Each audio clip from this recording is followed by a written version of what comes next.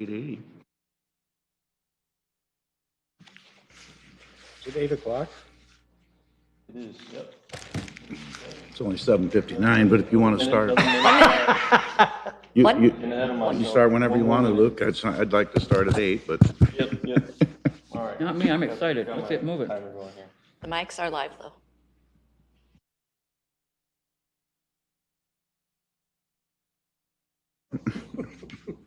You'll be here. Building was locked. Brad and Rick are finally here, so we can start. Okay, All right. color. I think we're good here. Get the Okay. party Color started. roll. Ready? Scott, here. Capron, Here. Gretchen. Here. Moore. Here. All right. We are starting off today with the Finance Director, Donna Forker, with a budget presentation, just another overview of where we're at with the proposed budget. Very brief.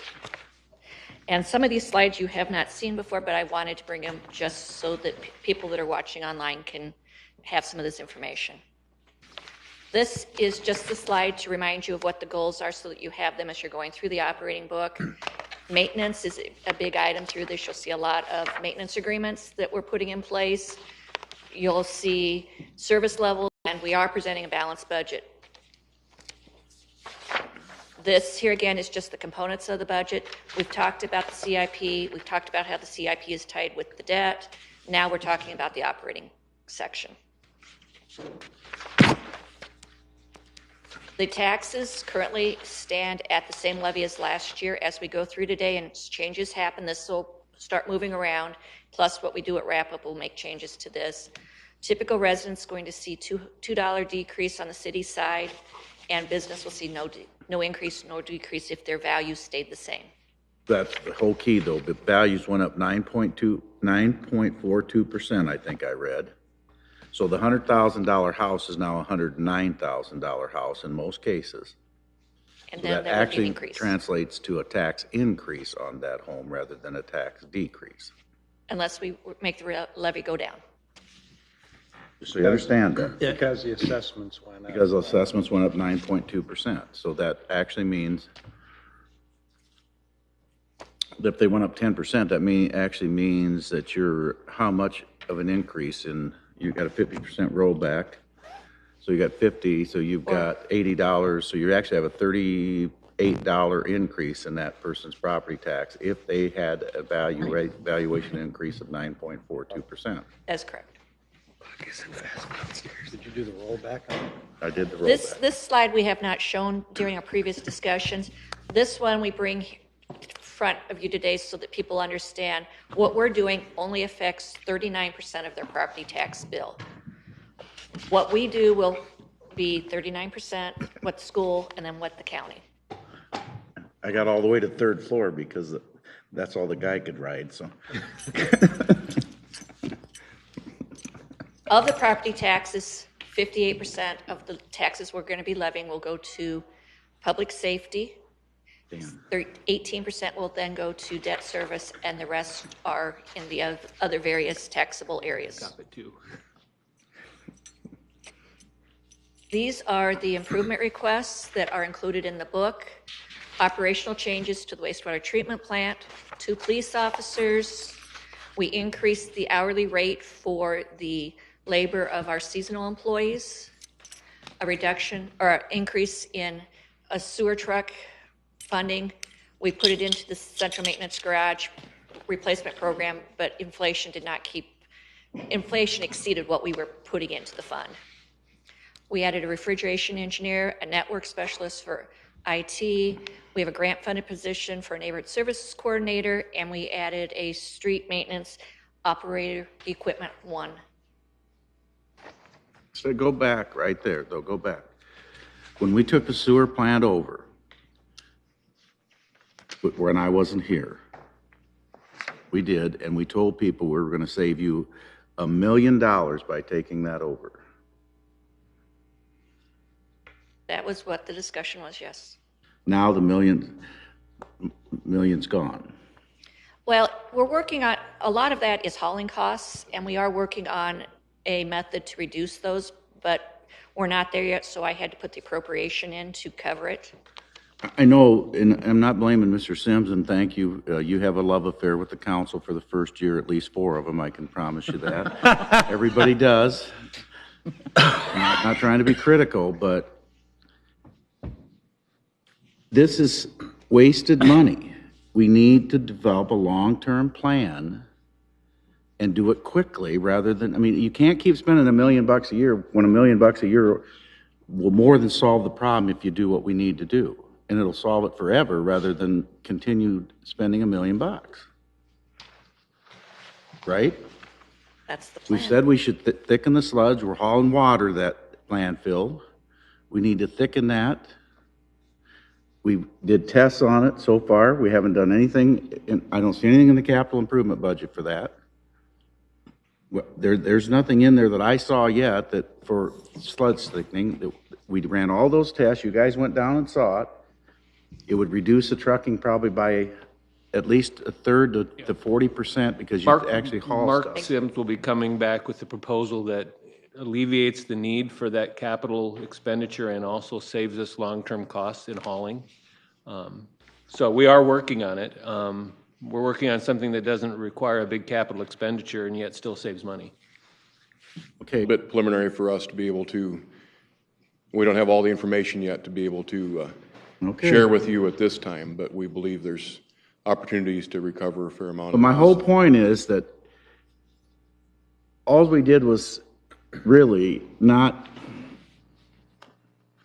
I don't want, I'm trying to be critical of you, but we're back where we were. So we aren't any better than what we were. But you are 6 years later. Yeah, but we've also found that of the $110 million we spent, we should have spent another 20 million probably and done everything, digesters and sludge storage and all those sort of things that we didn't do either. Or maybe instead of tunnel pipe, we could have done the big things. So anyway, go ahead then. We paid a premium when we did that. We will be bringing back some changes to the capital project sheet for wastewater treatment plant at wrap-up. Mark, do you know how much of this is chlorine cost too? Engineer on that. Off the top of my head, I don't, but. I mean, it's pretty there's a substantial. significant increase there as well as I don't know. increase for the thickening of the sludge at the landfill. Not dry enough to meet Nebraska DEQ standards. And so we're in the midst of discussing the options we have as far as those additional funds, but both of those are very significant. And one of the most significant costs at the wastewater facility is the solids handling. It's not the only significant cost by any means, but it is very significant. And again, it's just a little preliminary because of timing to be able to really discuss in detail what the opportunities are, but we're very close to be able to do that, and we think we'll be able to come back and show significant savings in the short term here, so. You know But what we your time- couldn't do that with the budget at this point, so. You know what your time frame is for that, Would eliminate Mark, this. for coming back to council? An estimate. Hopefully within a month here. Top priority. No, top Along with priority is odor, the right? York lift station. Odor and, No, that's the other top priority. yep. All right, thank you. That's all right. Thank you for coming up. Here are a few more. We're adding a part-time custodian, some maintenance items, some added hours for human resources, and some programming. Are we still gonna have that cooling tower? Yeah, Any questions? I know that was quick, but we've done a lot of, water instead of. in the previous discussions, going over the numbers. Just wanted to just refresh your memories. I have one question. Last year, I think you made a statement, if I recall right, and I can't remember what the dollar level was. I'll just say as an example, every $100,000 either raised or lowered. You're in Is there a way to Yeah. gauge that? $50,000 if we're talking about employee benefit, operating services. If we're into debt service, it's more like 55,000. You're worried about? So And what- between the 50,000 and 55 is $1 on the typical. Is $1, residence. okay. Because they're building up the Okay. reserve. Thank you. Then just Kind of stuff. to This is just for, do the this is not. update on I agree. utility rates, because what we're seeing today will also affect utility rates. We are not approving utility rates. We'll be bringing that back in the spring because we do obviously have some things that we need to talk about. But just for fair disclosure, do a brief overview on utilities. We've got rate comparisons we're going to go over real quick. The I-29 debt is the big variable here. When that planning of that debt hits is how the rates will be affected. We've got the capital projects, and then we're showing you where the fund balances are since you last saw them in your book. Donna, go to page 35 in the book. You're not there, but it bothers me when I see the parking fund go from 2013 to 14, go from 219,000, which would seem to me to be more than an adequate balance based upon, you know, it's like 2 months worth of expenditures, to go raise that balance to 501,000, but yet we bond 250,000 for capital items. Why are we not spending the fund balance and not borrowing the money? We were normally doing that. For a long time, we weren't seeing the balances, and we should probably, Because you can get rid of that $250,000 sheet right. if you do that. We'll bring that parking debt back at wrap up. All right. But for the longest time, we didn't have the balances I there. understand. And then the other one that I have a question on is you're showing a negative balance projected in the area, which I think you're doing in all the others. So why, what am I? No, I'm wrong. It's 798 showing, and we're in 16, 17. It's in there. So you're gonna have to have another probably $1 million, $1.1 million Yes. next year in that fund. Right, you're exactly right. And we probably should have projected out an increase going through. So when we get to that, Mike, so you're prepared, we need to have some idea what that second flight to the Dallas will do for parking revenue and, We do Landing. have a revised fund analysis that we can provide, but what our discussions with Mike, about 40,000 is what we're projecting for increased parking revenues, and then 50,000 for additional PFC revenue. Right. Unfortunately, PFC is still negative, and until that brings itself up to surface, we don't Right. have it available. okay, but down the road, they're not gonna get free landing fees. They only get that for so long, right? Yes. So that, I mean, that should be well, I guess you're not getting anything for landing fees anyway. Are we giving them free landing fees? We gotta be the only airport in America that gives free landing fees. No wonder they came here. I think under the EAS, we're no longer going to be under EAS. So that's going to be a change coming up here. But for new flights, that's something we offered up. Right, but if they drop their ES, whatever it is, EAS, yep. then all bets are off. They've got to pay landing. We have a rental package that includes landing fees right now that American pays on a monthly basis. Okay, but is it only 3,000 a year? No, it's about $25,000 a month. Which, where is it? It's got to be hidden in one of these That's like numbers. Is that under rents and leases? Yeah, Yeah. it's all captured in. I can't, okay, all right. So they are But paying my that point is, you're not currently. showing that going up in any of these years either. No, And with In the additional. out years. We've got 2 years, though, we won't be capturing new Right, landing fees on. Yeah. but you will be getting some there. in 19, 20, and 21. Okay, all right. This slide here is just showing you where we are in comparison to cities in Iowa. It has no bearing on where our rates are going to be projected, but just to show you where we are, because obviously we're not looking at taxpayers outside of Sioux City, we're just looking at city taxpayers. These are the I-29 debt that we have currently for the water and the sewer. We're hoping that we can spread these out further before we come back to you with the actual projections on rates in a month or two. This should be something every time we're seeing the state with a surplus debating how to spend it. We should be arguing for maybe some forgiveness on these revolving loan funds to keep rates down for. It would be nice, especially on the sanitary sewer side.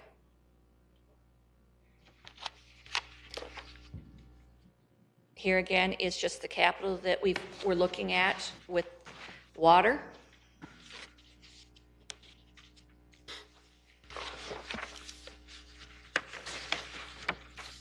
This, without the rate increases, is where the fund balance for water would be. The projections you have in the book, I've refined them with some changes that we've seen. I took the year-to-date actuals because we had more information, we're able to project them. So some of the work that Brad did when he came in and didn't need to borrow that money, that was inflected in this, plus some better analysis of having more of the year gone by. So these are better projections than what you were seeing that's in the book, which took the rates then down to flat 6 1/4 crossed.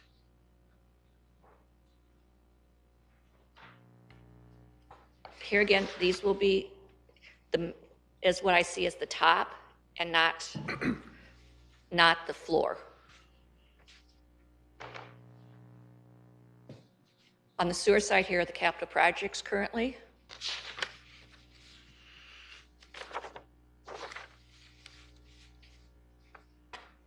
Here's where the rates or the fund balance would be in the percentages, which have also been updated since your book,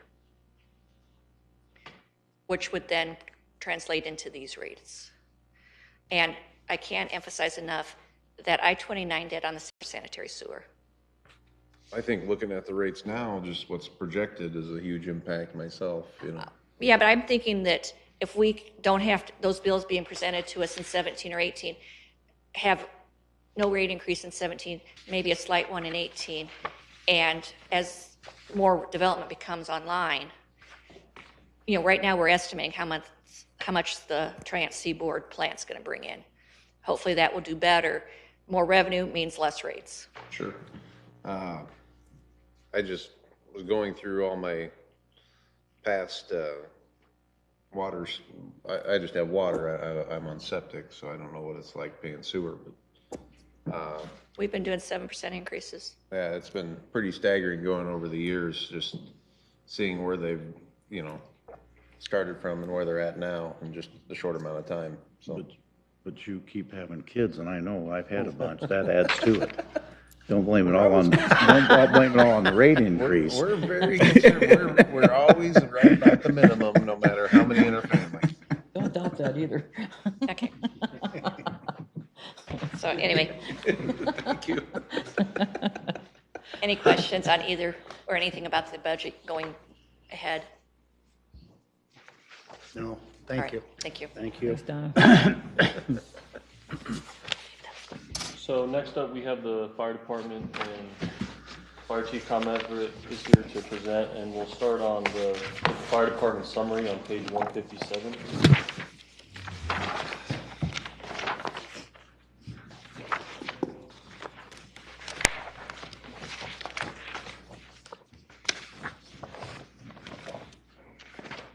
Good morning, Chief. Good morning. Good morning. Well, I went overboard, I apologize. Operational things I touched on during the CIP, so I'll make it up to you today by being as brief as I can. Just touch on a couple key things. So I was excited. We had a successful year. So we have, as far as operational budget, not a lot of major budget changes, no increase or decrease in equipment or personnel. With regard to personnel, overtime was down 27%. I take no credit for that. That was simply, hopefully, you know, we're seeing a trend where we're having some less people that are long-term sick and injured.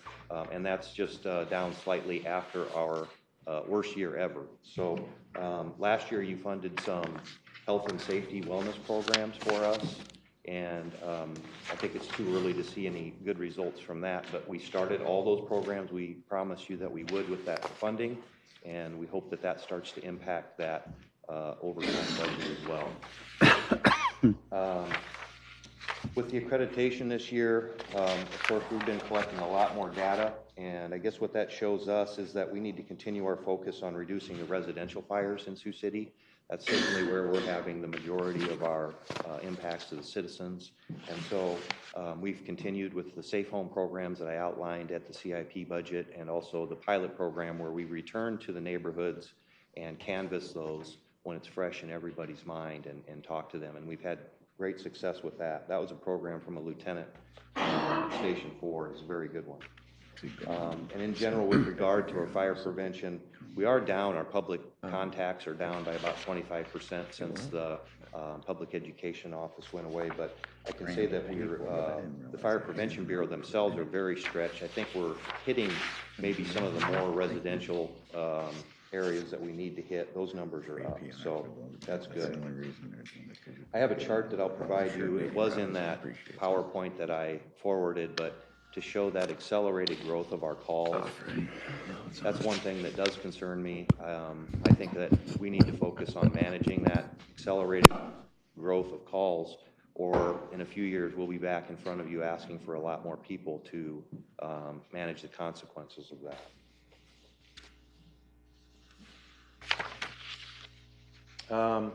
Just yesterday, we had an ISO audit, and as proof that our working relationship with the 185th is certainly improving. They were there with us all day long. They're becoming part of our processes. That's thanks to the base commander and the chief down there. And we're working together on training. We're working together better on responses. And I think that's going to pay off in the long term as far as some of our ratings for the city and so forth. So appreciate them.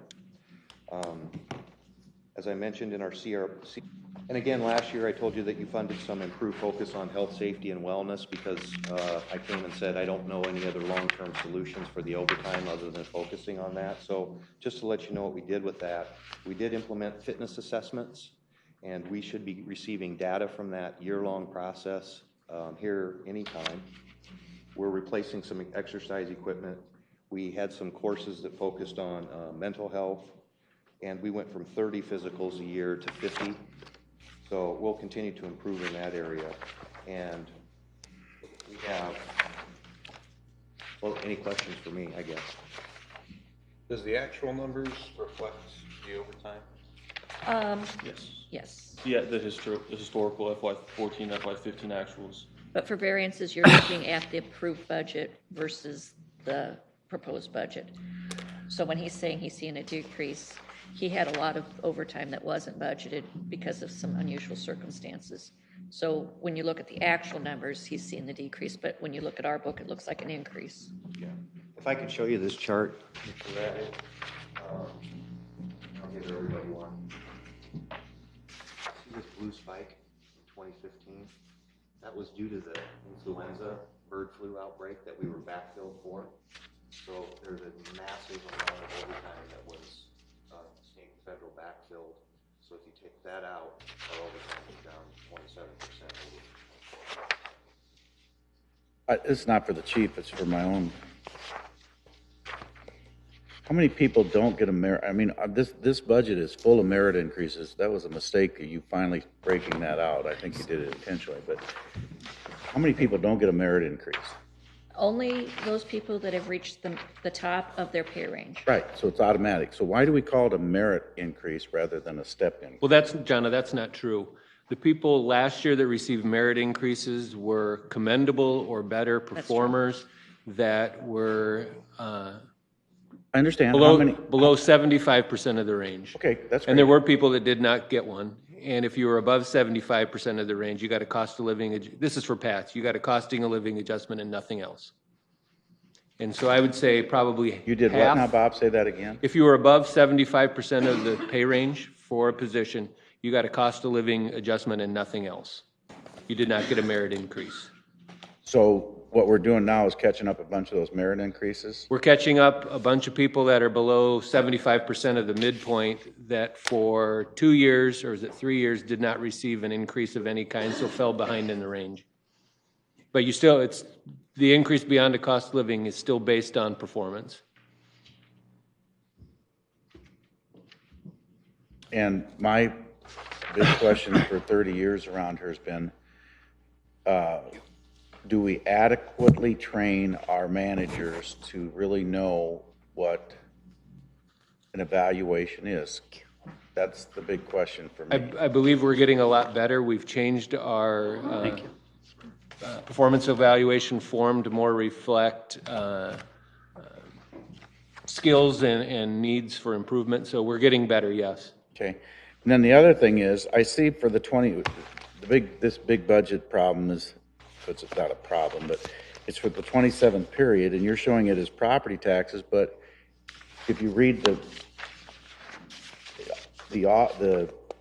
They didn't break it out because it's a transfer from, I have a reserve set aside every Right. year. But it's not all property taxes. It's money from previous budgets that I set aside, But knowing for every this, 11 for years. this guy that is the watchdog, he's gonna look at all that property tax increase, which in reality has been set aside for the most part, and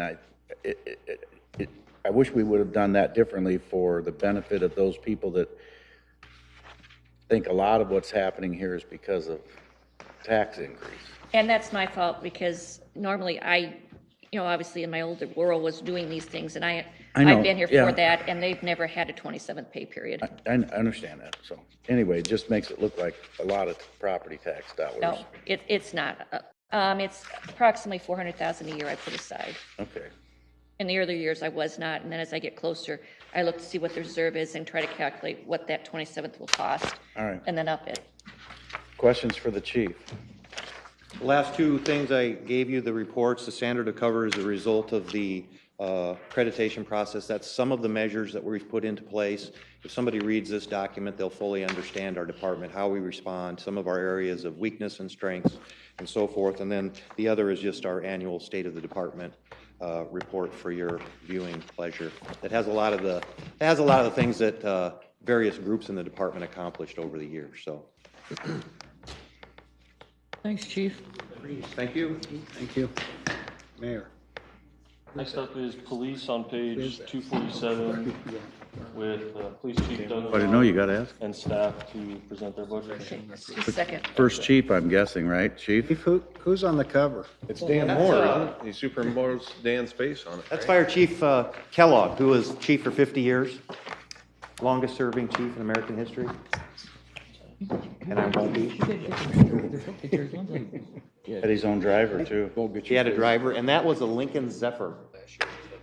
Boy, we were high class. Oh, we were rolling. Yeah. You notice I didn't look at Pete to ask him this, the historical significance. Yeah. Thank you. Didn't realize your dad. They still have drivers now. Well, not the 50 chief, the years. assistant chief. I was his driver. Have a driver when- Oh, back in the probably, early 80s. probably. Good morning, Mayor and Council. If I could, I'd like to give you a little brief update on the department, what's happened in the past year, and then what we can look forward to here in the future. The first slide shows the crime trends in Sioux City over the past 10 years. We have had a slight uptick in our most violent crimes, but as you can see, it remained fairly steady over the past few years. Next slide. Property crimes, again, we have an uptick. A lot of that can be attributed to vehicle thefts that have occurred since August of this past year. Up to this point, I estimate that we've taken probably 200 vehicle thefts from within Sioux City. On the other side of that is we've recovered a majority of those vehicles at this time. But again, it remains fairly constant. Some initiatives that we have coming up in the future, we've already, with body cameras, we've already done a test and evaluation. We're in the process of writing policy for our body cameras. And then as we get toward our annual town hall meeting, we'll ask for some community input into that policy writing that we're currently going through. We have not selected a vendor yet, but I anticipate us going to body cameras here in the spring, summertime. We need to decide what we're going to do, either wait till we get what we really like, or just get something that's on the market right now and take us to the time. This Motorola body camera that's out there is top of the line. I've not seen anything like it. It just depends on if we want to wait till they get through their testing process in Chicago and really get some good numbers as to what the costs are going to be. We'll be meeting with them here in the near future again to have some discussion or we can go to a vendor that exists right now. We know what they've got. But again, this is a very large investment, not only by our department, but also in the future for the city of Sioux City. So we want to do it right. How many do you have to have? How many will we be looking at? What, 80? 80. The top of the line, Chief, that's what the mayor brought up a Yes. couple weeks ago. Absolutely. Where the microphone and the camera is combined? Yes. How But many, it's still in the testing process, and as soon as we get some more conversation and find out how the evaluation was, at least in Chicago. You don't know how far out that may be yet?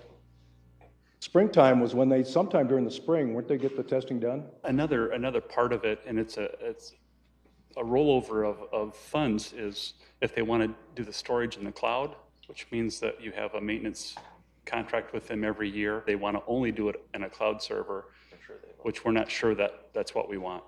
Okay, thank you. how many vendors are there to select from? Lot. There's a lot. It depends. There's a new company coming on virtually every day. Okay, You can go from $100 to $1,000 on these cameras. It just, there's a lot of vendors out there. okay. Philosophically, we're all on board that this is a good thing? I think it's good for the department, yes. Is there still a debate about it? There's always some concerns. There'll always be a debate about it until the legislature decides how they're going to handle open records right and rights now. to privacy. There is some bills out there, yes, which I'm happy to see. Some are a little off the wall, I think, but there's a couple there that I think meet the needs. So, But they support it. I mean, it wouldn't be a bill that would prohibit the use of, no, in fact, there's a bill there that mandates. There's a bill in the legislature that came through that mandates law enforcement have these cameras. okay? So, And you know, a lot of the cost has to do with data, doesn't it? Absolutely. How long you're gonna, how long you're gonna store it, so. right. Even what the camera can see, and that's a concern too, because presentation to a jury or to a judge or to the public, we don't want them to see anything better than the police officer can, because it then changes perspective. There's cameras that have a wider view than an officer can see. There's cameras that have night vision that officers don't have. There's a lot of different things going in that, these are intended to enhance our performance and show the public what we do, but some of them overdo that, and I don't think that those are necessarily good. So there's a lot of considerations. That could be a disservice to the citizens and to the department. Or a service for the investigation side though, too. So, I don't follow what you just said. well, if you have video footage of something that happened, but you can't maybe see what happened because they're now off camera, Yep. that doesn't necessarily help your case either, Brings questions. so. Absolutely. Your cultural officer. One of the other initiatives that I'll be, COPS office is going to be fully funded this year, as they have been in the past, and there's opportunities in the springtime to put in for grants. These grants are usually for about 3 years, and they will fund a law enforcement officer for that 3-year period, and then it's the responsibility of the city and agency to hold on to that officer for 1 more year after that. It's my intent to come before the council in the springtime and ask for permission to submit a grant application. I would like to create a position called Cultural Resource Officer. With the increasing immigrants that are coming into Sioux City, the changing demographics of Sioux City, I think it's very important that we have an officer that's specifically assigned to interact with that community for various reasons. Most of these immigrants come from locations that don't think too much of law enforcement officers. And we got to change that perception. We want to bring them into the community, and I think the best way to do it is have a full-time officer engage these individuals, work through Mary Trelia and other organizations within the city to set up some type of partnership with these immigrant communities. Will they be bilingual? That would be tough. Most of what I'm seeing right now are East African immigrants that are coming into Sioux City. I have got no officers that can speak those languages, those different dialects. But I do have a good relationship right now with an individual that is kind of a leader of that group. And we would probably, Are there interpreters out there here in Sioux City that would be able to? yes, well, like I just mentioned, there is some leadership out there right now, or perceived leadership that we could use. This is a great idea. It's consistent too, I think, with your plan or program to have diversity on the Yes. police yep, force, Yep. to reflect what the community is really about. And this individual obviously will not, probably more than likely not be of East African descent, let's say, or any of these minorities, but it's still a way of focusing on these groups individually and addressing any needs that they might have. So what would it be, a police officer? A police officer. And they are always looking for innovative grants, and I think this meets the criteria. Are you aware of any other department that is using an Yes. officer in this capacity? Yeah, Fargo, North Dakota has an officer, and we've communicated with them. Obviously, Minneapolis, St. Paul, these larger metropolitan areas actually have units that deal with each individual group of immigrants. Thank you. I have how many different types of immigrants do we have here in Sioux City? Because through the school system, I heard like lots. Yeah, this has been a while, but this is information I've had for about 2 years ago, was there's 52 different dialects are spoken within the Sioux City I was going to School guess District. 50, so Yeah. that's a lot. That's a lot. My request for this budget is that I increase the authorized strength of the Sioux City Police Department by 2 officers. These 2 officers will be assigned to our traffic unit, which is really a skeleton group of 2 officers. I got a sergeant and I have an officer that are currently working in that unit. I would like to increase that so that we can address the requests of the community. A lot of the information that we're getting from the neighborhoods, they've got 2 issues, drugs and traffic. I think we're covering the drug part of it very well. They've been very effective, but I don't have a traffic unit that I think at this point in time can address the issues, I think, the way that the citizens of Sioux City want them addressed. Well, and the drug issues, I mean, that's an ongoing battle. It'll be never ending, yes. Yeah, that'll be never ending. And traffic enforcement, as you know, the council's talked before about our enforcement on I-29. And I think probably our expectations were higher than what actually had been met. And I'm only bringing that up because, just to be real transparent and honest with you, I'm starting to grow weary of our cameras. I'm kind of getting worn down on them, and I don't want to lose that. And Council Member Gretkin and I have talked about the safety issue, and I strongly believe that the safety issue is still out in front. But it just seems like there's so much controversy all the time about our cameras, and we're really taking a lot of time and energy of council and of your department to do that. So will we see a meaningful or significant difference on I-29 with enforcement? That's my intent. Currently, we do have some grant money that we are flooding officers out there, but the problem is it's not consistent. You know, I can put 3 or 4 officers out there for a short period of time, some day of the week, and then I don't have the money or I don't have the funding to keep that consistently happening. But I think by increasing the size of this traffic unit, we can at least impact I-29 on a more regular basis and still address the issues that are within The neighborhood. Sioux City property, properly. In the various neighborhoods. Yep.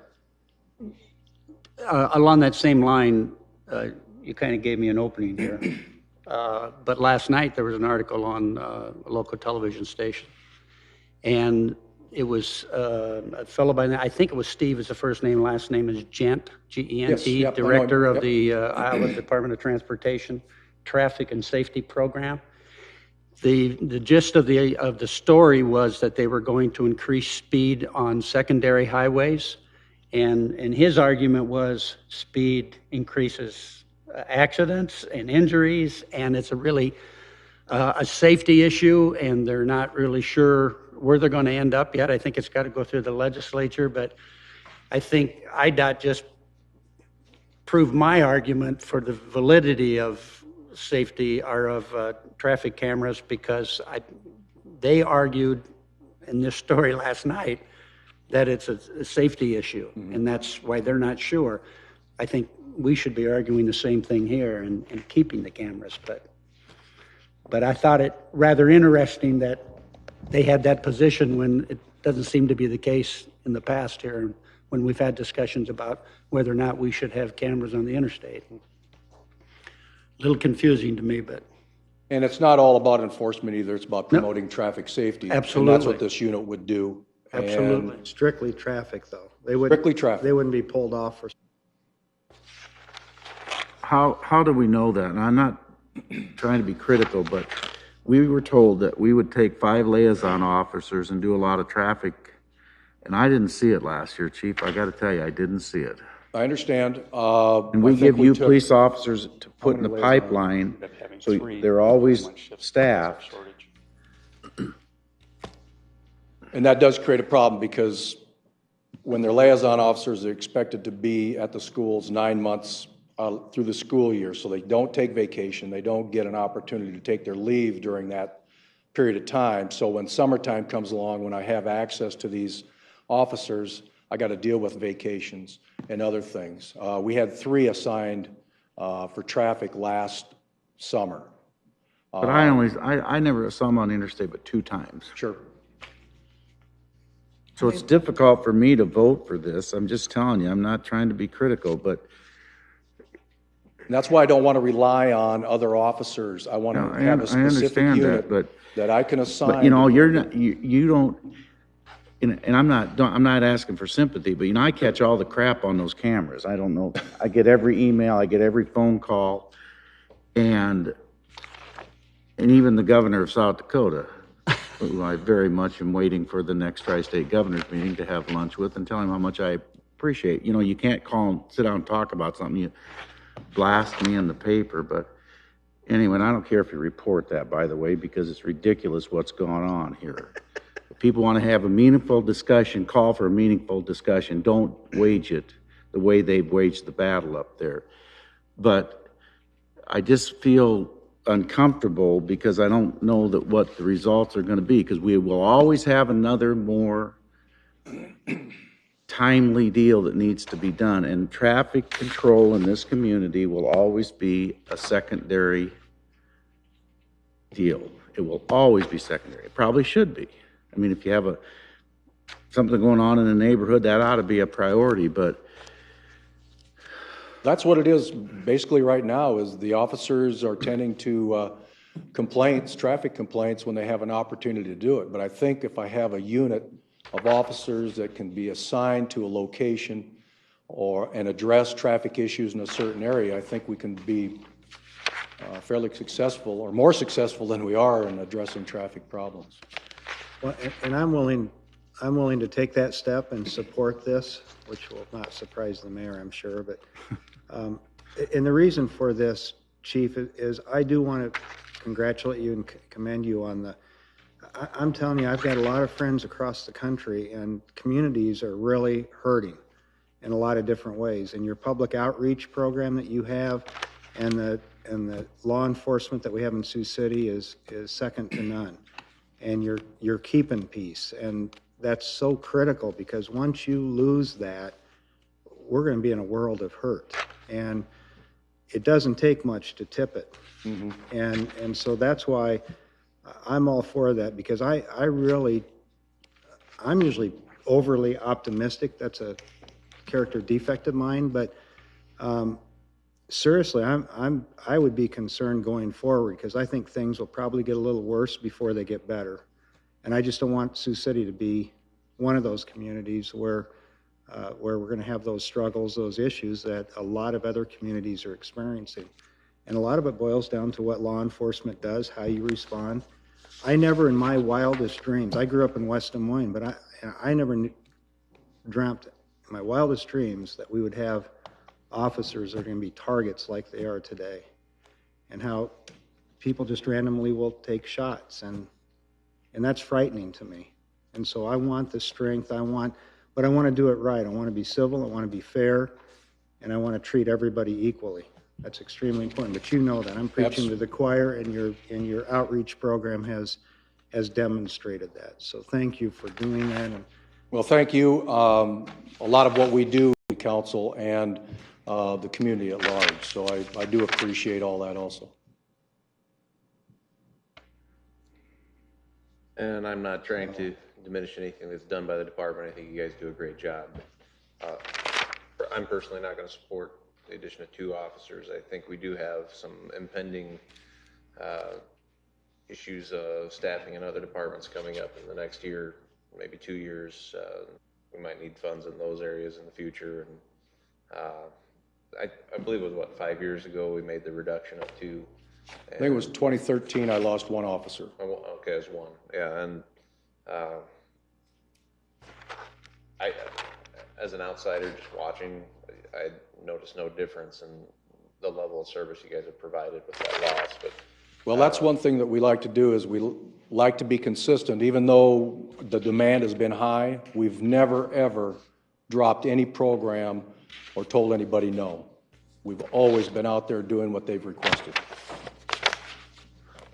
Like I say, I'm not trying to be critical of anything, but I do, you know, if the other 3 are supporting the addition, I always think that traffic is one of the first lines of police work, because people that run red lights sometimes are running because they're escaping a different crime. You know, and that was a policy of New York not too long ago, where they took small crimes seriously and then it got rid of bigger crimes. And now that they've changed back, you obviously see the opposite trend in New York. Well, the thought now is that doesn't work, so. I have a question, and I'm not going to quit hammering on this, because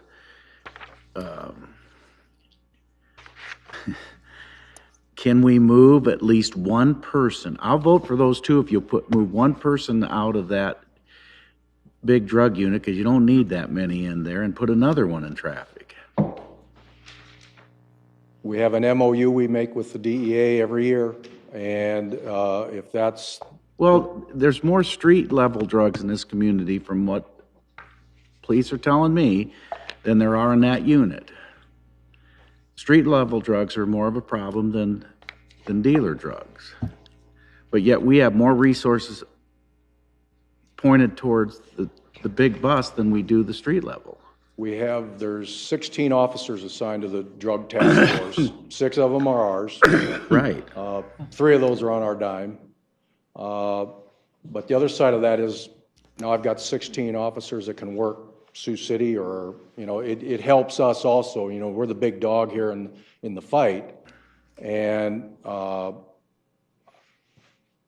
considered what you've said. And I'll tell you, I'll consider it again. I'll have in the tri-state area. I understand that, but dealer drugs, they don't care where they live. That's why you need to be able to go across lines. But I'm saying that just because we're the biggest doesn't mean this is where it's actually being. No, I worked in the drug unit for a long time. I've done 10 years in the drug unit. I've worked in the task force at the beginning. The problem is that the street level people and the drug task force people, a lot of the dealers that they're dealing with, or the drug suppliers, we don't even know the same people. There are 2 different tiers. There's the retailer and the wholesaler. You're not getting an argument out of me. I agree with you. But how many do you have in the street level right now? We have 4. Right. But yet, actually, they're not one. But yet, if you listen to people in neighborhoods, it's the street level guys that are bugging the heck out of them. That's my whole point. Well, we've been able to use our people when the street level needs help from the task force to work those cases. So literally, they do work a lot of things together, which is needed. Okay.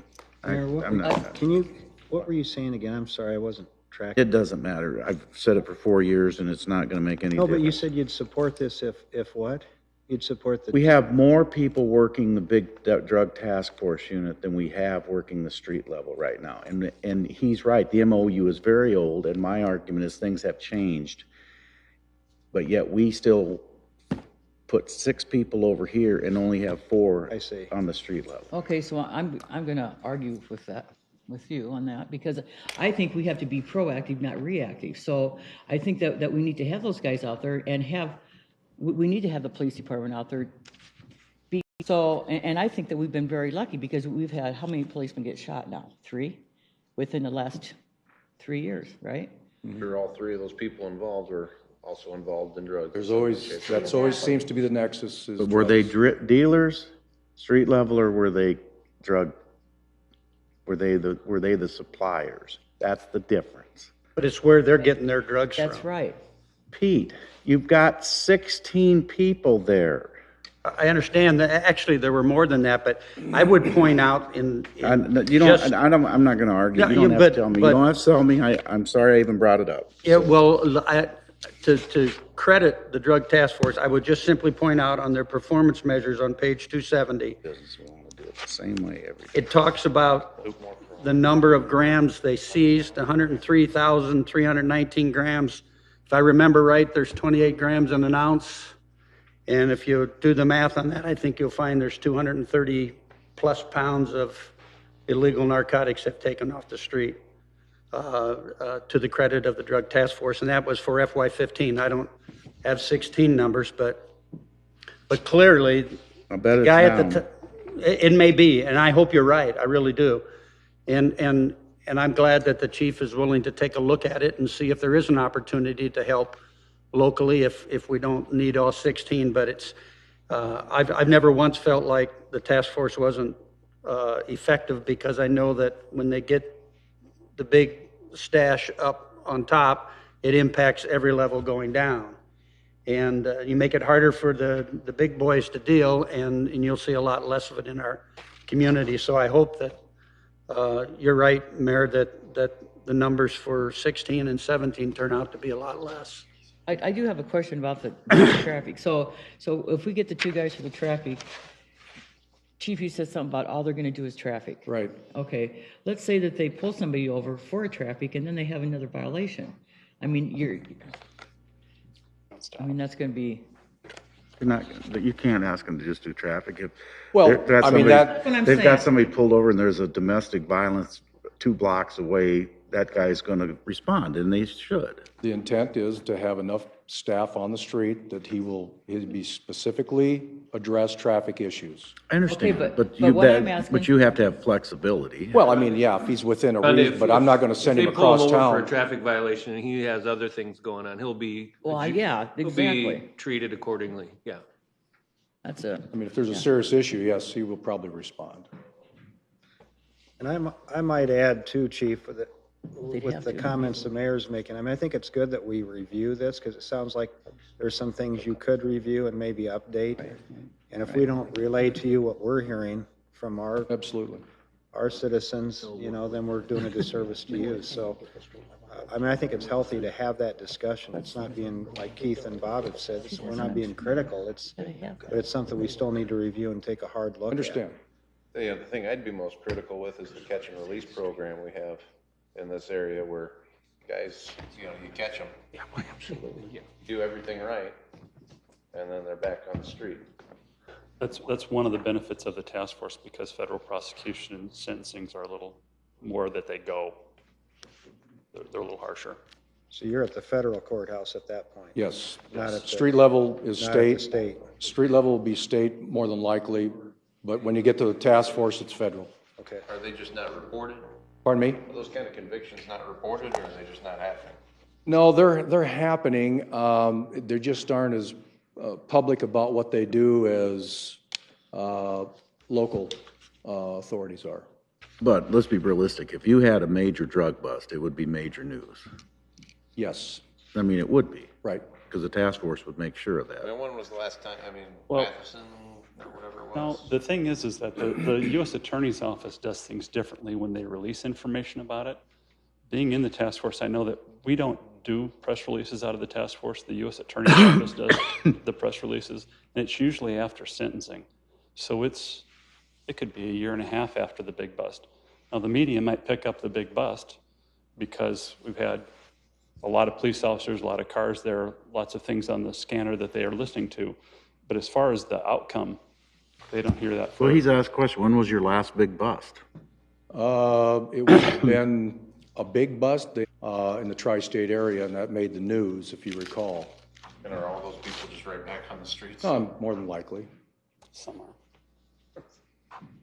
That's where it's frustrating. I see you do all this work, catch them, but there you go, back on the street, have fun. I don't know, it'd be frustrating to be in your shoes that, to have to do all this work twice, 3 times, 4 times, maybe get shot at the 5th time. But that's not, they get prosecuted. like I said, It's I'm not not- their fault that, Not being I wasn't critical, blaming he's them. ju- I'm just, that's the whole, they're doing their job. Justice system? yeah, exactly, the lawyers have screwed it all up. Not even 9 o'clock, Keith. We're only an hour into this. I get a monthly report from the Tri-State Drug Task Force, and I know what their activity is, and they are busy. I can tell you that. And it might take months down the road, once they start, before there's an end to it. So, Okay, so the policeman that got shot this time, the fellow that shot him, he's already been in how much trouble? So Careful what you say unless you know those are convictions. You have to be terribly careful. well, I didn't say a name, so. You don't recall? I don't recall. That's what my lawyer told me. But drugs were involved. I mean, so, okay, I'm not gonna say no more because I'll shut up, Bob. Thank you for what you do, and I do hope you feel the support of the community. I really do. very much. And like I said, continue with those outreach programs, because they're just critical to the success that we're having. Thank you very much. Thank you. Thank you. I do have one question. We don't pay the jail anymore for anything, do we? I think we've started now again after about a 5-year, But state law doesn't require us to. There's a finding in a lawsuit we still have to pay. What Our page bill is this that time. on? Our bill this time was about $2,800, I believe. Right, How much? $2,800. right. We do a very good job of monitoring the charges to make sure that our bill's low. The reason that we get charged at all, Mayor, is that when we arrest somebody on city charges, Well, yeah, that's different. and if they stay in the jail for over 12 hours, we get a bill. All right. But that's all we're paying. That's all we're paying. right. All right. Where is that, Sean, Donna? I I'm think trying to find it. Or $10,000 under custody of 59. prisoners. custody of prisoners, 259. Right. And thank- I currently thank have a you. bill that needs to be paid. That's $2,800. Yeah. Haven't paid it yet. Thank you. Thank you. Next up on page 81 is the Art Center, with Art Center Director Al Harris Fernandez to present. Oh, this is gonna be a lot easier. Says who?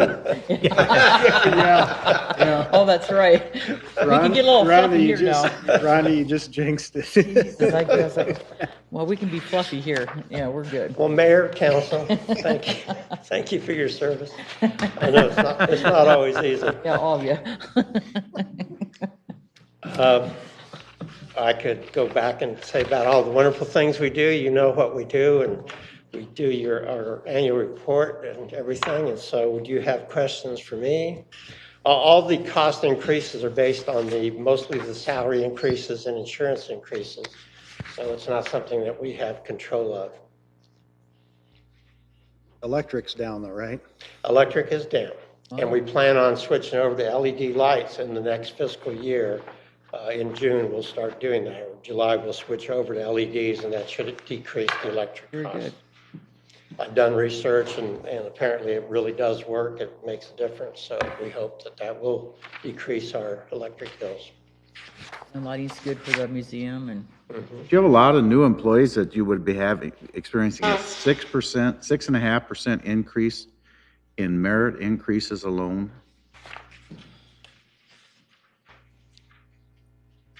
Excuse me, what was the question? Do you have a lot of new employees that you would be experiencing a 6.5% increase in merits pay alone? Well, we have our regular, we did increase one person, but that's all paid by the private dollars. You've got $41,791 set aside for merit increases based upon your salaries. Mayor, that's the 27th pay period. Yes. I think we've discussed that before, but previously on a couple of presentations. Okay, well, some of them say merit increases, and then some say the 27th pay. This one is everything. What you'll see for employee compensation, uniformly across all the budgets, is an amount, and grouped in together in that amount is the Right, effect of but down the below, impact. you put the merit increases, and that's why I read it that way, because in the others, they break the merit increases out. I think in most budgets, the 27th pay period and the merit increases are grouped together. They are, but you split them out down in your explanation. This is not that way. But I think in most, the explanation is it's all grouped together. Some are and some aren't, as I was going through and reviewing them. Yeah, there's a whole bunch of them that split the merit increases out. That's why I'm asking the question. And if you're doing that just based off that 643, 614, that's not just wages, that's wages plus benefits and everything else. So That's a 27 pay period, though.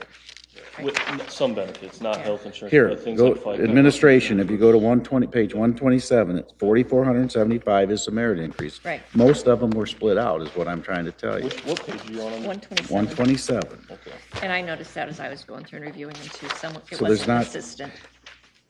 Now, if you go to that one, you don't. On 127? Yeah, look at your explanation. That's, Page 127 on note A, it's grouped, it says 27 pay periods and anticipated merit increases. but it says how much the merit increase is.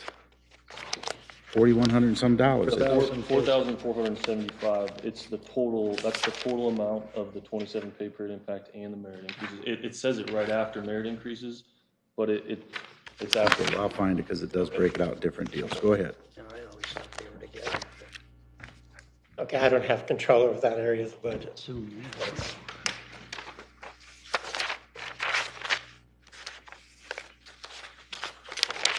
Executive Director of Finance.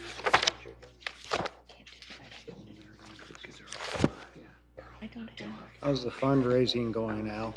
Things are going well. You know, we have a great new exhibition opening on the 20th of this month, the Art of the Brick, and that's gotten world attention and national attention. So we should be able to get a lot of people in on that. We've got billboards out on the freeway.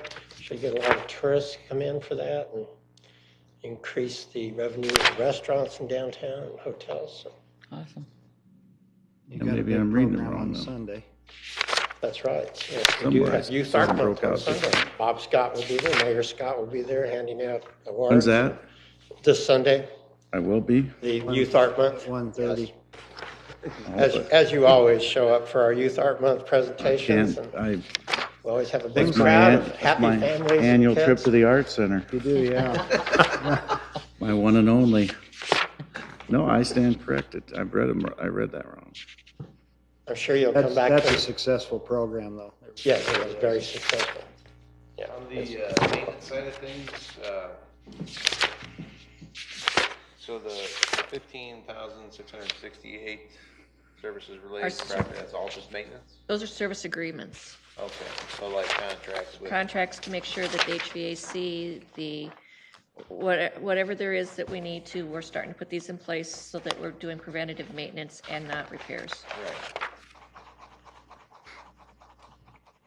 So these are insurance contracts. No. No, Maintenance they're contract. Well, maintenance maintenance contracts. but if Like, I'm not something sure who the Art happens, Center has, but we have a service agreement with Suter for City Hall that covers filters, maintenance, you know, so they come out everything. every year to, Come out multiple times every year. Right. And then we can call them as many times as we want, and they can come and adjust it and make sure it's working. It's always needing to be We're fine. I think in the case of the Go Art that Center and direction. Pastures, we haven't had that, and it resulted in a pretty expensive overhaul of the system to get it back. Areas like I'll bring up the skywalks, like that's an area where a lot of those guys, when they work on it, they recommend replacing the units because they're ancient, you know, do they ever make recommendations? I'm sure larger buildings again, like the Art Center, are gonna use different systems altogether, but, you know, if they're making recommendations too, then, you know, I guess you're gonna have. I believe they would if they thought this is. Years ago, a museum specialist, and they looked at our system and they said it's a good system. It just needs to be regularly adjusted to make sure it works correctly.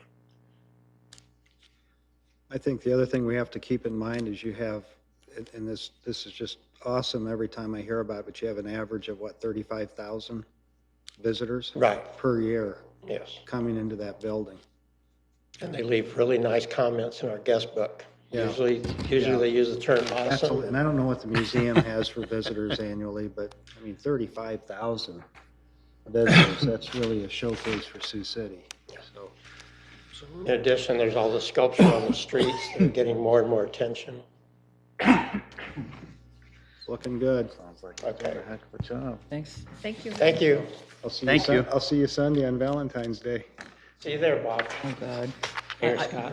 I do have one Bob's question. fine. That many. Al, I think I have Rhonda a has one question. question. Not for, No, we did about 30. we have service maintenance agreements, right? Does every department have maintenance agreements? That Because- was the direction we gave as we did budget instructions, was those that didn't have it to look into getting them and to try to get the money budgeted so that we can start having them. Okay.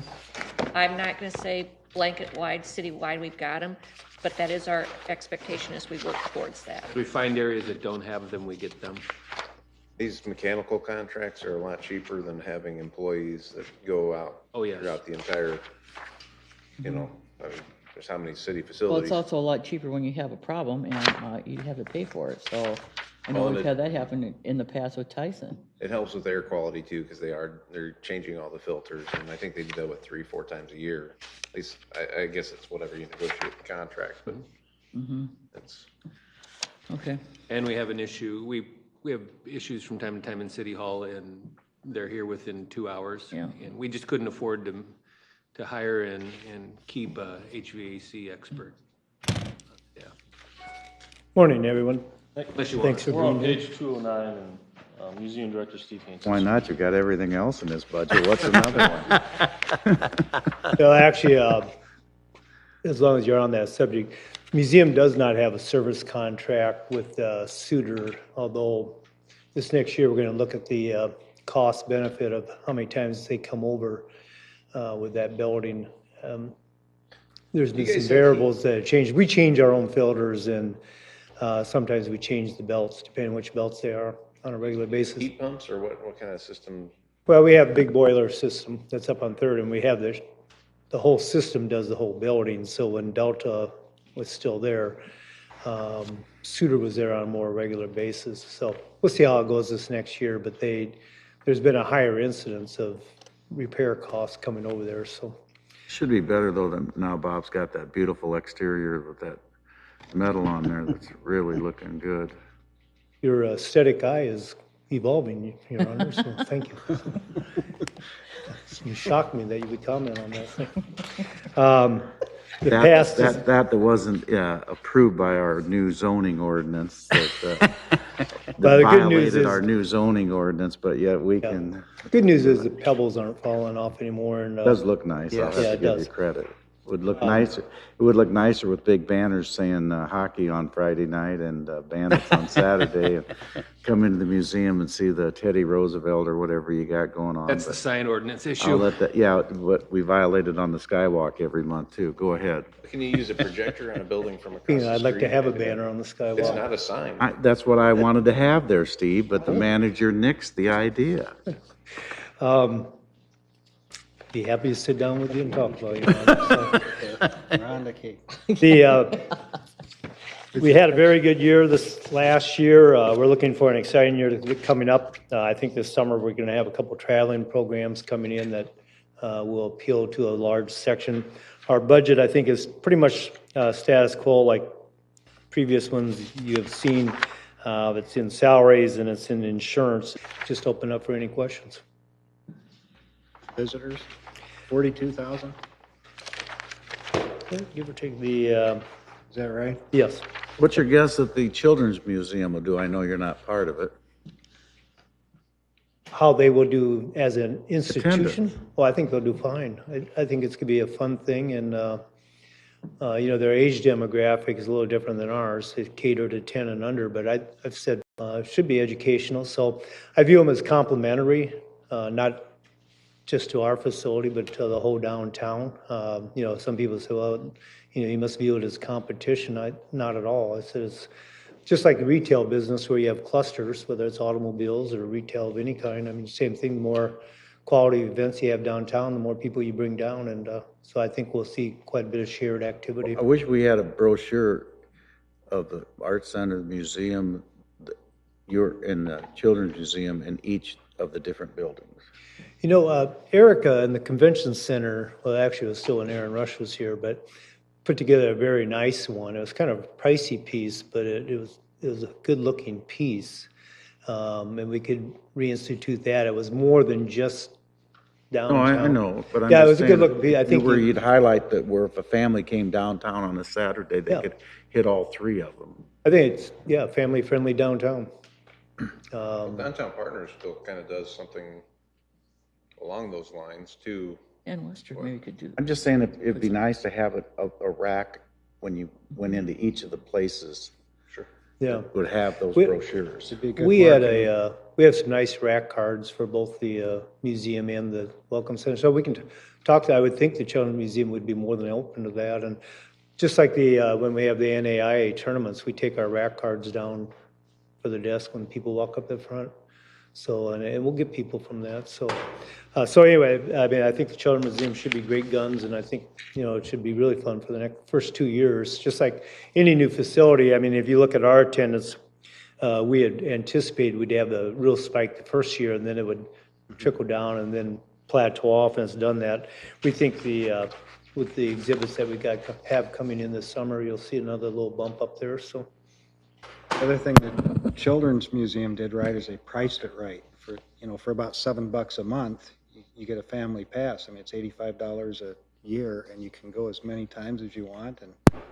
And if you're my kids, you don't pay for any of it because their dad got them all one. So Graham, it really was a You're- little you're more than, really- it was a little more than $7.50 a month for me. You're setting the bar way too high for me. If my kids get wind of that, I'm in trouble. You don't have that many, though.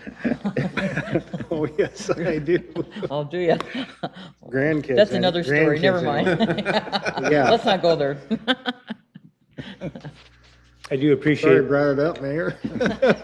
Appreciate your support. I know a lot of you come down on a regular basis for different meetings, whether it's Crime Stoppers or some of the other ones that we have, so. Yeah, we appreciate that. Thank you very much. And thanks for being out and about in the community where you're seen. I mean that as a director. You're not just holed up in an office and. He can't hide. It's impossible for I mean, Steve. you're everywhere I go, you're there. I don't get it, but. I mean, see you're all- everywhere too, though. Yeah, I see Remember all- that. Feeling I'm stalking you, Mr. Moore? Used to be Bob Scott, his honor, and he caught on. His honor. Just get You away knock from it me, off. yeah.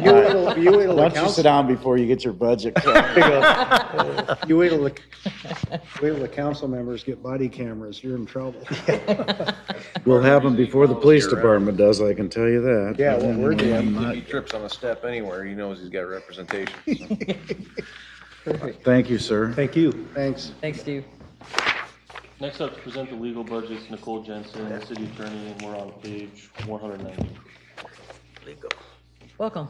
Good morning. Good morning. Very maintenance budget for the legal department this year. We did see an increase in employee compensation and insurance, but for the most part, it's status quo from last year. Our amount of claims continues to rise. Our risk manager processed about 857 claims for fiscal year 15. We're up a little bit in the current fiscal year. Additionally, our court fees collected are up slightly. For fiscal year 15, we collected just over $452,000 in court fees. I'd be happy to answer any additional questions that the council may have.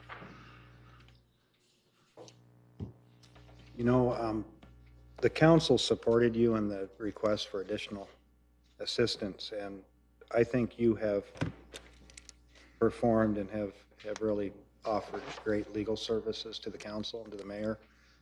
And I don't know exactly what your workload is. Ron and I were going to start the program of meeting with you monthly, and we just haven't been able to get that put together. So we still can if there's a need for it, but I know on workload, for a while there, things were, overload with some of the pending lawsuits that were happening and that kind of thing. So We're able to I handle. think that's leveled out for you a little bit.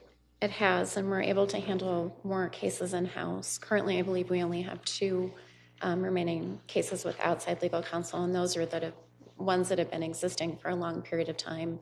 The franchise fee litigation is coming to a close. We're almost finished with that.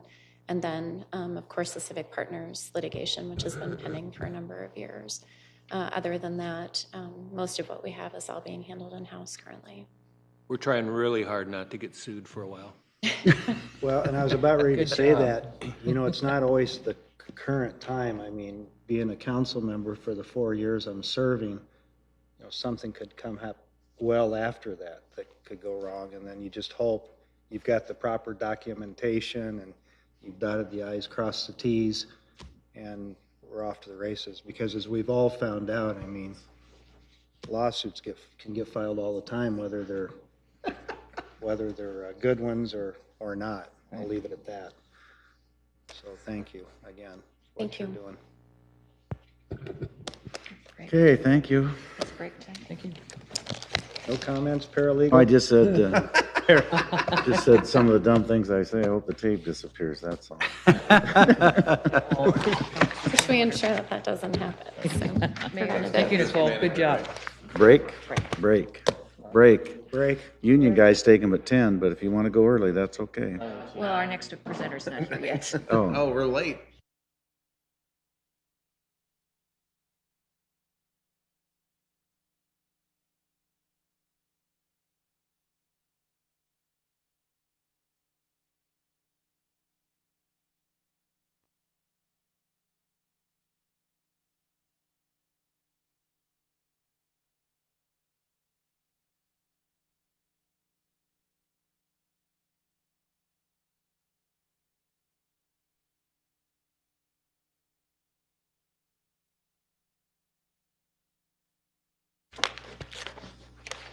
Okay, we're back live. still got that sympathy deal going on. We're on page Friday. 54, So I had to wait until budget 117. was over before I could do my surgery.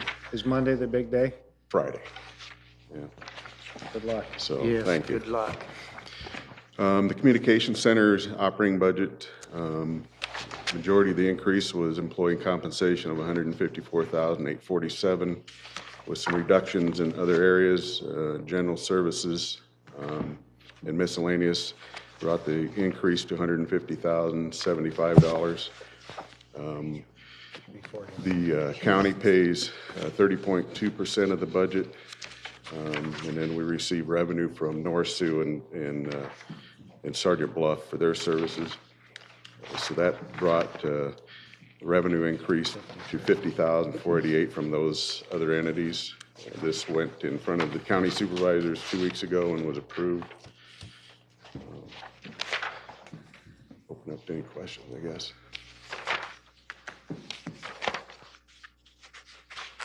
Is that on 353? 354.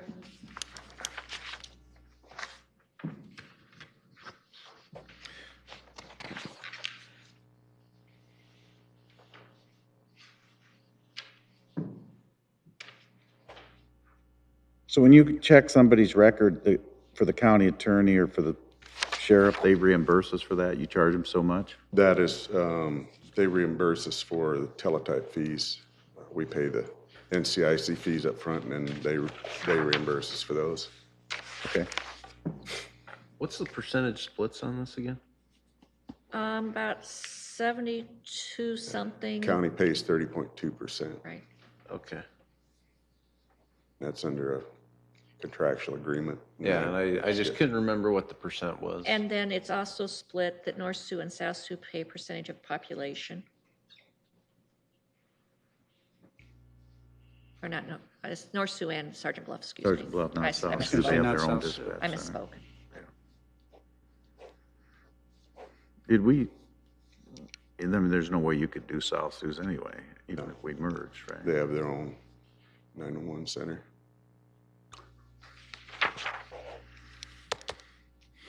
Any questions? I can't think of any. Okay, go get yourself fixed up. There you go.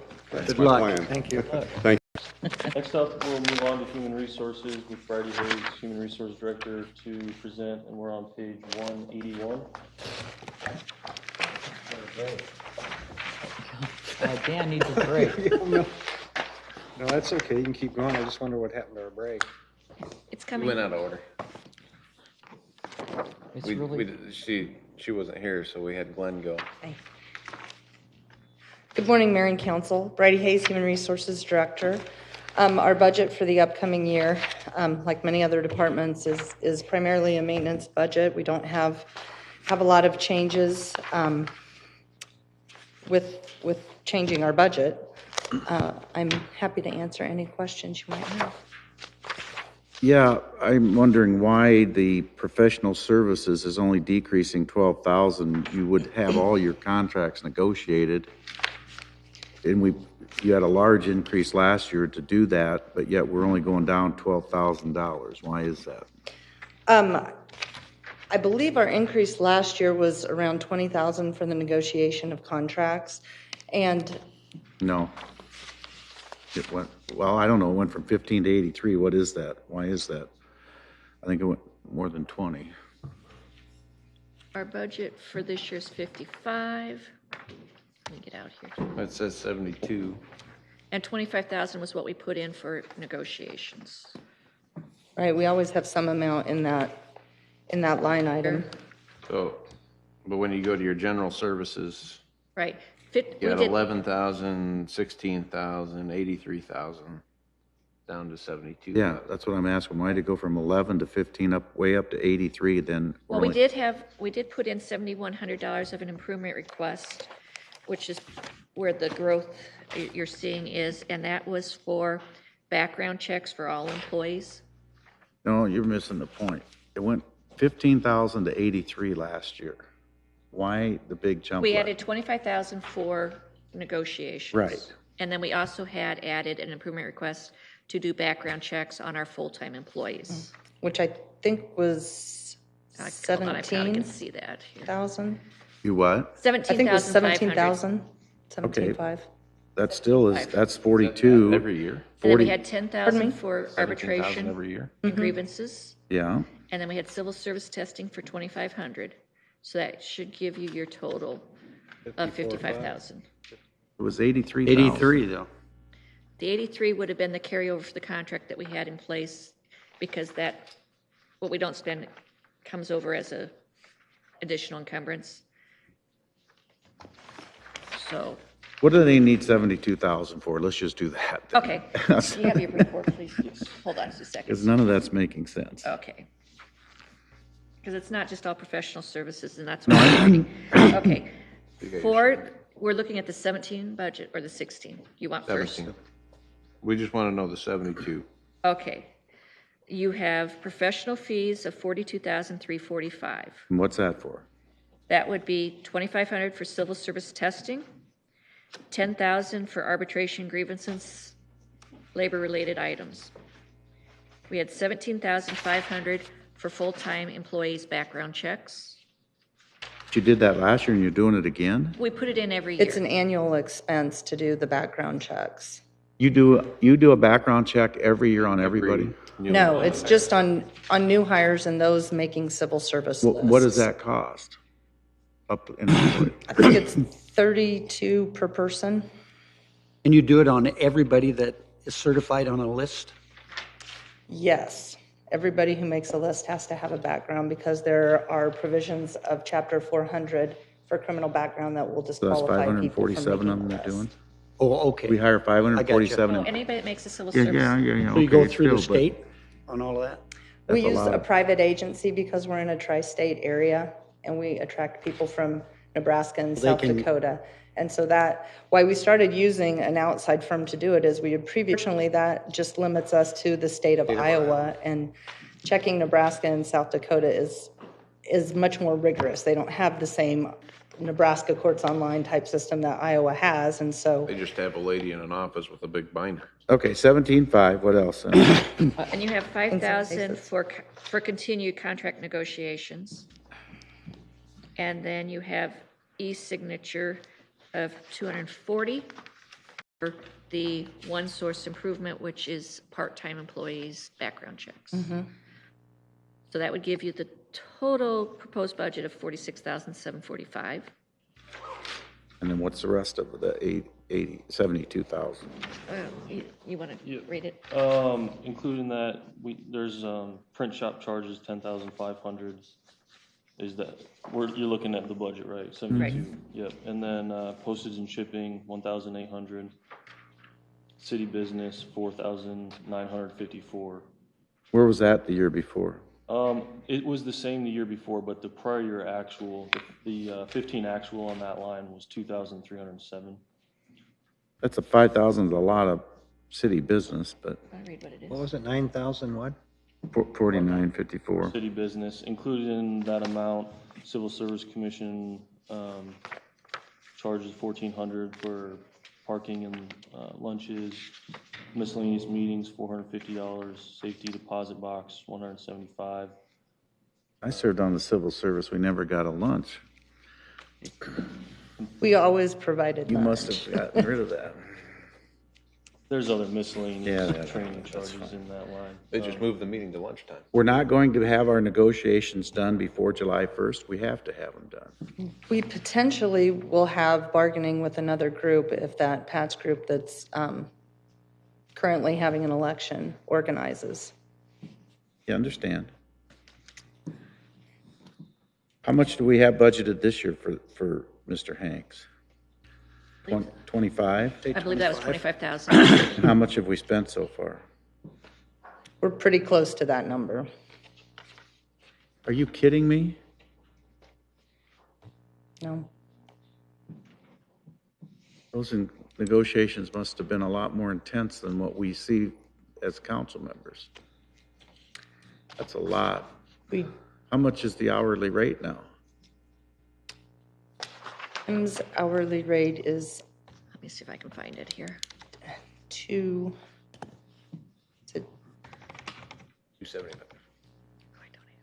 No, that I doesn't think it's- matter. Wow. The second page. You're getting monthly billings. Yeah. Yes, we get monthly billings, right, and he doesn't tries list it on to, here. if he's coming to Sioux City for another client or in the area, I mean, he splits the travel between the clients and he tries to How be much as was the efficient last as phone call? possible. Pardon me? How much was the last phone call? I- Answer in an email. I know you won't know it offhand. There's travel in there too, though. We get charged for emails too. No. No. Find out what he itemized for the phone call. Oh. Yeah. Just curious. Gotta make sure it's all Jim. I mean, it depends on how long we're on the phone. You've got- 271 is what it came out. Yeah, but he's got other people there, so you got clerical too. Minimal. The bill doesn't give us the hourly rate. They've got too many people in with it mixed. What'd you come up with, though? 270 is just an estimate. Mhm. That was probably about right. Yeah, that's where I was going to, pretty close to where I was going to estimate it. So to he's be. almost spent 1,000 hours? On negotiations, we'd use Jim for other things, other employment issues that come up as well. And I think having this new group being formed, there's been a lot of hours put in for Mhm. that, because there's a lot of behind-the-scenes work being done. Mm-hmm. Well, why would we spend a lot of time on that? I mean, they're just gonna have an election, you're gonna negotiate a contract. Why would we worry about it until that happens? Well, there are procedural aspects that we have to pay attention to, like who belongs in the bargaining unit, and conversations about the history of that group of employees. You know, we found through looking that there were some employee groups within PATS that previously back in the 70s had been represented, and then because they were already a formed group, even though they're not currently representing, it takes additional action to take them out of the group to go into the new group. So issues like that had to be worked through with AFSCME's attorney as well.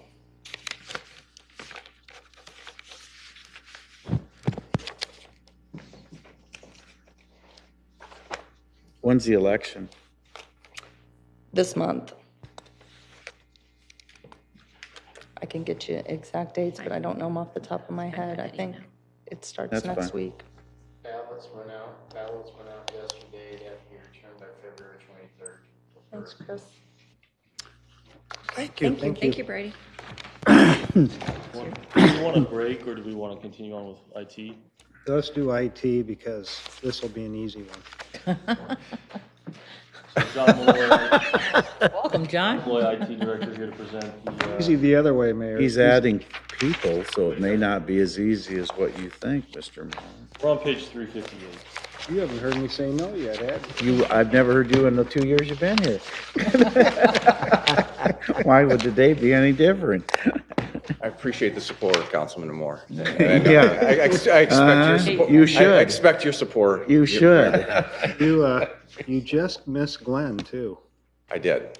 Okay. Well, I heard online you were going to break, so that's why I scurried over here. Scurried over Yes. here. Wow. We're happy to have Oh, you. boy. Thank you. Thank you, Rhonda. Yeah. Again, approximately 70% of our budget is, like everybody else's, is salaries. 20 to 25% is software maintenance, which there's an increase in that typically every year, 3 to 5% with our vendors. And this year have asked for an improvement. Over the years, we were guesstimating that device count has increased by about double, or probably in the 2,000 to 3,000 devices that we support now. I heard the police give their presentation. There'll be another 80 devices that can count on that we will add. We've added 30 to 40 body cameras for the sheriff. I know this past year we added 40 devices with time clocks. It's almost never ending. So we've added 300 phones. And I'm pleased to say the WIC Commission last fall gave a 5-0 support for the new position. The Board of Supervisors last night gave a 5-0 support of the position as well. So, and the city would be responsible. So you're batting pretty good. If there's just one vote negative, you're going to feel good about yourself. I'm almost feeling good about myself. Is there no way, a position could duplicate that service in the office, or, I mean, in technology, things change so much. I mean, are we keeping other positions current as well? That's a tough thing with technology as far as abandoning processes and systems. We've added a significant amount of internet ability, but you still have your legacy systems in place. So now we're supporting 2. So it'd be nice if we could just, when we go to something new, we can get rid of old, but it's very, very seldom happens. So. And not just because it's government. Not just because government. And you see it. I mean, you said it. Technology changes so fast. To keep the old in place while venturing into new. And mobility is huge. We all use our smartphones. Most of us have tablets, laptops. Again, I use the body cams as an example. Cameras, the access points. We've put in about 125 access points in the last 2 or 3 years. So your laptops and tablets can work in any facility, basically any facility in the city. So again, all those components come together. If the city, I want to get everybody upset with me today, so, I don't really have a problem with that. If the city wanted to get into the internet business with all the fiber we have wrapped around this town now, is that possible? Sure, it's possible. I think Cedar Falls has their own public utility. I would have no idea. But how do you charge people then? I mean, you give them a separate address? Again, I would have no idea how to set up a public utility to be a fiber provider. About that, I know. but I'm asking, you don't know, do I have to ask Glenn that question? Yes. I mean, how do you, let's just say that you came to my neighborhood as a city, I've got fiber there, and you put a tower up, and all of my neighbors wanted internet in their house rather than they don't want a cable run to their house, they want it. Fiber to the home, But how do you how does Cedar Falls charge for that? Is there a certain way they know that I'm hooked, find that out, or is that a Glenn question? I should have asked Glenn. Glenn's more knowledgeable about that than I am. But would you give me an answer for that? I will try to find that out for you. Because the way the city manager is spending all this money, we're gonna have to have a new source of revenue if we're to keep up with him. My question with that is you'd have, and we talked about this during We've the got the CIP. town pretty well looped with fiber right now, right? Glenn has done an excellent job of creating redundant resources to most of our facilities, but Yeah, I'd say we have the backbone, but we don't have the equipment. We don't have Know the that. towers. I think that's going to be cost prohibitive to buy all that. Well, I don't know that, nor does anybody here that's not very technical, especially those of us that are technology challenged, that I'd like to know that. Because I think Cedar Falls has made that a hallmark of their industrial commercial development. Cedar Falls or Cedar Rapids? Cedar Falls, I think, has it, right? it's CFU, yeah. And I think they're selling that as a point to businesses that we have ready access to the internet, not only for the businesses, but for the people at home, that they could actually work at home, that type of stuff. Sure. Again, what the city manager said during the CIP is the support infrastructure to Right. support that would be a whole different animal, so. I do know a lot of people that are paying $100 a month for high-speed internet now. Yep. I think it's crazy, but. John, can you tell me with respect to the improvement request, what will the new employee be able to do for you that you're not able to do now? We are partially, Where do you need the help at, I guess? it's just, the number of devices, it's not sustainable. Again, if we doubled the population of Sioux City, my sense is there'd be more police officers, there'd be more fire personnel.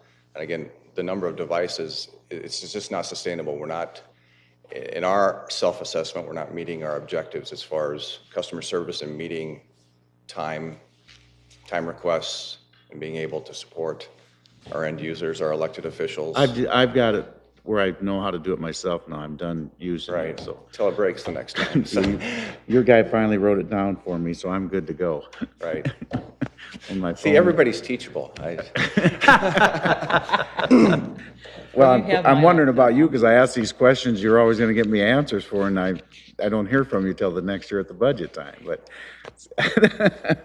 So this position will be a personal assistant for the mayor. Do you, Yeah, right. do you keep customer service data? I mean, do you know how long it takes you to, if somebody puts in a work order today? The police department says they want to install, I don't know what involvement you would have, I assume you would with cameras, body cameras? Yep, again, we've had considerable involvement because they've had several vendors in to test. And that's trying to gain a metric with those kind of requests. I mean, those go on for months. So if somebody needs a password change, I mean, that's very quick. An elected official has a remote access issue with their laptop, their tablet, or their phone. That could go on for the day or into days, depending on the situation. Short answer is no. As far as a time, we have a work order system or a help ticket system. So how many work orders you got hanging out there that haven't been attended to? They get to be less and less because a lot of times they just call our help desk and we're able to solve an issue, usually remotely. I don't have a metric for you. You know what I'm saying, so that makes it cheap if that's the case. If that is the case. So what was the total number of devices again? That we support, our guesstimate is between 2,000 and 3,000 devices, if you talk physical devices. I'll get help from you later on my new device the city manager gave me. I can't. 1 gig. He was supposed to be our train the trainer, I believe, so. Well, Somebody needs to actually bring it to. well, in his defense, I have to bring it to him and not leave it in my briefcase. I'm pretty poor at remote I still have my old- Secure remote access Yeah. nonetheless, Thank so. God for my old one, because that's, you have mine too, mine doesn't work. And the new ones? Mayor and council, I also did look, and Cedar Falls does offer internet service. However, they have a separate public utility, Cedar Falls Utilities. My guess is they're able to offer internet because they also offer fiber TV and electric utilities. What's that? Cedar Falls does offer. Yeah, we're just internet, looking. But if you look, they're managed by, I mean, they have all the utilities, and I think that allows for some economy of scale, having the Especially electric. in billing. I'm not even, Billing and the electric I'm not even Distribution. proposing that we get into the business. I'm proposing that if there's a way to do it, that we partner with someone. We have all this fiber out here. And just like Keith said, if this town were wrapped with the ability to go wireless everywhere, it would be a huge selling point for our community. It's a huge selling point for those guys. I mean, the college kids have it. Yeah, it is. And that includes, their pricing includes cable TV in that, I believe, if you check. Wow. We never in government think outside the box. We have resources that are underutilized. I've been saying this for 4 years, and the message has fallen on deaf ears for 4 years. I'm not proposing we necessarily get into the business. I'm proposing that we develop a partnership, write a spec, hire somebody who knows what they're doing to write the spec, and partner with all this excess capacity we have and sell the service. If you had what's the state of Iowa's big push now? Every home will have high-speed internet. Right. So why are we not figuring out a way to partner? That's all I'm saying is, it could be with Fibercom, could be with AT&T, it could be with cable, it could be with a lot of people, but we have a lot of capacity out there that's very, very underutilized. I guess my devil's advocate what would be Fibercom or Cable One's incentive to do that? Because they basically have the same distribution facilities. What will that be the their city has. incentive to do that? Yes. That we would find somebody that will partner with us. Wouldn't that be an incentive for you if you thought you were going to lose market share to a new player? Sure. Would be to me. Joint venture with our fiber and Cable One, called Fiber One. Right. I mean, again, their distribution facility is probably more widespread than the city's is. Yeah. So. Because they're already, do they have fiber already? Is that the distribution? They have cable to or- most of your home, and I mean, that's a coax fiber, depending on the age of the. Yeah, I'm not saying they're your partner. And I'm not sure, but at one point there was a vendor that had almost the city blanketed with private Wi-Fi, didn't they? Yeah, yes. I can't think of what the name of the company was. It's Fibercom's parent company, I believe. Okay. Yeah. So it is available, but it's not free. Right. I want it to be And Sioux free. City's topology, I mean, again, versus Cedar Falls, the undulating hills. Again, you Yeah. can give me all the excuses. I'm just giving you facts. I'm not giving you excuses. For I'm 4 giving you years, I've facts. asked for somebody to tell me about it. Yeah, I'm So giving you now facts. it's taken 4 years to forget it. I'm going to go on my own. How's that sound? I know how to get the answer because there's some new people that just acquired that deal over at the Orpheum building. And they do know what they're doing, and I'll get a hold of them and see what they say. So take that off your things to do. I'll do it myself. Awesome. You didn't want to do it anyway, so why? Why would I ask you? John, surprise him and come back with something, will you? He won't. No way. All right. I do see what you're saying. If Yeah. they already have a network, why use ours? Okay, we're gonna go on break.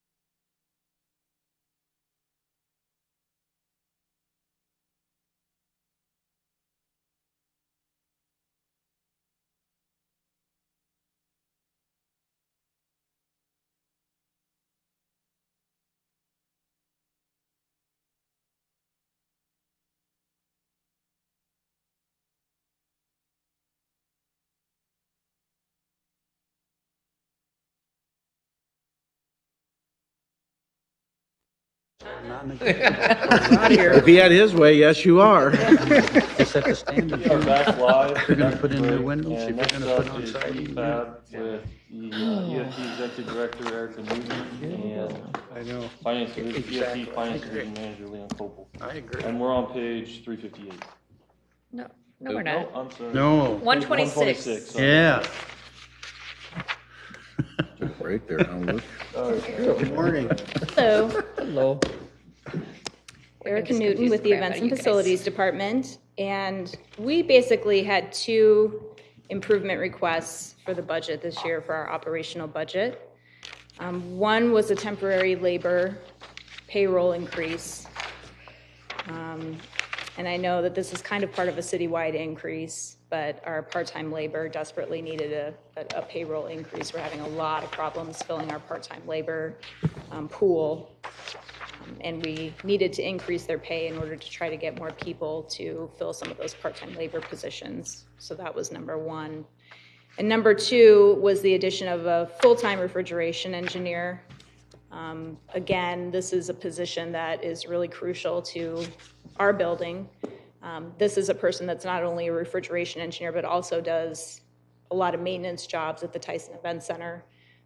Really does almost everything from maintenance work to the actual refrigeration work that needs to be done for some of the ice making and different components of what happens with the ice glycol system at the arena. And so previously we've been filling that with one full-time person and then a bunch of part-time people. And this moves that refrigeration engineer part-time assistants that we've had into one additional full-time person. And so really it's those two components that were the two improvement requests that we were asking for this year. How was that handled with the refrigeration before? We had one full-time maintenance supervisor that had all of the necessary licenses required to do the refrigeration engineer work, and we had some additional full-time equivalents that were part-time people. Some of them did have licenses as well as, so we took some of those full-time equivalent hours away, and we're making an additional full-time person. So we have two full-time people now that can do that work for us. We still have some full-time equivalents left, 0.44 hours, I believe. But this will really help in terms of getting us back up to speed where we really kind of need to be. There were several years in a row where we made a lot of cuts to personnel. And this is kind of one of the steps that we need to take to get us back to where we really need to be at the building as far as operations personnel is concerned.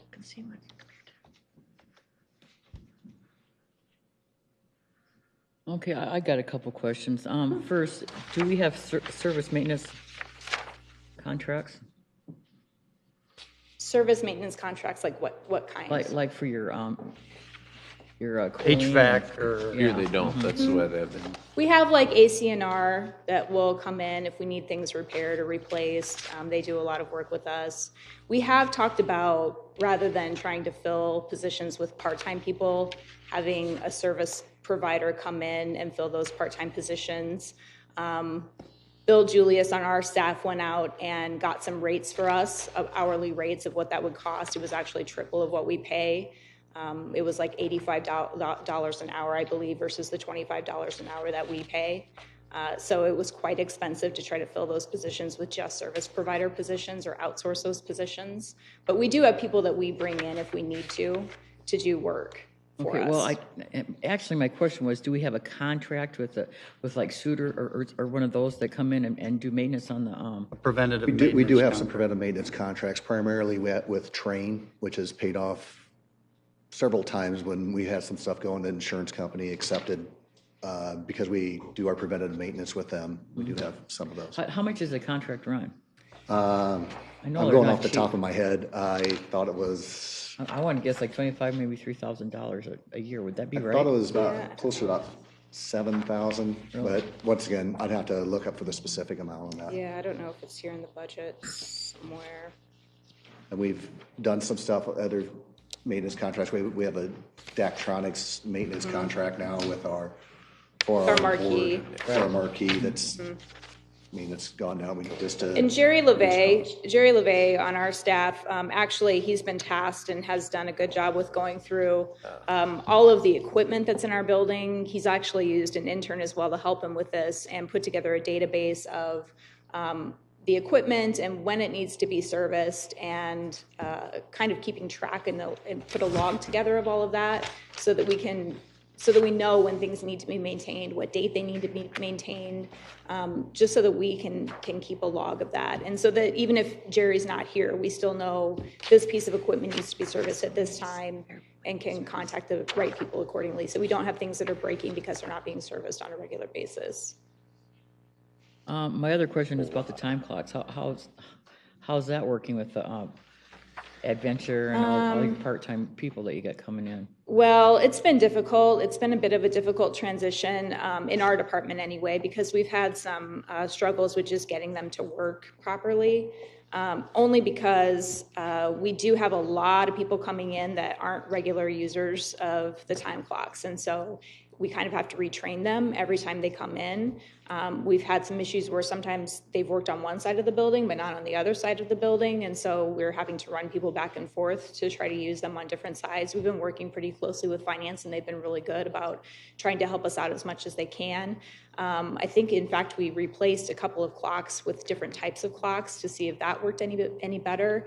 But I know that it's been a struggle to try to get those to work. And our guys, too, have been keeping a manual log to make sure that we don't miss hours while we try to get this transition taken care of, because we don't want to not pay people what they're earning because we're fooling around with the time clock. So I just don't see how it's ever going to work, to be honest with you. I mean, it's been tough. You know, you have such a turnover of part-time help. Yeah. So that's why the manual handwritten logs are still pretty important. How'd you do it before? Is that how you did it Yeah. before? Yeah. Why can't you just do it that way for this one department? I think we're all trying to move to the more, electronic version so that everybody's on the same schedule, same process, same. Well, Tyson has such a unique problem Yeah, here. I know. You know, it doesn't happen all over the city except for right here. When you're doing part-time in and out, all. Back behind at the Quest Center, and they've got all their clocks lined up just like ours. I mean, we're doing exactly what other arenas are doing.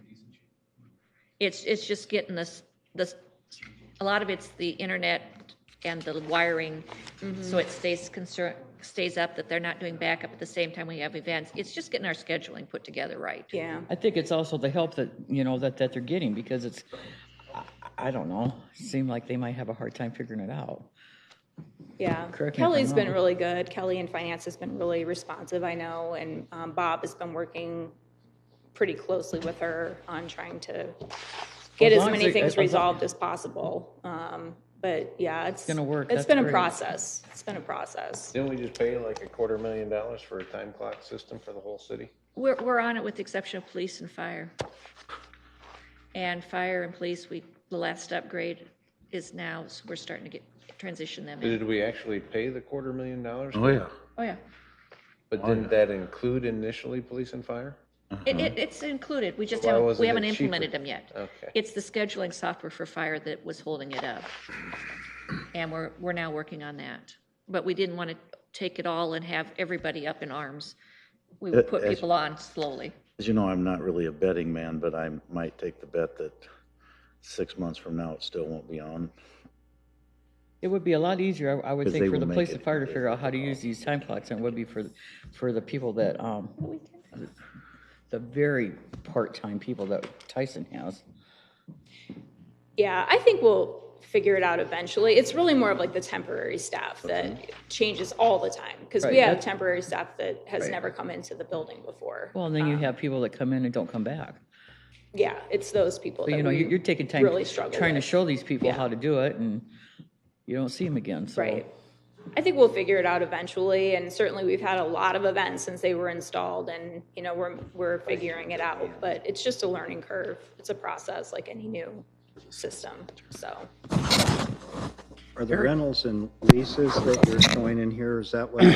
What's that? The rentals and leases, those are the revenues from contracts that we have with the different organizations?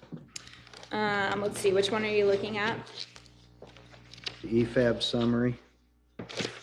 Rentals and leases, FY 17's $1,494,900. Yes, that would be across all of our resources, yes. Yep. So 2.8% increase, and I mean, so you're increasing the rental amounts? Not increasing the cost, Wasn't it's it just that- a projection of what, in terms of events, more than anything. We're not increasing the per event cost of renting a space, it's just the number of events. It's a projection on what we think we'll do. So it's hard to project a year and a half from now what we think we'll have in terms of events for the buildings, but that's what So we're like projecting. the Muskies they have an annual contract? Yeah. Mhm. Does that increase? Well, we're in contract negotiations with the Musketeers right now, as a matter of fact, because their contract expires at the end of this season. And so they'll renew that? How long a contract is that? They usually go 3 years at a time, I think. So that's probably what their next contract will be as well, but we're talking with that group right now about their next contract. And you're showing no grants. No. Their department usually does it. If they have a grant, it's usually an advertising grant. The sports commission gets one, but We show this, the grant that we get from Sports Commission, we show that in as a sponsorships. right. Where is that? Is there a sponsorship line? Is that what you're saying? I don't see that. That would be in the concessions and commissions, or in the contributions, either one of them, depending on how it's coded.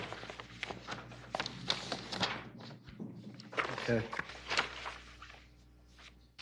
The professional services contract on the convention center, is that a year-to-year contract, or are we just anticipating something different?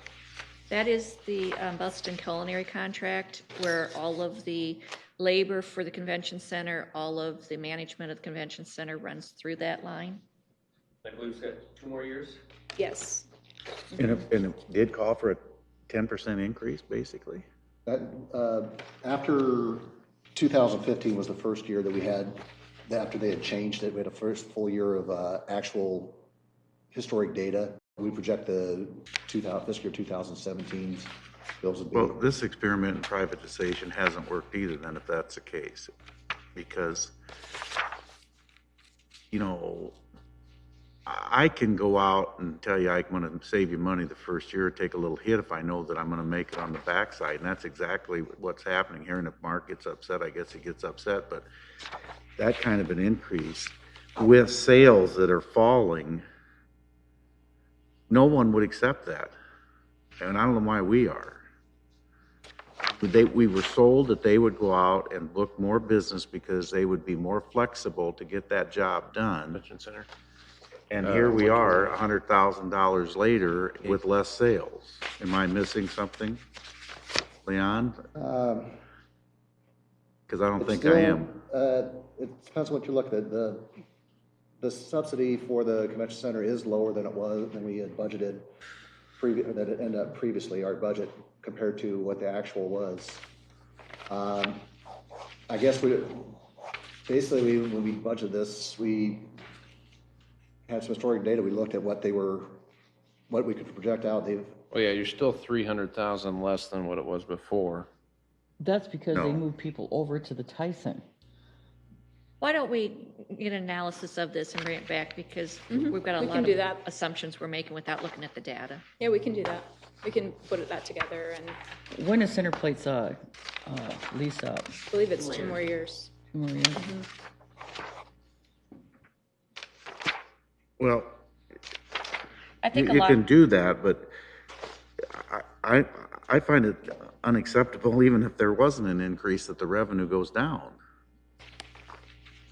Might be missing something again. I don't think I am. No, the revenue is down. That's where I get a little heartburn. Expenses are up and the revenue's down. 127. The sales tax, though, is something that they didn't do that we did. We're taking the sales tax money and putting it into property, because we were using this economic development sales tax money towards the airport, because there isn't a levy for the airport, but there is for this operation. So the sales tax and property tax is interchangeable. Still an That's- $80,000 increase in taxes to the city. Correct. And some of that's because the revenue's down and therefore that we have to make up their loss. That is correct. So what's the incentive for them to do better? They do get percentage, their incentive fee is based on their rentals and. Right, but there's a bottom side here that says no matter what happens, we're going to make you whole. That's not an incentive to go out and do more business.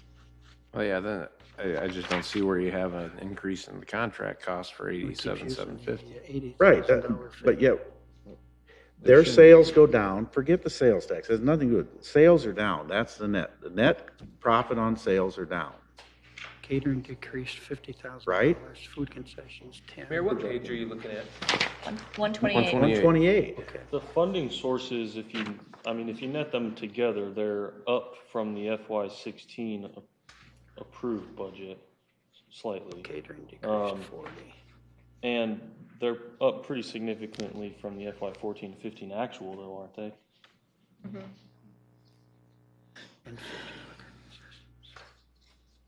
Again, what's the incentive in a contract that says even if I don't sell anything, I'm going to be made whole? I don't. Am I missing that, Luke? You're going to tell me I must be, but I understand what you're saying, but. No, and I We understand what you're we need to go Yeah, through we'll and dig detail into the it. Senate plate billing that's in here Okay, well, and bring it back. I'm trying not to be critical of Oh, yeah, them, I'd like to understand why there's that 87,750 increase. We've got to go back and see if it's in the wages for the temporary help or if it's in the fixed costs, and we'll bring that breakdown back. Yeah, we'll dig into it deeper. Because normally if we have a contract, say like Skywalk Security, if they say a price, they're doing it for that price. I mean, what? Well, if it's in the temporary wage part, that's a dollar for dollar reimbursement. Whatever they spend, we're reimbursing. And that's where we were kind of guessing at what the amounts were in previous budgets because we didn't know those numbers with the history. And so we're trying to get those numbers correct at this moment. We have to go back and look at this.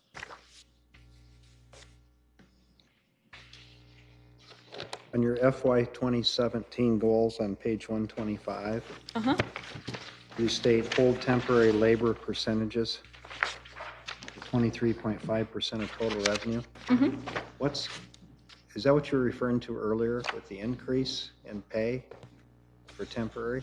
No, that's about making sure that our labor percentages as compared to the amount of revenue that we're bringing in for events stays at that percentage rate. So we want to make sure that the labor doesn't exceed that percentage rate as compared to the events that we've got in the building. So we don't want to be bringing in too much labor as compared to the revenue that we're generating. And we've been able to meet that every year for the past few years. At one point in time, it was kind of getting out of whack where we were staffing way too heavy for the events that we were doing. And so we've been able to hold that percentage down. So we were having too many ushers, too many ticket takers, too many laborers, that sort of thing. Okay. And so Bill and Glenn over at the Tyson Event Center have done a good job of staffing appropriately so that the labor percentage is kept down. And that's one of the few things that we can really control, because sometimes other costs as they come with events like stagehand labor and some of the other things that we have to have in order to do events are kind of out of our control, but that's one of the things that we can control a little bit more easily, and they've been able to keep that down. Okay, thank you. On page 137, I know it's a small item, but your credit card fees decreased. Bank fees, I don't know why they went up, but anyway, then you go on to say somewhere there was an increase, but credit card fees should all be paid back by the promoters, right? Some of the credit card fees are paid back by the promoter, but we do absorb the credit card fees for such as concessions and that type of thing. And even if we do pay it back by the promoter, we do have to show an expense item. Yeah, no, I agree, but are you showing the revenue on the other side? Yes, the revenue that's paid back by the promoter, we do offset by reimbursement of costs line. So you're not really netting on the concessions, the 42% of people are using credit or debit cards then, right? Because you're eating that center plate and you are not sharing in that, right? No, we pay all of the concession credit cards.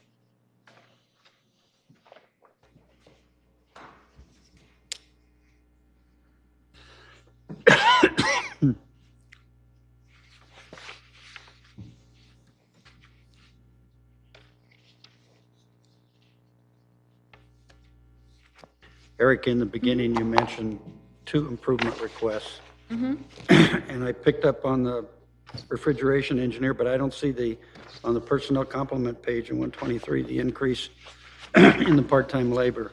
Where am I missing? That's just, it won't show as an FTE, it shows an increase in the amount of dollars budgeted. Oh, It's to okay. raise the wage rate. Okay. Not the brown. And that's fairly uniform across all departments with lots of part-time help. I think I've asked a bit, how much is the wage rate? It was $1 increase per whatever they're making.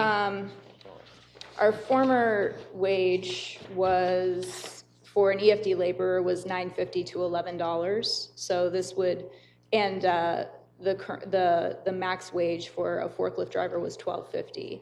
So this request would change the range to $10.50 all the way up to $13.50 if you're a forklift driver. So the forklift driver can make a little bit extra for that extra training that they go through.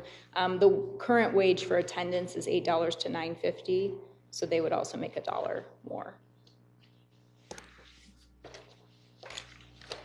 No wonder we didn't get people.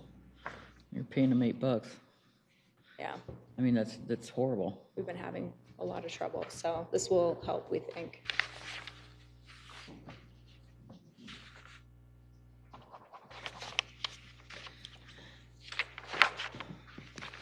Any other questions? Thank you, Eric. Thank you. Okay, thank you, Leon. Thanks. Up next, we have the library on page 195 with Library Director Betsy Thompson to present the budget. Good morning, Mayor and Council. What I have before you is maintenance level request to provide the same level of library services with any anticipated adjustments to provide that same level. The descriptor that we've been using with our current strategic plan at the library is to say that the library creates opportunities for a lifetime of learning. And that's what we continue to do with this maintenance level request. We will be community responsive and moving things around a little bit more on electronic services and a little bit less on operating supplies for physical items, those kinds of things. But the request is one that we are comfortable with. The library board has approved this request, and I'd be happy to answer any questions or we'll talk more. I don't know. Want me to tell a story? There you go. Here we are in city council. So right now, the security cards are paid in full. The Skywalk Fund, which is like right here. Yeah, it There aren't is. any It is questions just a from the library. straightforward. Yeah. I do have a question, services related to property on Morningside Branch, and I didn't get to check on the notes on that one. 195. Like, that's a huge increase. I mean, it's almost, well, I guess you're maybe compensating from 15 or 14, it came down, then went back up. Right, so we generally, when we are estimating, we have to estimate based on something and based on past history. We average the past 2 years. That building is a 1968 building with systems that do require attention. Is there any certain system that costs more to maintain there than another that could just be replaced?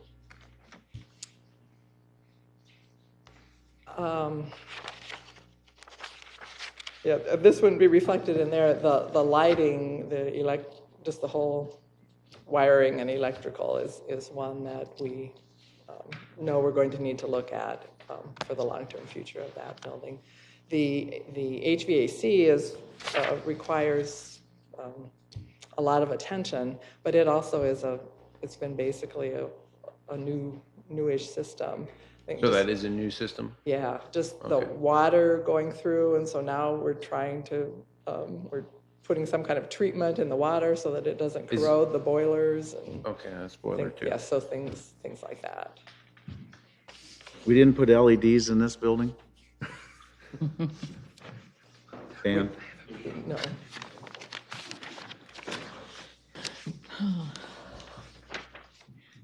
I don't believe we're doing much to this building right now because I don't know what the future of this building is, so that's why we haven't proceeded forward with any high-level maintenance of it. Okay, now that begs the question, what do we think the future of the building is? I guess this is gonna be a shock to everybody here that, Well, not a total shock. In the capital budget in the out years is it's been there forever. and it's been there forever, a placeholder. But yeah, long-term, we need to be making plans for what the future of that building is. Do we do total new wiring, total re-roofing, some of the things that Stan is Where would be a working better on. place for the public library than that place in Well, Morningside? in my opinion, if you replace this building, you go with a strip mall rental like you do on the Perry Creek branch. And you don't have to take care of the building and pay back debt for the next, 5-10 years. I mean, that's what makes sense to me, but I don't see what's necessarily, is it just, I don't see what's wrong with the building. Here's the reality, is you're gonna be there a minimum of 10 years.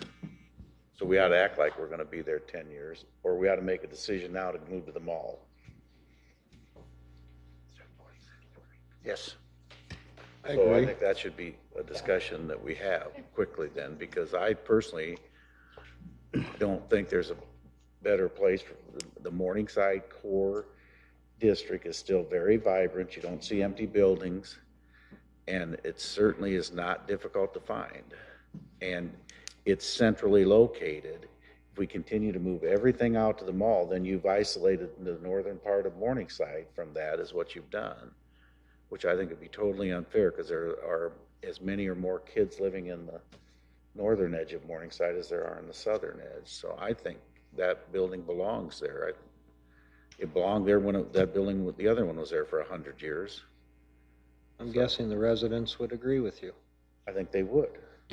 I think you're right, too. The I think it's a residents great of that location. For me, it would all depend upon what the overall condition of the building is and what we saw in the future, how much work really needs to be done on it. I mean, if we're talking 6 figures, maybe we need to look harder, but Well, it's gonna get to 6 figures because we haven't done much maintenance there.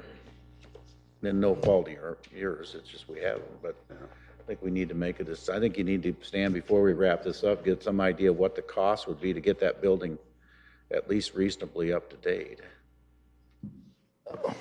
I guess, do you want to make it a 10-year building, 20-year building? How do you want me to?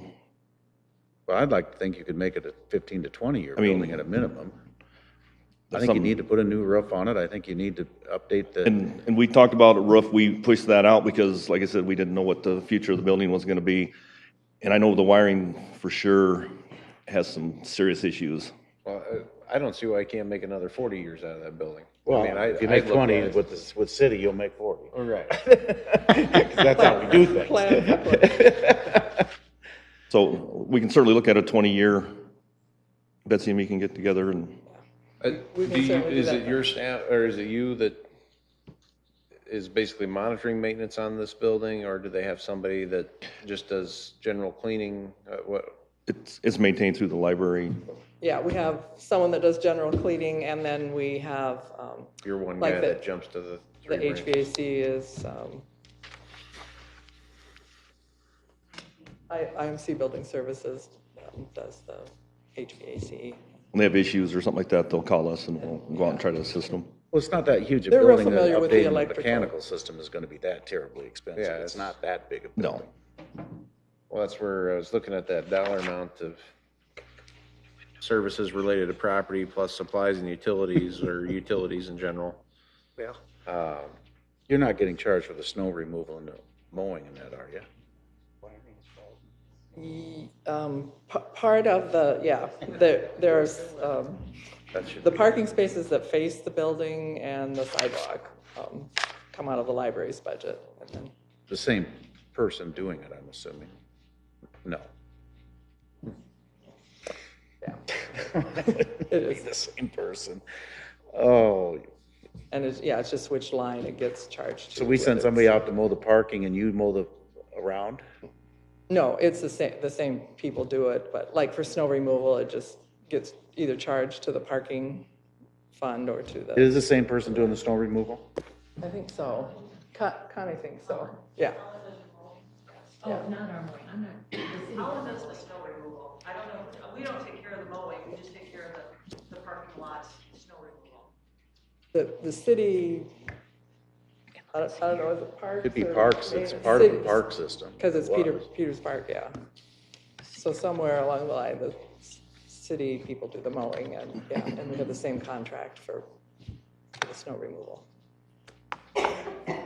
I would like to, Well, maybe I could head out there with Stan on that one and whoever, we have another building committee here looking at this, maybe recommendations on yeah, CIP for, I'd rather see us maintain an existing building than bond another $8 million to, Mullen is gonna be more than what maintenance of this one would ever be. It's a neat building, I think it is, it looks like it was built in the time period it was. and- Yeah.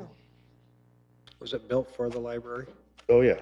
originally? The old library, having grown up 5 houses away, was a beautiful, beautiful old site. And when Jay Myron wore a crane out trying to, the building that was going to fall in, we all knew it, it was ready to go to ashes.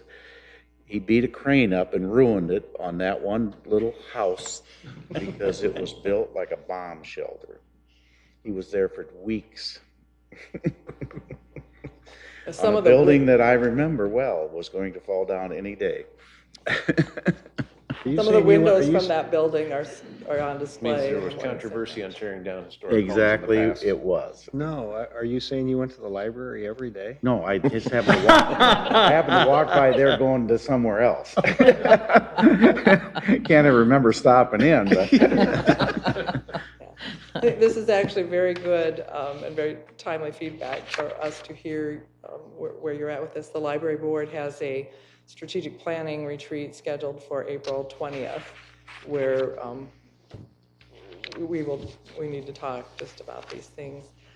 I don't know if you agree. I would say I think our operating budget is probably okay, because like we just moved the roof out a year, I think. Just 1 year. So, I mean, it's not leaking at this point or anything, so we can move forward, but yeah, as we I would prepare like, capital budgets, we need I would like you to give me, Donna, some idea of what it would take to have security in that building for off and on for like unannounced security of about 4 hours a day. Now you're talking Alf's library. I'm talking downtown. And are we looking at sworn officers or are we looking at patrol? Probably the Skywalk contract. That patrol, maybe. okay. But I want to make sure that they you put something in there that we know they're walking all the floors of that library. It's just not acceptable for some of the stuff that I hear is going on in that library. And the only way you're going to solve that problem is to have a presence in there and somebody that actually will understand their role is to make sure to keep the patrons safe and the workers. I will get a report and have it in for wrap-up. Dan, did you hear put presents in there? Did I hear what? You said put presents in there?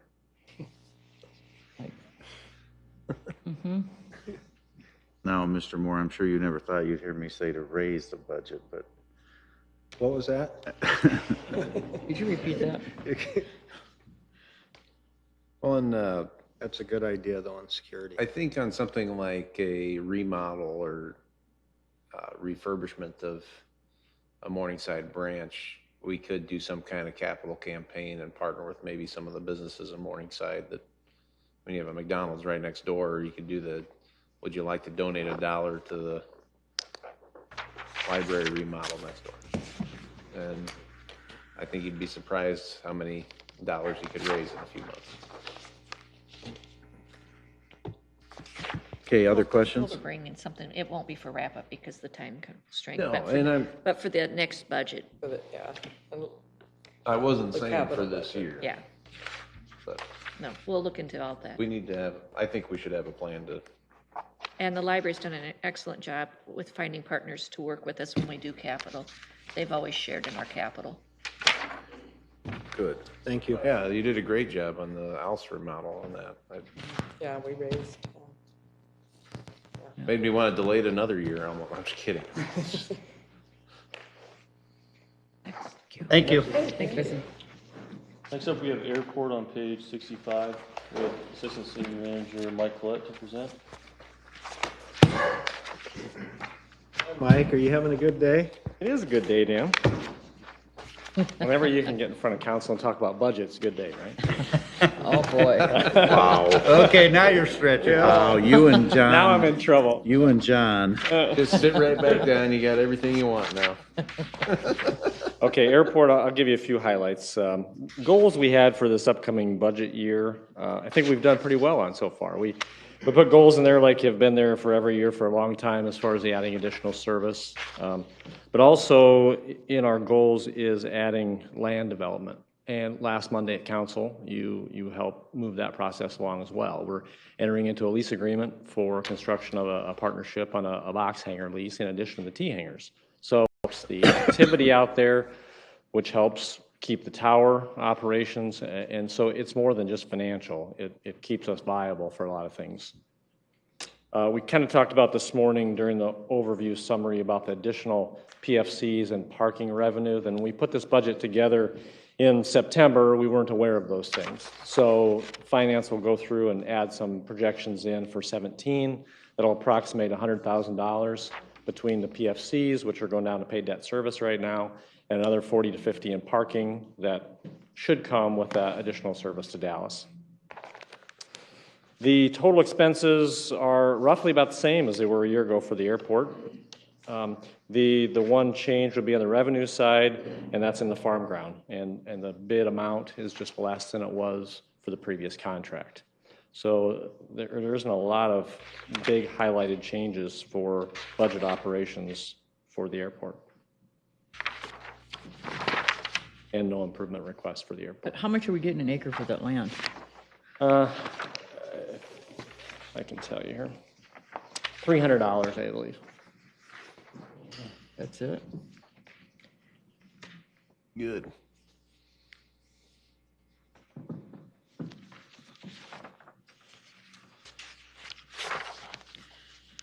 I'll get through the stack here.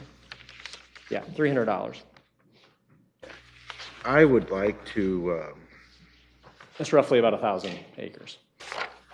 That was my next question, so. I would like you to get us a report. Well, I hate to say this, but this really hurts, Dan. A consultant type report to determine what it would cost to give a plan of what the airport should look like outside the fence. We're talking about with the chamber about a business park and that type of stuff that's needed. Here we already have the land. Here we already have a lot of infrastructure in place. Here we have a place where people should want to locate an office. I mean, any other airport in America doesn't have crappy, unmaintained houses as the gateway. They have, Or just big barren vacant or land. big barren land that gets mowed on an irregular basis. They have a business park there. So what are we going to do about that? Mr. Padmore? $30,000 would probably do a nice layout of that. We'll look into it. Isn't there a committee? There is a committee that Taking a look at that? looks at the land side development as well as the, the airfield side of it. But not, if we had funding available, I guess we would pursue that then with council direction. For Councilmember Moore's benefit, the mayor and I have not talked about this prior. Okay. Why? Well, there's a building that I want to preserve and for historical Well, significance. yeah, the church is a neat Move building, it to but I the think air- we should and move it to the find air- a spot to move it. Found a spot. Air Museum, but we're trying to put together the numbers before I can approach the mayor and council on how to do that. I'm just running into a few. Historically significant building. It is. It's a very cool building. It should be. You know that. What? No, I'm not gonna say a word. That didn't surprise you, did it? But you'd say it was historically significant, yes, but anyway. I mean, why is that building historically significant? Because of the use over the years with weddings and funerals and the air guard that used it. It's one of the last 3 original buildings on the airport campus. You take that down, you'll be down to 2 buildings. And Reason it sits where it does on the prime piece of property that could be developed. Well, I've agreed with you on that for a couple of years, and that's why we're trying to find a way to move I'm all it. for you finding a spot to move it. Pardon? I'm all for you finding a spot to move it. We found a spot at the Air Museum campus, but it's getting it moved and getting utilities hooked up and everything else that comes with it. Okay, so my I question. thought I voted for 2 years to try to save. So would they still be able to use it if it was Yeah. Yes, there? as others would. It's a great idea, great concept. I think the city manager might have initially come up with some idea like that. Yep, the only holdback is the cost and how it would be funded to move it. I think moving it would be a great idea. It's the cost that keeps getting in the way.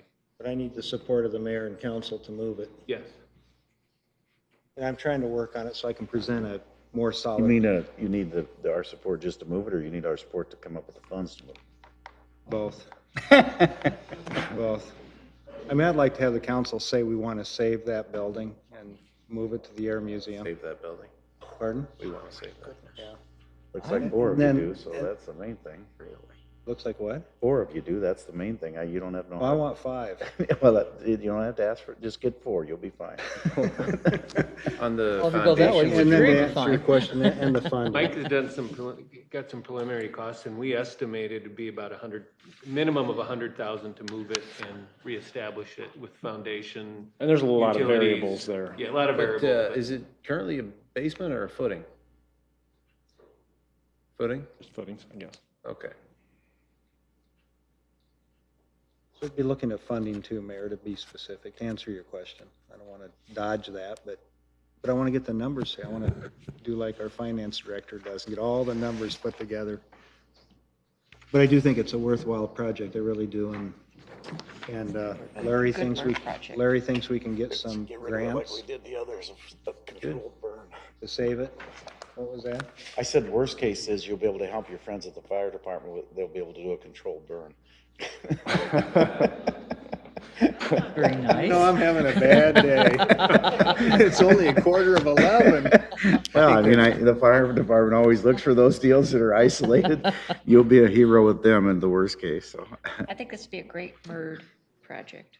MERD's done fairly well for us. Let's don't push our luck there right now. But next there year are or 2 years grants. from now. Seriously, there are grants, there are sources to look at, and it's one Anyway, I of think 3 we need historical to buildings. we don't have how do you sell land when you don't ever put a for sale sign up? How do you sell land when half the streets in the airport are substandard? Well, in general too, if you have a couple commercial buildings down here, their property tax revenue is gonna be higher than what the rentals are on all these houses. Hands down. I agree. Or you can put it on leased land and get a lease on the land in lieu of that too. right? Yeah, if it's airport ground, if we don't sell it off outright, we have to get fair market value for the land lease. Right. So either way, we win, because we're gonna get the property taxes on the building to boot. Right. If we're talking about replacing the housing, though, then we have a swap of income. You know, it's just one pot versus the other then. Well, I'm not saying replacing it immediately. My point is, get a master plan of what it should look like, so we can begin to put the street system in. I think that'd be great. Get for sale signs on the property we know today are available after we have the master plan, and begin that process of where we. Well, it looks like I mean, I somebody wish had now- a great plan at one point there, because you Right. have this nice Right. infrastructure that was put there, and then. It just kind of stops, though, at some point. It really just, Right, I wish the SoSync building were on where the church lot is. yeah. And we've talked with Field Services, you know, in the summer when I got there and kind of did the tour of the grounds about gonna take care upgrading of those itself, streets. Just, they are in pretty bad shape, about just rubbleizing them and for a minimum cost, upgrading some of those things and just to consider those things for a long term, because the streets need some attention out there. And it's away from everything, so it kind of gets lost if you, Well, unless I you mean, drive out I there. wouldn't want an office building out there with the infrastructure and the condition that it's in. It doesn't, you wouldn't go out and either. put a $3 or $4 or $5 million office building on basically a gravel street, that's not right what business is looking for today. The new expansion of R.E. Scott Company. It's not going anywhere. And I agree, At and I agree 64, I'm 100, not taking debt on it. Jeff Hansen, listen to this one. I agree 100% with the mayor being a P and Z. Not with a comprehensive change in zoning, that's where the No, money's but a gonna come master, from for a this. master plan coupled with moving the church building to the Air Museum site, I think it's great. Good, we'll give him Thanks for your support. Somebody might want that spot and And move then it we for will you. do the master plan. There we go. No, you can't do that to me. No. Great, thanks, Mike, for bringing that up. Yeah, it was a good discussion. Rebuild. Glad you thought of it. Are you sure you didn't talk to the city manager? I have not talked to Bob. I bet he's shocked that I would ever vote for, or suggest a master plan. And money for the library, that's too. And raise the budget? Yeah. Jeez. Next up, we're moving on to administrative services on page 42. They're gonna suggest we take a break more often. No, he moved up. You have to remember, we moved him up. He I was was just saying, after the mayor's lunch. been a little different after the break here on the suggestions. I was a lot Something. different after the break. Something in his coffee, I don't know. 42? It costs 83 cents a page. Oh, Lord. For council members to receive written copies of the homework. Page Which, 84. Yeah. which, Or 44. 44, which is cheap according to Mr. Moore, because his office charges $1.50, but. There's only two of you too. Only two, and they won't be named. You get written copies too? Yeah, I don't need it. Okay, Keith doesn't need them, so that's one less. Okay. I don't get them. Let I me, don't get him. No, you can have them, I don't care, I just. want me to justify why I need? No, we've already saved 'Cause money you're an by attorney. Keith dropping out.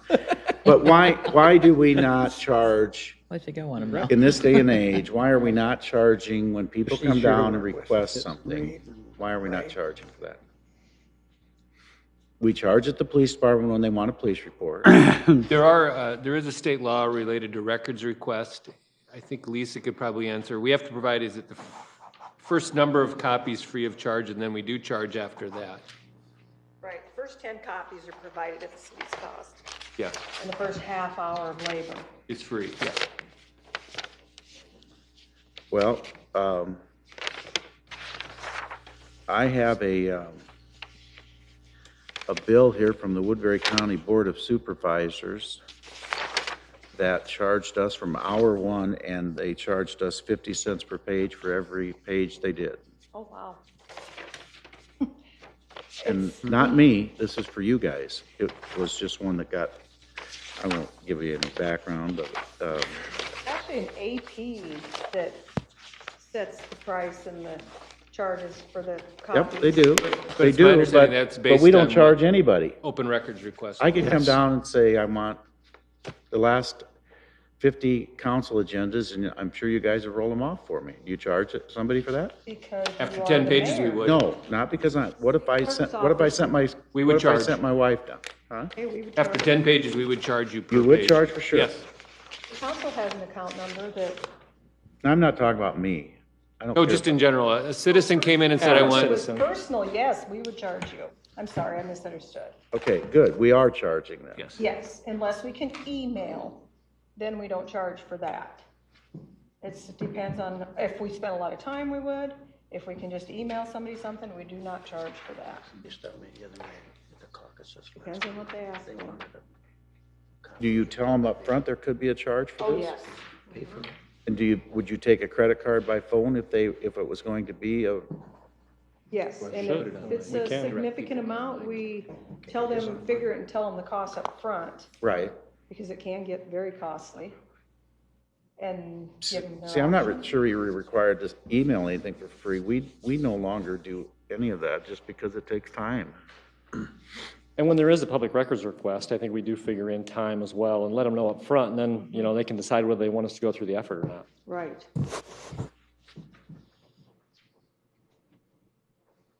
And I was, so, we have, this is the council, where did I see that large number? Number for you receive copies by email of council agendas. Is that all the media that you send those to besides the 3 council members that get them that way? I get them by email. I do too. But 383, is that just council or is that other people? Page 44.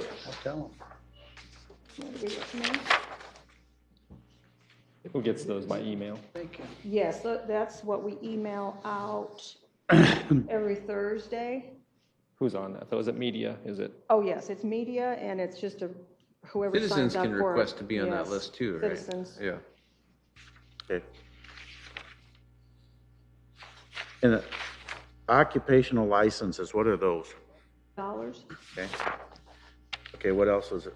Oh, beauticians and, we don't have those anymore, do we? No. Taxi drivers, tattoo parlors. No, not tattoo parlors, or body piercing. Piercing. Piercing, business and body piercing artists. We no longer do dancers permits since 2013.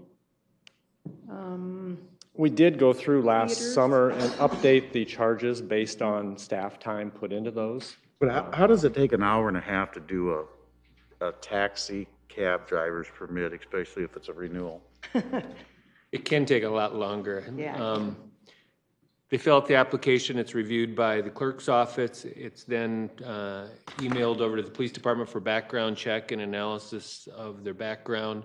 Depending on whether they license the driver or not, there's an appeal process that is followed, which results in a hearing, followed by more time spent developing a letter of decision. So it can take that long. Do the taxi cab drivers have to have a background check every year? Say Yes. that again? Background check every year on a taxi cab driver. Oh, yes. Mhm. And those are the ones that get denied the most. And who pays for that?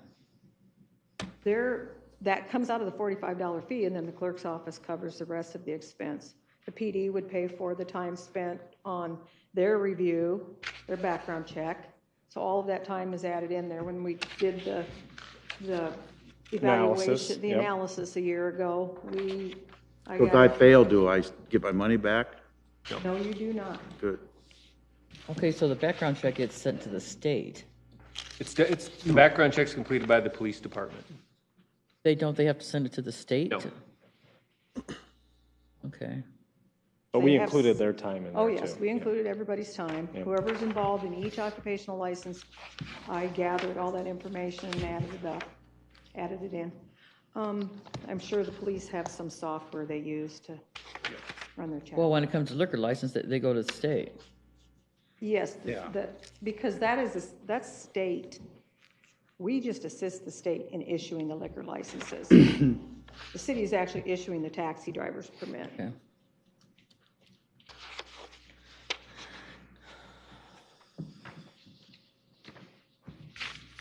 Maybe just a couple highlights on where the increases were for the expenditure side. And talking with finance, also since preparing this, there's 2 items in here that I think we can pull back on as far as expenditures, one being in the utilities side. last summer and into early fall, especially in City Hall, there was a large increase with Mid-American. Not knowing where that was going and rate increases, we upped significantly more than finance initially put out for a percentage. I think now we're willing to pull back on that, having seen a few months of history into the fall. So I think there's $20,000 that we've shared with finance that we could reduce the utilities budget by. That'll come back as a technical change. Also, in the meter shop budget, there's a $23,000 increase, and that accounts for pretty much all the increase. We went through the meter reading AMR process this last year, and staff did a significant number of those installs at $40 a piece that Ferguson was going to charge us. We had savings in that project that we can probably put towards this $23,000 as well. Now that we're essentially done with that Ferguson project, of the 19,000 we had planned, there's roughly 500 to go, and it's a scheduling issue, and we're getting at those and keeping after them. So I think those two things I'll bring up for savings items. The print shop may look like an increase initially, but really it's just how we're funneling that differently. I think we're saving some money by buying toner for the whole city through the print shop and bidding that out. As the departments need it, they call on it and we charge out the cost of that. In the past, every department was on their own. They were buying their own toner, all different pricing. We got much better pricing. So any increase in expenditures here is offset by a charge down below for print shop. The one improvement request we did have was on the building maintenance side. We're asking for a part-time custodial position be added for roughly a $35,000 cost. And it's just due to coverage of the buildings that we have right now. About 3 years ago, we reduced a custodian from full-time to part-time, and it's become very challenging, especially when is basically where these custodians are at. And we have 4 currently.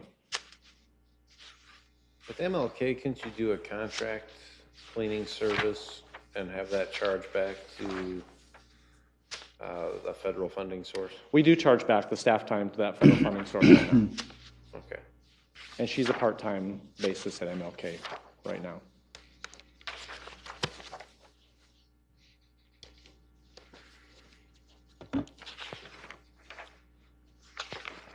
You were giving a lot back, keep on giving the other stuff back. I think that's the highlights as far as the changes that were put into the budget anyway. If there's any questions? Okay, let's go to the next thing. Okay. On to transit, and that's on page 321. Okay, on the transit side, we're gonna give back a little more money. The fuel that was originally budgeted, when finance sits down in the summer, they have to project out 18 months of where fuel costs are going to be. So the directions came out with the fuel cost per gallon at that time when these budgets are put together, and I think they're willing to look at that and reduce that number down from what we originally budgeted. For transit, that's a significant number because of the diesel gallons. We use over 150,000 gallons a year of diesel. So any difference in 50 cents per gallon is a huge swing. So initially, the directions had us budget that at $3.50. It has since been back down to $2.90, and we'd be not knowing exactly where fuel is going to go. That's what we basically could reduce about $46,000 down out of this budget if we went back down to $2.90 from the Be a technical $3.50. change for all the fuel budgets. What are you taking the For all fuel of from them? to where, from where to where? It's going to be $2.90 and $2.40. $2.90. From $3.50 to $3, to $2.90 and $2.50. And that's without tax, so. Yeah, right. Like today, Keith and I were talking about this, so that's good you're reducing, because that'll be a significant decrease when you look at this department, Public Works and all those, but I would, we'll make this amendment at the end, but that any savings on that fuel budget will be put into a separate rainy day fund so that it somehow doesn't get lost, so that the next time we have to have a tax increase, we'll have a pot of money there that will be sitting there I think it's time that, Well, they could be kind of allocated towards even fluctuations in fuel pricing. If you have a significantly Right. high year, you have a little reserve fund. Well, on some of them, it will be very doable. On road use, it will not be possible because road use funds are very specific that it has to stay in road use. Transit, I'd have to look at the rules there. The ones that are the city service, general services, I have That no being said, problem. though, the road use could be a road use rainy day fund. Right. right. It Right. could be, yes. You can segregate them. I just want to,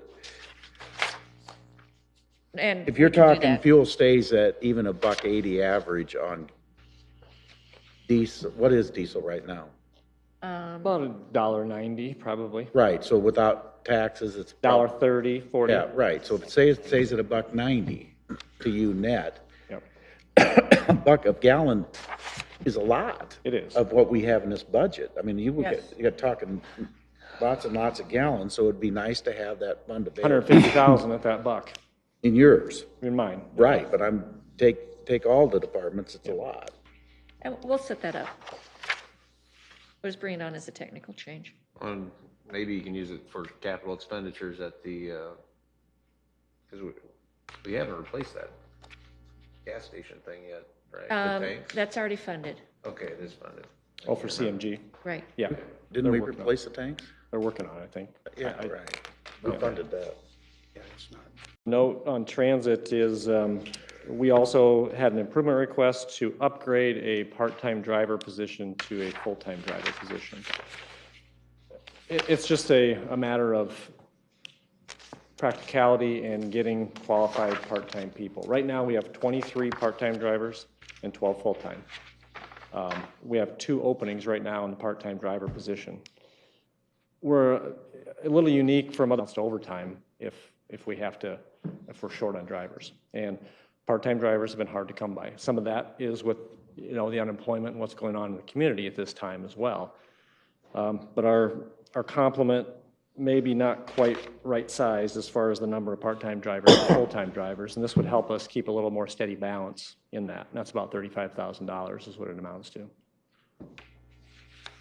The fees came up, I think, at our CIP as well. I think alluded to as far as what other organizations are paying transit, school district and other cities. And I gave a report on that, but I'll just touch base. I think at the school, the biggest difference was for 2 years we ran a Washington school route while they were under construction. So fees went up and then they normalized back down. We're going to do the same thing with Bryant. We've met with the school district. So for the next 2 years, fees will go up again, but it's due to additional miles and hours, and then it'll go back down. So you won't see a steady increase, but even without those additional services, about 3 to 4% increase is what we've been running for the school district costs. We have been able to, we do operate very efficiently as far as a transit organization. We're allowed so much money from FTA. And at the end of the day, we can apply 50% of our costs to get reimbursed for operating. We're still ending up with about $300,000 to $400,000 the last 2 years of balance to use, and now we've been able to use those for capital things. So that's why we'll be able to go out and buy some new buses now. You approve one in January, but it's through operating funds and not capital funds, but you can use it for capital purposes if you have it remaining. So the more efficient we are, it still benefits us, and we can draw that down. It just won't be for operating purposes, but it does save us in the long run, and we can get some buses finally, because the normal bus source of revenue is just not there for replacement. So we've been able to supplement that. Are these new buses that you're talking about? They are. The one we just ordered, that council approved the PO, it was a brand new bus. It'll take 18 to 20 months to get here, but. Yeah. The only downside on this is that the funding percentages are not favorable. It's more 50-50 instead of the 80-20. Those are 80-20 stuff. They are 80-20, Yep, okay. those are. Mike, what are your observations on page 329 and 330 on the transit as far as ridership in the future? What's the future look like for the program, that kind of thing? Just what are your observations? On 329, specifically on paratransit, our paratransit service is one that we provide for those that are disabled that can't maneuver the fixed route system. And roughly we have 18 to 20,000 passengers a year on that. It has remained steady. It went down about 2 years ago and has remained steady for the last 2 years. So it's one of those things that it's hard to plan for, other than what you've done historically. Those are significant costs. Each one of those rides costs us about $24 a piece. In Sioux Falls, it costs them about $28 a piece, just as a form of reference. They have much more significant cost in Sioux Falls for whatever reason as a percentage just in their population than we do. Their budget is about $2.8 million for paratransit, and ours is about $400,000, for property tax purposes. So it really depends on just who uses it and how much. It's a very vital service for those that need it, though. And it runs parallel with whenever we run the fixed routes, we also run the paratransit, same hours. That ride costs the individual $3.60, double what the fixed route ride But is. doesn't Sioux Falls run all the time, too? They're not 24 hours yet, but they did expand their hours. Right. We have not, have we? We have not expanded hours. We've had requests for that, I think, from time to time. We do. So what are the hours now? 6 to 6, Monday through Friday, and 7 to 6 on Saturday, and no service on Sunday. And we've been requested to run evening? Yeah, I think the request is as much as late in the evening as they can go. And I get it. We can get people to work. We can't get some people home from work, depending on what their hours are.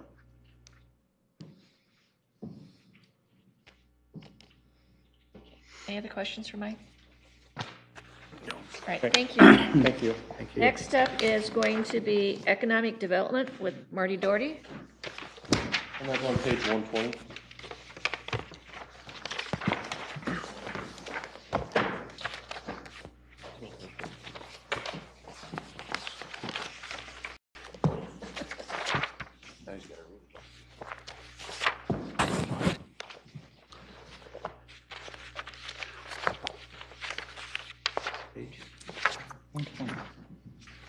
There was a concern brought up that maybe you missed some accomplishments of the last couple of years.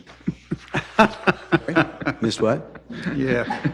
No. Your 3 pages of goals and He's messing with you, Marty. You and the fire chief could Yeah. go for a little more Thank you. brevity. You're not going to read all these goals, are you, today? Just real quick. There's only a handful of, no, we're not going to read all the goals, Mayor. A Okay, handful of good. slides. We're making We good told him time we here were now, starting Marty. asking questions. Way ahead, aren't you? I tell you what, yeah, we want to stay We'll that try way. to keep you ahead, so. So economic development budget, there's our employee chart. That's not proposed to be changed under the budget. In terms of things we're working on, this was a pretty good year for us, I think, in 2015. We sold 250 acres in Bridgeport West, as you know. We sold the Sabre building to Bronger Foods. That was, we had acquired as part of the Sabre deal. Completed the Southbridge Rail Yard. So our goals would be to identify and develop new shovel-ready sites and market the spec building in the rail yard. Commercial and residential development, we've seen a lot of good things happen in the past year or two. Sunnybrook, Northern Valley, increasing sales tax revenue, which is great. We think that will continue. And we've seen a variety of new housing options coming on the market. We will continue to promote that kind of development and working specifically, of course, with Jeff as well and his group on attracting market rate residential development. We have had a continuing focus on entrepreneurship, something we did in the past year working through UNI and basically a partnership with other partners in the 3-county area was develop Iowa's West Coast Initiative, and we developed a new website and videos using some of the funds we got from a state IEDA grant related to that overall effort. We will continue to expand the entrepreneurial community events and initiatives that we have in the works. Ann passed out a list of upcoming events for part of Entrepalooza. In the next week or two, there's quite a few events. We hope you'll be able to participate in those.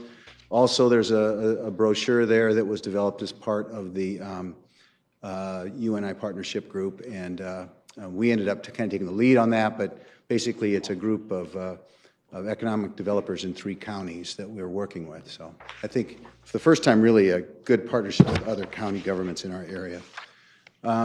We think downtown is a key strategy for Sioux City. with everything going on with I-29, the Virginia Street corridor, great things are happening in historic Pearl, revitalization in Hard Rock, and of course this week, the new launch pad coming into downtown. So we're excited about that. We are working on the reinvestment district process, new mixed-use development and market-rate housing. We're working with a number of developers right now interested in Sioux City. I think we've got some exciting things coming up, and we'll continue to work, of course, with the Chamber and our other partners on attracting new white-collar employment into downtown. Marketing initiatives, which, of course, Ann heads up.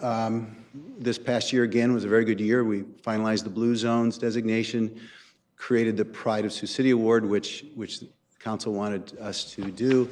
The Fall Fest continues to grow as a community event, and put together a year in review, which we mostly use online, but provides us with marketing. As in the coming year, under the direction of Bob and the various department heads, Ann will be leading an effort to upgrade the rest of the city's website. Probably won't include all of the different outside departments like Art Center and museum and so on, because most of them have a pretty significant upgraded websites of their own. But as far as the line departments and so on, this is something that all the departments will be working on, and I think it's time to do that. Also, a lot of our attraction efforts do use social media and digital advertising. We'll probably see that increase. That's, of course, less expensive to do than the old methods of printing all kinds of things and so on. For Sioux City and for Iowa, this past year, again, we made some great strides. It became a home-based Iowa community, a skilled Iowa community. We will continue that work. Dan knows, was at a meeting in Des Moines where that was discussed with the workforce director, Beth Townsend. And I think you'll see a lot of continued efforts in that regard. We'll be working, of course, with Siouxland Initiative, with Corey Mencken, a new position that was a program idea that they've come up with. So just a few budget comments for economic development. We did not request any budget enhancements. It's kind of not too many changes from last year. The only changes that you'll see in the budget were ones that were sort of outside our control, and healthcare and all those things. So we continue to achieve significant in-house design savings. We do a lot of design work and marketing work for other departments, and does a great job along with Lisa of doing more and more of that. And I think that saves the city money in many different ways. We continue to leverage dollars from grants, both state and other grants, and we do support our community partners and other city departments in a number of special events. So. Questions? No, it's been a great year. Yeah. I appreciate it. Worked really hard. Doing a lot of good things. Well, thank you. And thank you for your involvement and leadership in many of those areas. I think we had a great year, but many more things to come, and it's great. I think the message we're always able to tell prospects and businesses is that our city is in favor of growth, and we have a very supportive council and mayor, and very involved. And I think that helps us more than you sometimes may realize how much that difference that makes, because they don't hear that everywhere. We're told that often that they're welcomed here both by the city and some initiative and our other partners, and I think that's important. Once we get that spec building sold, do we have another site for another one? Next door. Well, yes and no. We've been meeting with the Siouxland Initiative on, the prospect for new sites, and something we talked a little bit in the CIP, but I think if the way trends are continuing, there's not a lot of buildings. A couple of the buildings that are available in Sioux City now, privately owned buildings, are in the process of being sold. And I think there'll continue to be a need for that, and I think we can find a way to, either on nearby land or other land, and to make that happen, either working with the developer or with other partners. Good, thank you. I think we have great teamwork, and I do want to compliment Ann, because the few times that I have in the past and that I will in the future need to make public. Sat down too soon. Yeah, I need to make public presentations. You do a great job of putting together some talking points for me, and I think that's really important, because I want to come across as being polished and professional and, you know, representing the city and the city council and the mayor when I'm doing these things. So it's extremely important that that's done, and it's more important for me to stay on script, because if I go off script, then I'm in trouble. So thank you for your efforts in that regard too, Ann. I was a little unprepared for the boat deal because you didn't prepare my remarks. For the what deal? For the boat deal, so I had to just wing it that day. Well, you did a fine job. I heard you did a great job too. Oh, well, so. whatever. What else we The got talking here? points like I do. Next up on page 94 is community development, and the community development operations manager, Jeff Hansen, to present. Mayor and council, I just have two quick slides in regards to our operating budget comments. Marty's already mentioned a lot of our similar goals and achievements that we have within our department. The first item I'd like to just highlight is we did receive an additional lead hazard control grant this year. You all accepted it back in January. As part of that grant, $2.7 million. It's over a 3-year period. As part of the receipt of that, we're required to complete 120 additional units with that grant. With that grant, we're able to hire an additional neighborhood services project coordinator. He actually starts tomorrow. And with that new position, it's grant funded. And so if we do not receive any additional lead grants, that position will go away after this 3-year period. In addition to a personnel change in neighborhood services, we also had one in the housing division. We did eliminate our housing inspector due to retirement. As part of that, we were able to absorb all of our housing inspections in our Section 8 program into an existing housing analyst position, and that is done through Tom Bates in the housing division.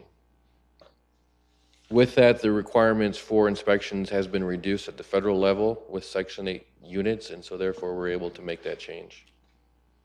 We've also had additional... How many Section 8s do you have in town now, certificates? We have 1,200 vouchers as of... And is that, so that's staying pretty steady even in spite of the housing market?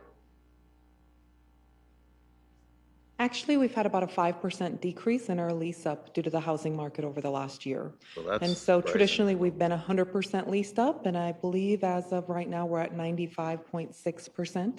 So we're holding steady, but we are losing some ground. I'm surprised it's not more than that. Congratulations on knowing all those numbers just right out like that. Thank you. We just had a great meeting yesterday where nothing was known. It's a great mystery. And then you left. The other item we'd like to Didn't learn comment on is, anything. as part of our additional marketing efforts for the sale of city-owned infill lots, as well as our marketing efforts for vacating unused rights-of-way within the city, we have substantially increased that revenue income.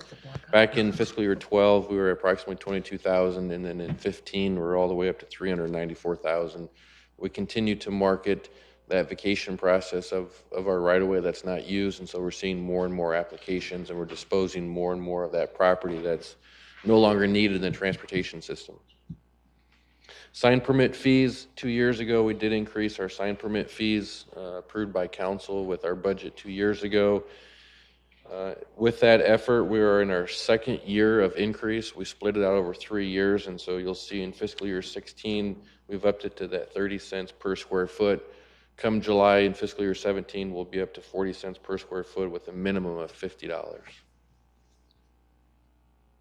Rental fees, just in the last month and a half, Daryl and the Building and Housing Code Board has recommended an increase in our rental permit fees.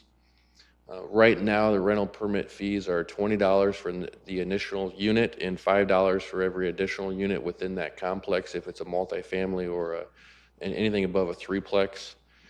The recommendation by that board includes a $3 increase for the initial unit, a $1 increase for each additional unit, and actually have that increase over the next 5 years. So by the end of that 5-year period, we'll have an additional $15 revenue of that initial unit. So we'll be up to $35 for that initial unit for our rental permit fees.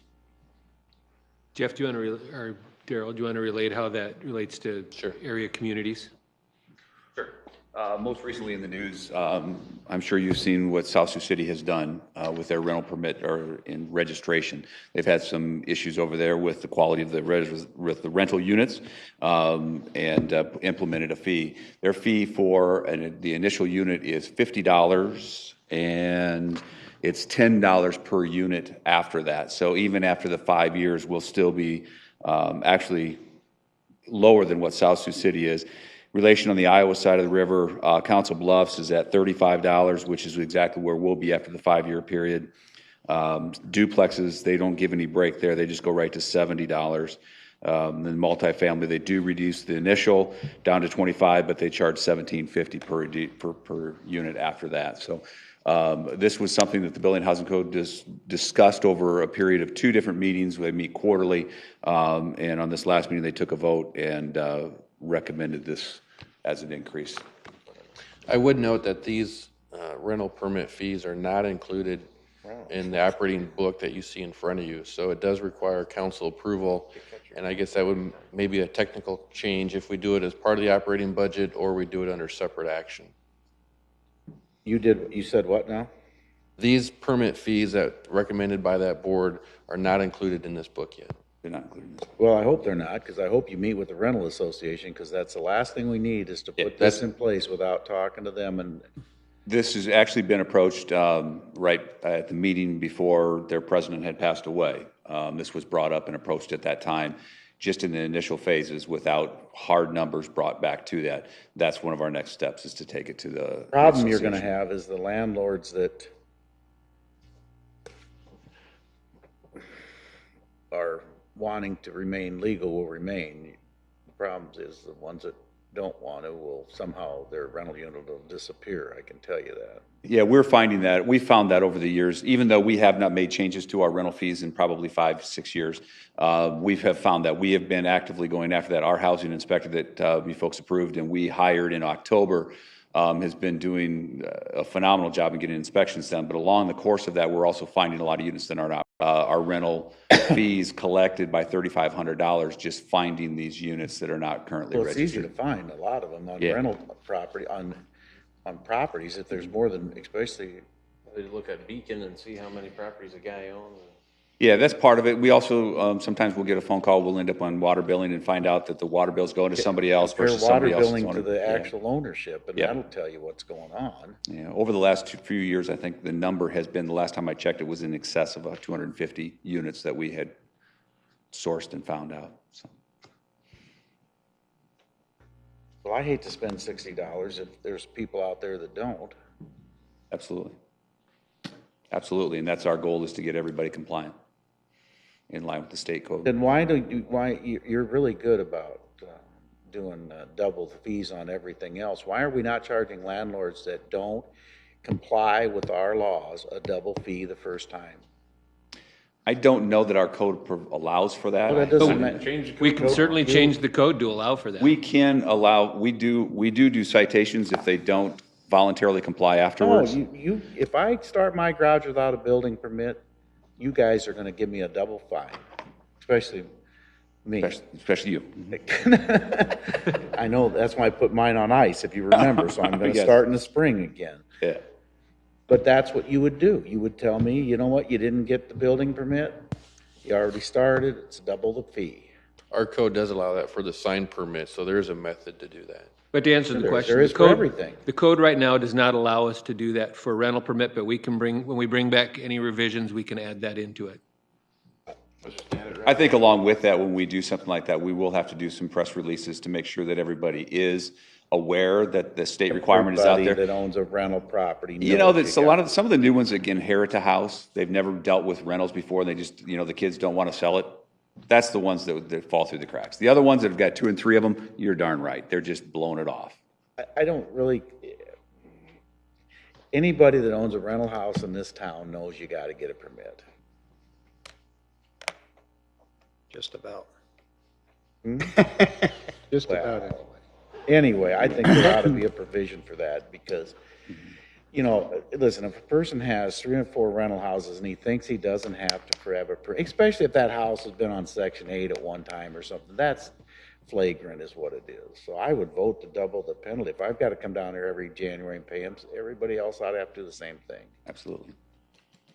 Let me ask Yes. you this, where I'm still having a hard time connecting the dots, and this really was apparent when Councilman Gretkin and I were at the Rose Hill meeting last night, and Jill was there, and others. But where I'm having a hard time connecting the dots, Daryl, is you do the inspections, be it we still have properties that are going downhill quickly, and then you eventually red tag them. Aren't we missing something? Why are we, I mean, the inspection should, I can't say that there's a couple of things that could be an issue there. One, it may not be an actual rental property. It might be an owner-occupied property that just doesn't care about maintenance and the property goes down. Two, we've been in a lot of units in a lot of areas that we can go do a rental inspection there every week, and the tenants will trash them before we're out the door. It's happened before, and I'm sure it'll happen again. I got a phone call from a lady one time. She got complained because, and I know why she turned in her complaint. She turned in her complaint because she was getting evicted from her property. The landlord had had enough, and we did our rental inspection. He made all the repairs. We went back and did our re-inspection. All the repairs had been corrected and made. The very next week, she called in a complaint, and it was just blatant damage by her and her occupants. And it was no longer in code because they destroyed it, because they got an eviction process. There's a lot of different things that happen along that line. And typically it is a tenant type situation. We do have provisions in the code. I put those in there a long time ago, and we just haven't had a lot of real luck with the enforcement of it. I'm trying to figure out a way that we can get better documentation to do that. But we can go back and actually charge tenants for initial. Rental permit, how many times am I going to get inspected a year? A year? Yeah. If you have complaints on it, you'll get it as many times as we have complaints. Otherwise, you'll get it about every 4 years. That's the problem. Yeah, it is. Right now, we've increased. Not their fault, but that's. yeah. With the housing inspector that we put in there that is dedicated to just housing inspections, in the last 2.5 months, he has done 832 cases. Wow. He's done over 1,300 inspections, and we're just playing catch up after decades of not getting it done. Yeah, be the employee of the quarter. We got. Don't tell him that. He'll get a big head. It's ugly. Well, and you're talking just basics, aren't you, on these inspections? You're not. Oh, yeah, you can't make them pretty. All you can do is make them safe. You can go into minimum housing standards, and that's it. That's all you can enforce. But once every 4 years, as the mayor's. That's it. pointing out, That's the bar. We're going to be there, I think, a lot more frequently in a lot of areas.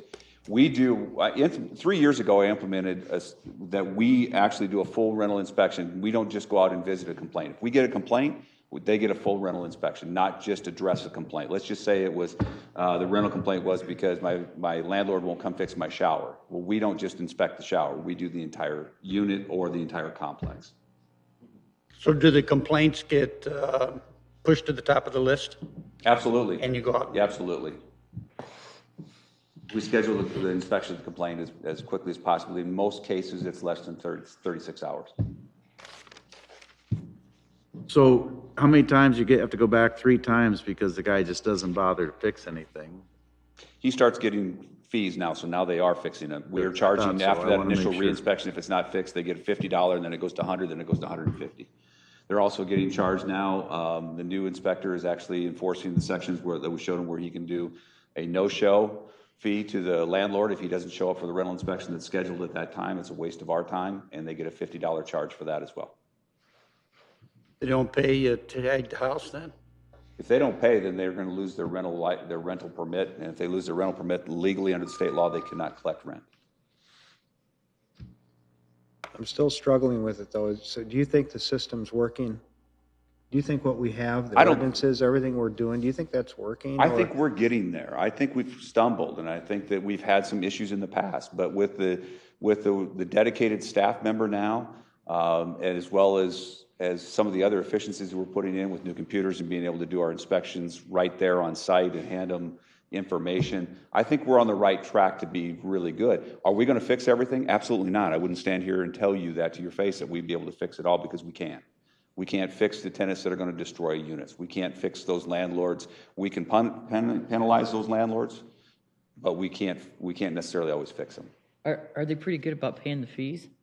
Yeah, I mean, we still get some phone calls every now and then, and you have some circumstances that do take place that you have to refund that because of whatever circumstance it might have been. But as a general rule, yes, they are paying those fees. So, okay, so let's say there's a rental house out there that has 4 units in it. Each unit is charged, is each unit charged for the? For rental, or? Yeah, that's part of the permit. The Okay. initial charge is for the structure, which is $20, and then for Okay. each one above that, so if it was a duplex, it'd be 25, 3-plex, it'd be 30, Oh, okay. 4-plex, so- 35. Okay, it's not 30, 30, 30, 30, or? No. Okay. And it's a change ownership you inspect right away, right? Change of ownership, when they do that, especially if it has not been done in the last 3 years, we do it immediately. How many total rental properties are there? Properties themselves, there's 4,000, you got that number I gave you? 4,000, I believe it's like 4,300. 4,300? Actual. That means there's about 6,000. And I think you're probably pretty close. There's actual, the registered units is over 12,000 because of the multifamilies. But I bet there's a quarter of them not. Units. Yes, of units. Yeah. That's why. You're going to find that most of those. That's why you should get, we never know how to use interns here. I don't know why. We just never do. But an intern could sit and cross-reference water bills with property ownership, and you could definitely pay that intern $10 an hour and come out. And right now, we're using our administrative staff to do a lot of that work on their free time. The previous person that was in that administrative, Heather Hansen, who went to the police department, she did a tremendous amount of that in 1 year. She caught over 200. But again, I'm saying, why don't we use interns for stuff like that? Sure. Why do we think we have to use staff when young kids want to, be part of get an experience in government? Can we? It's a good idea. Well, we don't ever use interns anywhere here, and every other business does, which is somewhat alarming to me. I mean, you need staff at the convention center for helping with marketing that. You can get, we couldn't run our football team without interns. Those people you see at the halftime, they have folded T-shirts all week. They picked up cars for me. They've, in a way believe that's 5 or not, 6 years in a ago, way we that's had an not doing internship away with program other that was people's jobs, just eliminated. making our people more efficient. Is that true, Donna? Didn't we had an internship program till 5 or 6 years ago, and it was eliminated during the budget process? Yes, it was. But we did have, finance had an internship this last fall semester, and it worked out really well for us. Well, the chamber's big deal in this job deal is one of their highlights is, and it's the truth, is one of their highlights is to develop an internship with local industry, because the likelihood of that person staying in the community goes up dramatically if they've had a good experience in an internship program. And I don't, a lot of them you don't even have to pay. Now, I don't think that's the right way to do it. We don't give them a lot of money, trust me, but, we give them tickets, and we give them food coupons, and we give them a little cash and that kind of stuff, but they're getting a college credit for it. And some of these kids are going to colleges that cost a lot of money, so a college credit's a lot of money to them. Yeah. And I'd like to see what we did have 5 or 6 years ago, if we could.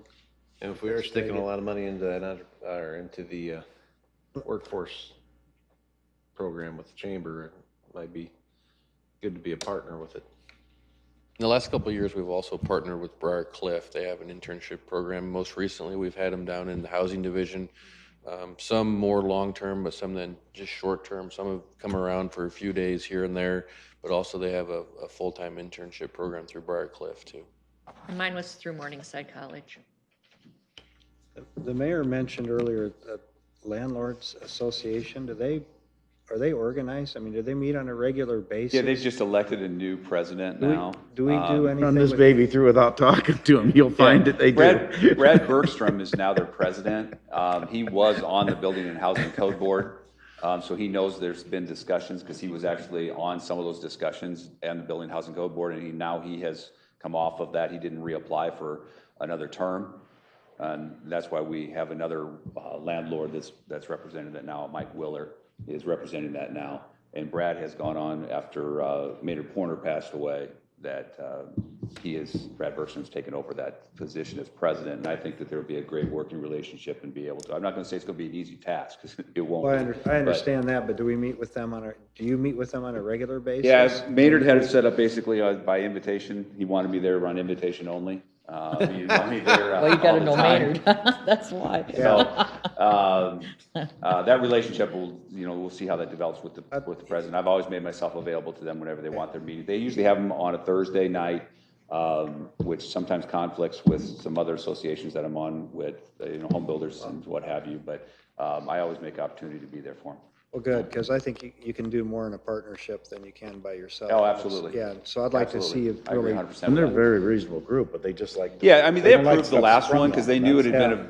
been a long, long time, so I'd they just approved like the to last build one on without issue. that so that we can. Well, it's a good thing, because I've never heard of either one of those guys, and that's a good thing, I think. Because I've never heard of them. Well, You know, red yeah, tag, all that yes. kind of thing, Help me, yeah. Daryl, he's got a house right above mine. He was here on the Rose Hill. No, Johnson? Larry Johnson. Larry Johnson. Larry Johnson's been active in that over the years, Right. too. Yeah. Well, if you'll do that, I think that would be great. Yeah, I did that the last time, and I'll be happy to do it again this time. I think that's important that they sign off on it as well, so. But I mean, on a regular basis, if we had an ongoing contact with them from City Hall. Yep. I guess as long as you're invited, that's a good. Yeah, and we do have other representation from City Hall there as well. Section 8 usually sends, Tom Bates usually goes, and he's the one that does their inspections on Section 8, so we do have other representation as well as myself. Okay. We should send the mayor there. And our new housing inspector there. Because when's our next? I've met with them before in the When's our past. next placard It's a hearing? good group. We haven't had one with both of them. October and January both got canceled. I'll be doing one in April. We still, After will not be a April- huge list. After April 18th, right? What's that? After April 18th, right? You'll make it after April. Say yes. Yeah, absolutely. After- Yeah, absolutely. Yeah. So we've been doing a lot of, we've had the opportunity to do a little more work with some of the people that have been there, whether it be banks or actual owners. So we've been able to really work that list hard. So, and we haven't had as many, so, which is a good thing. Just And two I more. think with the more frequent housing. On a little bit, but the efficiencies in our inspections division, we have worked with Donna and her use of technology funds, and we're able to purchase new tablets for all of our inspectors. And so those are all being put to use in the field, and we'll hope that will help with the efficiencies on completing our inspections. The numbers there below show the increase for that 3-year period. We're up to, this year, I'm sure we'll be well over 50,000 with our new housing inspector. But also, as Marty and Ann mentioned, we're going to continue to work with Ann on updating our website for the permit activity, being able to go on and get your rental permit online, being able to pay for those permits online. Right now, unfortunately, you're forced to come into City Hall to do all that type of work. And if we can do a lot of that online, we can help with the efficiencies with those inspections as well as permits. So Mayor, do you get many complaints about the inspection process? Not the inspection process. That, No, maybe after that you do, but. no, the commercial side with Murphy, you don't hear a lot of complaints. He understands to make it work in the field, so. Any questions? I mean, we're adding a new inspector position completely, right? That was already done. That was done Was back last year's budget? Yes. That was done, that was approved last summer, and he was hired in October. Okay. It just takes a while with the For it civil to be service. reflected into, okay. So, tell them, we expect 100 grand worth of results then too. I don't think that's too far off the target, to be very honest. Okay, You set it too low. at least, I said. Yeah. Well, I don't care. Are we get lunch here? Lunch is going to be, he's on his way with it. What do we got left? We have Parks and Rec, He's here. if Matt's ready to go. We don't really.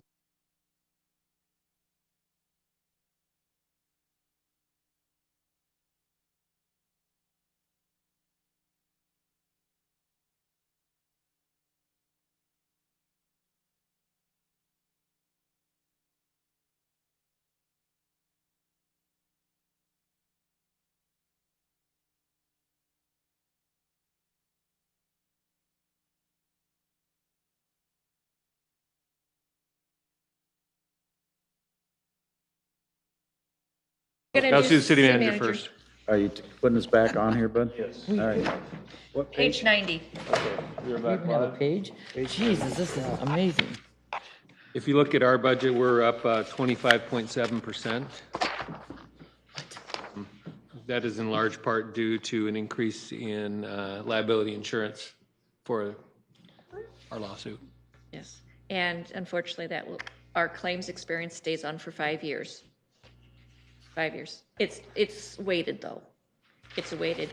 So This number will go down. That number stays at 232 and then goes down like 220 or something. Whatever, Yeah. it depends on what I need to fill the pot back up. If we have a good year, then it can be dramatically lower quickly.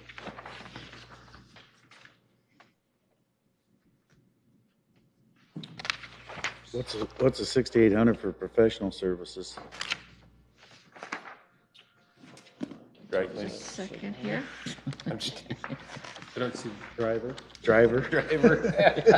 You heard about the mayor's driver? That is the Metro Coalition. Under B. That is the Metro Coalition. They raised our fees that much? That's what I've got budgeted for it. And didn't we find out that that was like Metro Coalition and?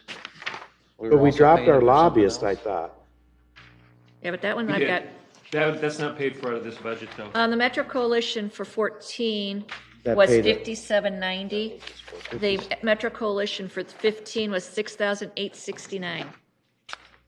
Give me that again, I'm sorry. Hold on. Yeah, in 14, I paid $5,790. In 15, I paid $6,869. Okay, but it says it's going up 6,800. It wasn't budgeted. It'd been missed. Oh. Okay, that would. It didn't go up, it just got found. Yep. Okay. Or we want to go to finance first? No, we can go to city council. City Council's is on page 86. The biggest change in your budget is the not having an election. That's a $40,000 decrease. What happened to that savings last year? Certainly didn't cost us 35,000, I hope, did it? No, you're actually going to have money in this year because our election this year was extremely efficient. And let's see if I can find that real quick for you. Because we didn't have a primary. Didn't have a primary and we didn't have a real election. Excuse me? No, but where you would staff every What? precinct. The actual cost for this year's election was $16,700. Thank you, Mayor. Thank you, Rhonda. That's a lot less than 50 grand than it's been in the past. Yes, this was a nice thing. We still had high turnout for only one seat even having competition. Yeah. Of course. Just from Facebook, probably. Exactly. Dan, do you have a question? I did, but I think I answered it here. Okay. Thanks. If you have no other questions, we go to finance. Travel trip. I was gonna say, but Excuse me. This is where we talk about. I'm going to bring it back at technical. On the agenda for I technical. think you ought to bring it up now. Okay. So there's plenty of time for citizens Okay. to have comment. Okay, on the agenda for wrap-up, I am going to have an item for raising the budget for salaries for the mayor and the city council. It will not be into effect for 17 or for 18, but for 19. With the way law is written, you cannot vote on your own raises. So this way, you guys are all, either newly seated or in the middle of your term. The timing is right. when was the last time there was an increase? The mayor was here. I was here. 1999, wasn't it? Was it 19? No, because I left in 98. 1998. 97. So before 98? Yes. Oh, it was probably 19. I have it written 90, down in my office. 94 or 5. Right. Long time. It's been 18. an extremely long time. And you have a proposal that you're going to bring to I us? will have it as an item to be voted on in the wrap-up packet. But that- And I believe it's going to be $14,000, or no, it's $15,000 for the mayor and $13,000 for council. 50. 15,000. We're not the supervisors. My run again. Okay, but explain that. I don't care because it doesn't make any difference to me. But the last time we did this, the raise went into effect 2 years. It would have went into effect. January 1, 2000. The way the law reads is the No, increase cannot go into. They had a raise after I left then. The increase cannot go into effect until after the next general election. Right. Yes. So that does mean that Rhonda and I would be paid 2 years of that. That's why I want to Yes. clarify that. Correct. Okay, Okay. okay. This will be for FY '19. FY19. Okay, I just want to clarify Right. that so people know. You will not be voting on raises for yourself. This will be a council that will be No. seated. No, yes, they will. Yes, they will. Two of Two them. members will be, Right. will be voting. Two. It starts January 1. No, it will start July 1st 18. of 18. The Right. next payroll. So because it didn't work that way the last time, so I just want to make sure that we're very transparent. If you vote on that, I want everybody to understand that. It No. will go into effect. If you have deferred comp, does the council, is there a match for council members? No. Just for city employees, huh? Correct. Can we change that? You confirm No, I that? don't. I You, know, I you don't could do anything you'd like, but the way, the deferred comp provision is part of the PATS manual. It's explicit for employees. even though we're in the PATS manual, but that's fine. I just wanted to It's clarify. full-time employees. What do you think we do? Read Iowa law, we're considered full-time. This but is go a ahead. full-time? That's what, I won't say it. I'm gonna shut up. Shut up today, just shut up, Bob, don't say it. I know. Tell her. Yeah, tell her that. I'll tell you private. During the wrap-up packets. And I'll have some. And just for clarification, because I believe I'm right on this, even if a council member says they do not want the pay increase, I think if I remember right, you have to take it if it's voted on. Correct. That is correct. Well, Doesn't affect you. well, it doesn't, but of course, I hope for a lot of things, but I would hope that we could be unanimous on that. No, that's not, I'm just saying I want you to understand if you say I'm gonna vote for it, but I don't want it, because I tried that the last time. I had to take it. There is no option. Yeah. No. But you could do other things with it. I did. Yeah. I kept track of all my city I took my increase and I gave to different city projects as a result of that. So, But you're sure the last increase was over? well, he said it was 2,000. I'm reading right now from the code, it was in 99. Yeah, because we voted on it before I left because I knew it wouldn't affect me. January 1st of 2000, the mayor's salary went from 9,000 to 10,000. Mayor Pro Tem and all other council members went from 7,500 to 8,500. Okay, I take that back. If you go back, I used to make 7,500 and it went to whatever you just said, 8,500. 8,500. So they raised it after that, after I left then Yeah, another they raised it time. in 99, Okay. They raised it in 99. It took effective effect January. January 1st to 2000. Oh, because the general election didn't play a part in that? I'm not No, sure. because if you would have voted, you would have had, yeah, that would have played it. Do it on Right. odd years, right? You have to wait. Yeah, for because new the council. the general election of 99 would have been for the seating in 2000. Right. So there hasn't been a raise for 18 and a They half actually years. passed that, if I remember right, after the election was over. They can't pass it after the election's over. No. It has to be prior No, to no. the election. Yeah. Right, you You cannot can vote for your own pass it, but race. then Then it's you'd have 2 to years wait later. another 2 years. extended period. Right. I'm saying like they passed it, if I remember, it was like November and it took effect. They would have to be prior to the general election in It would take another November. 2 years. You'd have to wait for another election for it to take effect. Right. If you did it in So to be- October, So to be clear, by the time the new one takes effect, it will have been 18 and a half years. yes. Yes. I think that's a significant factor. Well, 18 years. Well, it goes. January 1 it's- to July 1. We're going to be, it'll be July 1st. Right. Of 18. So actually be 18, We could make it go into. No, I don't care, but I thought it did. 2000, January 1, 2000 to, I think it did. The last one was January 1st, Yeah, it normally goes into effect January. right, Yeah, and you guys. You would have decide- carryover balances because of the election. Right. I figured that out on my own. I don't care about that. Yeah. I had to count fingers. Right. And So we're we doing wouldn't have a good budget. fund Yeah. So that you could, $155 million budget.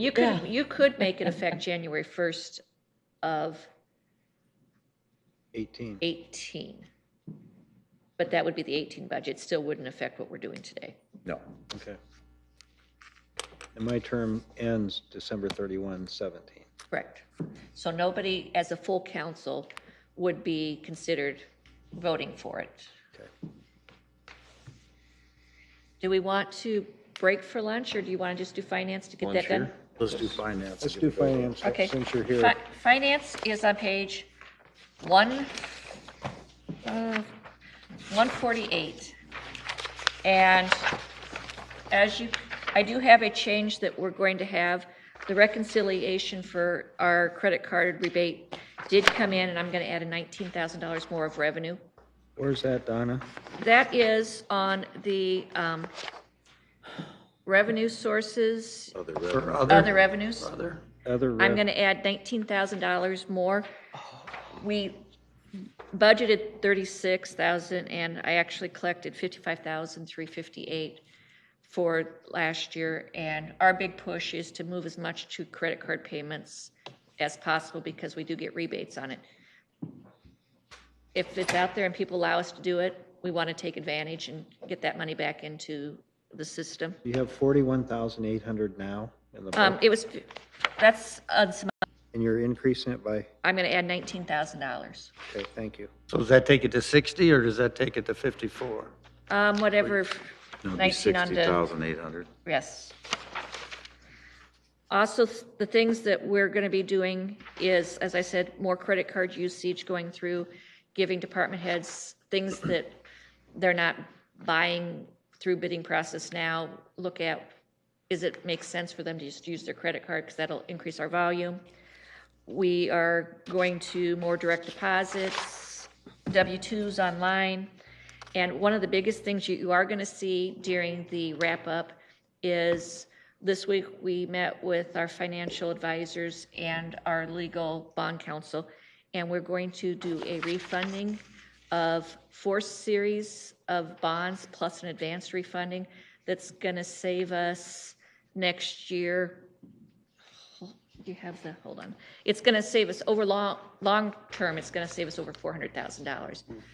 But next year it's going to save me. I didn't have this up because I was ready for this afternoon. I've got it, yeah, wrap up.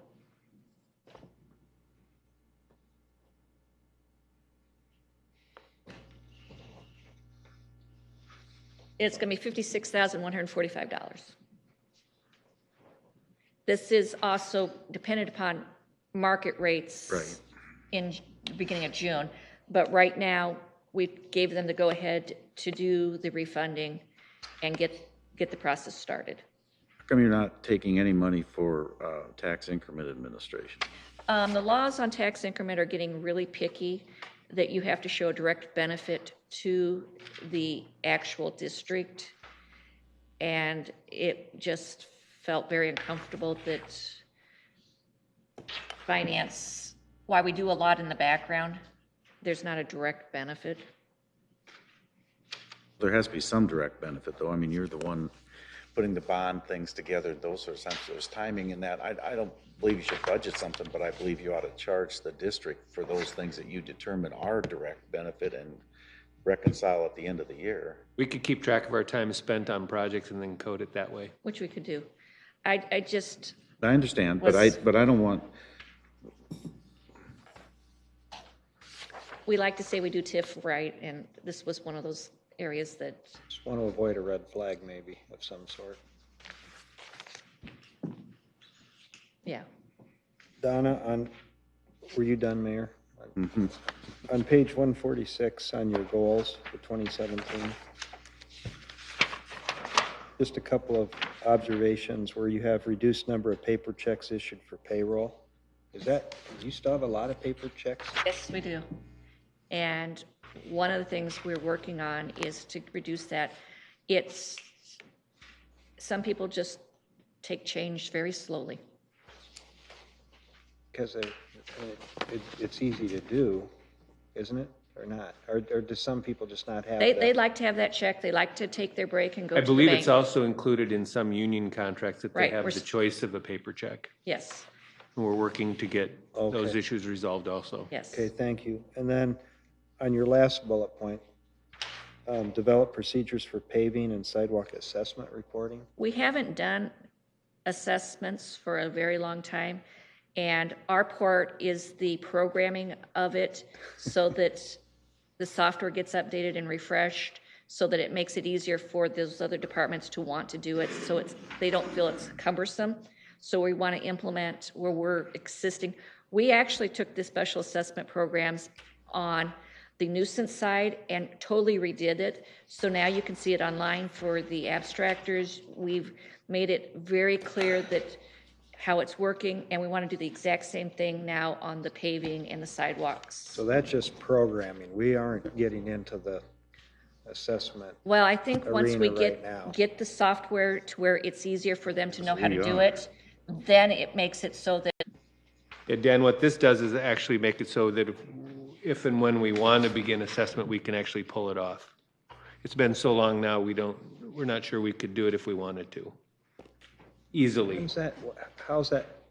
Well, if you have out here, because we haven't done this forever, ask your engineering Well, department. that's what I'm asking. What triggers that? You got to come- sidewalks, you got lots that have never been developed, but you've got sidewalks on both those sidewalks in, and the only way to do it is an assessment. You've got people that want their alleys paved, and the only way to do it is to just pay for it, where if you did an assessment, then they would pay for it. But that doesn't have to be 100% then agreeable. No, it doesn't have to be 100, but you have to have a procedure in place of how you're going to do it, how long you're going to pay for it, how it shows up over at the county tax statement. statements. Okay. So that when Interest rate, we set the you interest. set the interest rate, you do all that when At you the do the hearings. actual hearing.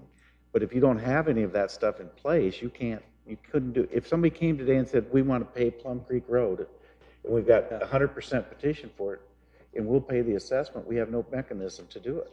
it's a very archaic system of what we've got now. And what we're going to try to do is, if we do the nudge to get the systems in place, it should flow into then getting the engineering department to come around into using it. Are the assessment hearings difficult, Mayor, because there might be one or two owners that don't want to participate? They Or love is- driving. You'll find out that there are lots of people that love driving on a dirt road. But even if a majority of the They're residents different. want it, That's exactly what it is. Who comes to speak? The people that want the road paved or the people that don't the want the one road? that don't, but, Right. yeah, but if They're much more controversial than a demolition hearing, I can promise you that. Oh, yeah. They'll pack the chambers. Is this the paving assessment? Because I haven't been through this. Is this the one that where you can't assess more than, what is it, 25%? 25% of the value of your Of the property. assessed value of the property? Yes, Which can be pretty significant yes, if you go a fourth of that, right? yes. And you'll even, if you've got some benefit, that you actually get an assessment too. So those are the ones that come and complain because they may be a quarter block off, but there's a value. Exactly. But now on new developments, though, we require those sidewalks, so we won't be coming, Well, we won't be coming back. that These all are older- depends if you require it, but sometimes in our eagerness to get the development done, then the guy says, well, I'm gonna be building on, I'm gonna be driving over, so I'll put the sidewalk in when I'm all done. Then he gets done and boy, he didn't sell that lot. You'll find that will still happen. Well, that's just a follow-up, isn't it, with the inspection of the property after the, But you don't have like an inspection on the house where you give them a certificate of occupancy. You just let them start building houses. without the sidewalk? which we shouldn't necessarily do, especially on these developments, which I want to talk about and wrap up if you're on that dig fund, where we're giving the kind of money we're giving. We need to now, I want to help participate, but we need to determine what's a fair price per lot. And then that guy wants to develop hilly terrain, that's the extra is going to be his deal. If, he wants to build on a flat and he does better, that's good, that's his deal. But let's put a per lot fee that we're going to pay on this rather than What fee are you? they call it dig funds. And it'll be back at wrap-up. We'll be talking about it. Okay. So We're like doing now, that we look at the currently? project, say, oh my gosh, you've got 350,000 worth of infrastructure, so we'll give him 175,000. It could be 3 lots, where we could give somebody else $100,000 and get 14 lots. We just need to establish, I think, a per lot fee. Then developers know what it is going forward and we don't have any issues. If there's any oversized costs, you'll pay that besides, but that's a given. You're going to pay that no matter what. We essentially borrow that money every year. Some of it's water and sewer funds also. Right, Yeah. right. Some of it's But if we what? did a per lot fee, it'd just be simpler for everybody involved. So is that the same concept with like retention or detention ponds? No, If that's required in a development, that's a different. no, that's totally different, yeah. Anyway. Dig funds would be like, When you attach your, down the street that they just talked about when they were here for the budget. all the Moose project. The Moose Project, Rick Bertrand, those type of projects we've Right. been given funds for. Infill. Thank you. Okay. If you'd like, we could break now and come back at 1:45. Okay. Okay. Yep.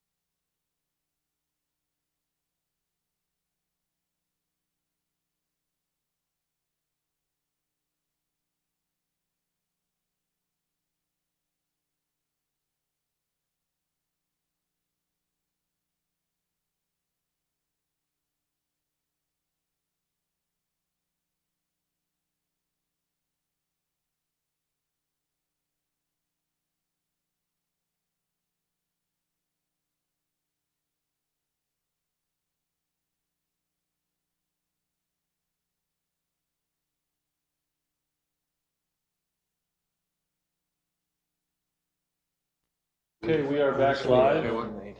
And next up is Parks and Recreation, with Parks and Recreation Director Matt Salvatore to present. And we are on page 217. All right, before we begin, I just have a couple quick slides. Go over them real quick.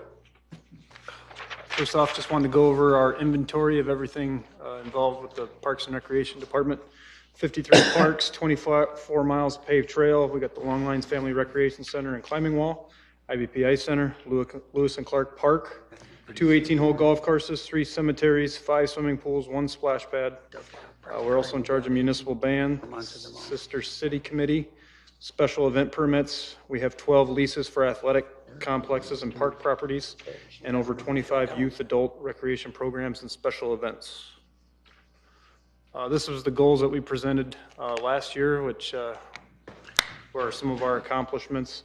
Cone Park design, pool committee recommendation are 2 things still in the works.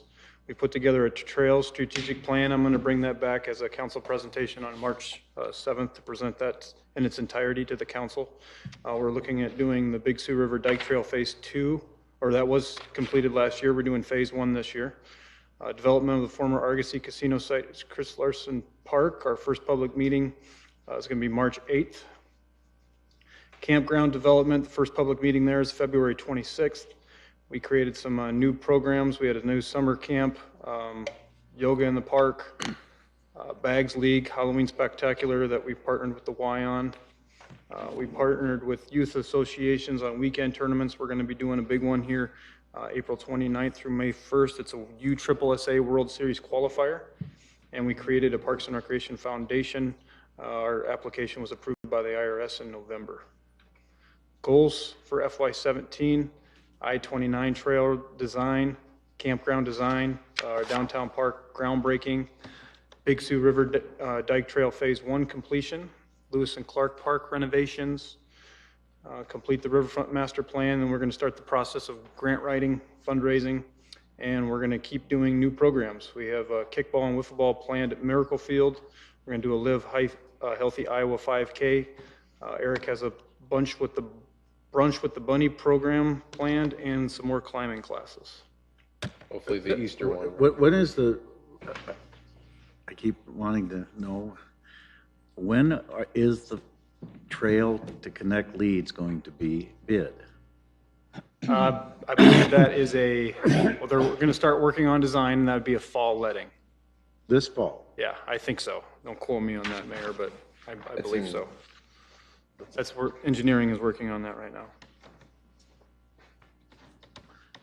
Now, you know, when you stand there, I'm going to hold you, on this particular project, I'm going to hold you to the date. So be careful. Not kidding either, I'm telling you. Because I've been waiting 4 years for this answer. Be a range answer. We have a 3-month window with the fall area, but as you know, we're working with Matt and HR Green on that and the railroads. I think we've kind of gotten off centered, or we're back on track after we've had that little lull of trying to determine what was going to happen. The question was, though, again, the question is, when are you going to bid it? I will check and get back to you on that. So what was the It's going to be the overpass. That's all we were allowed to do. All right. So if something should happen to me, or you're here after I am, which you will be, yeah, probably, make sure when the Canadian Railroad and the Chicago Northwestern want something, you remind them of this thing that they've made us do. Because someday they will need something, and so I can expect an email this week or next on the exact date. Yeah. Oh, that's kind of pushing it. I'm putting it on my calendar.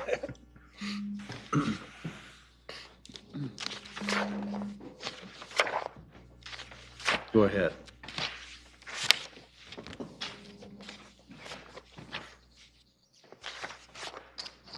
What page are we on? We are on 217. page 217. One of the things that is in this book for the first time is a break-even budget for the Cone Park. That's something that's deviated, and we also did some additional programming that we got as an improvement request. We made some adjustments to some of our wages at Long Lines in the Ice Center too, Yes. and aquatic wages.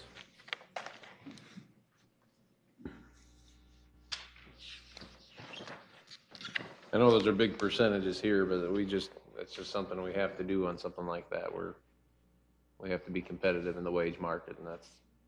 Yeah, our pool wages are going to be based on what South Sioux City is going to be doing with, Nebraska had minimum wage increase, and we want to stay competitive for the lifeguard market. And that's something that's probably been overdue for our swimming pool operations.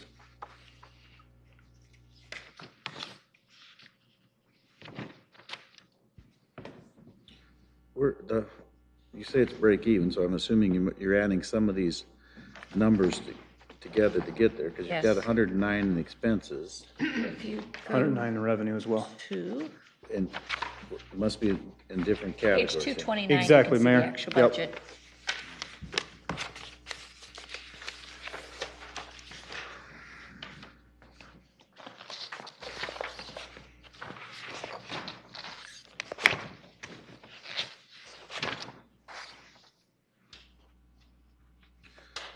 So when I pay my rent for my office down there that you never billed me for, you'll have an extra 600. Can we? Shit, for reduce Long this a Lines, little thanks for bit, pointing or that out. Can we reduce this a little bit then because of that? Well, we got 1,200 this year then. Did I get it already? Did I pay Oh, it? yeah. Oh, I did? Yep. Bishop, you mentioned you haven't paid. We'll bill you. No, I paid and they said, did we? You paid for 2016, and then we realized 2015 had not been billed. Which I Set up in hope- the system now, so hope it's you've automatic. developed a new billing system so No, that it's none of this. not on our accounts receivable. No, Yeah, it's on it's on theirs. ours. Okay. So Matt, what was the, in the Cone Park budget, what were the laborers? You won't hire them until the 17 budget season, and they will be doing what? You got 2 laborers, Yeah, there'd be, let me get. 2.5 almost, I guess. That would be mostly for the snowmaking end of things. If we Okay. go that route. So at that point, we'll be hopefully ready to Yes. go into business. And the plan is to utilize staff from the IBP Ice Center that would be able to also work at Cone Assist. Park. Yep. If they can make ice, they can hopefully make snow. But there'll be some training that's needed. Todd Lean and I are actually going to Great Bear on Friday to tour their facility and learn some things. Good. Yep. All right. Any other questions for Parks and Recreation? Anything else we should know? I pointed out the aquatic wages. Also, with some adjustments we're hoping to do with cemetery wages, stay competitive there. Those are the main changes from last year. You want a capital book? Thank you. I just want to know what. Thanks. Thanks for doing a great job. Thank you. It's been fun. If we don't do the improvements at Cook and Leeds, are you telling me you can't open them? We're planning to be open in all 5 swimming pools. I understand, but there's also $96,500 worth of improvements in your CIP. For Cook and Leeds. We just wouldn't do them. We'd be open without doing, we can be open without doing those. Yeah, let's do that. Okay. And if we had to do anything, it'd be very, very minimal. So there's Some mud jacking or something like that. Sort of. $100,000 off the capital improvement budget then. Except for we were going to bring back at wrap-up. Yeah. Maybe a splash. We need 2 splash pads. Well, we do, but I But don't, you could shift funds to that, or we could just not borrow as much. we have enough for 1, but not for 2. Or we could maybe find like 3 parks that need equipment for That's 30 fair. grand. I mean, We have to go into the following year. I'd rather not, I mean, we're talking borrowing 14 million this year compared to 7 million for the past like 3 years, so. We're over 20 million. Well, Yeah. No, I'm saying like non-abated. Oh, yes. is our intention, I said that's probably an answer that has to come up here, but to close the pools after After this season. this season? So it doesn't make sense to. Yeah, I'd like to see us do whatever we could do to somehow figure out the splash pads for both the pools where we're closing. Otherwise, you leave somebody without Without anything for next any summer. amenity at all. Yeah, that was what the pool committee's recommendations. Well, then you could shift that money to that, but you could always borrow that money next year instead of this year, because you're not gonna, are you gonna build them right away? That was the plan, was we'd start right away and have Okay, those so like- splash pads available for the summer of 2017. You would do the demolition. Do the demo right after the end of the swimming pool season, and we'd have to get started right after the budget was approved to make sure everything could get done in time.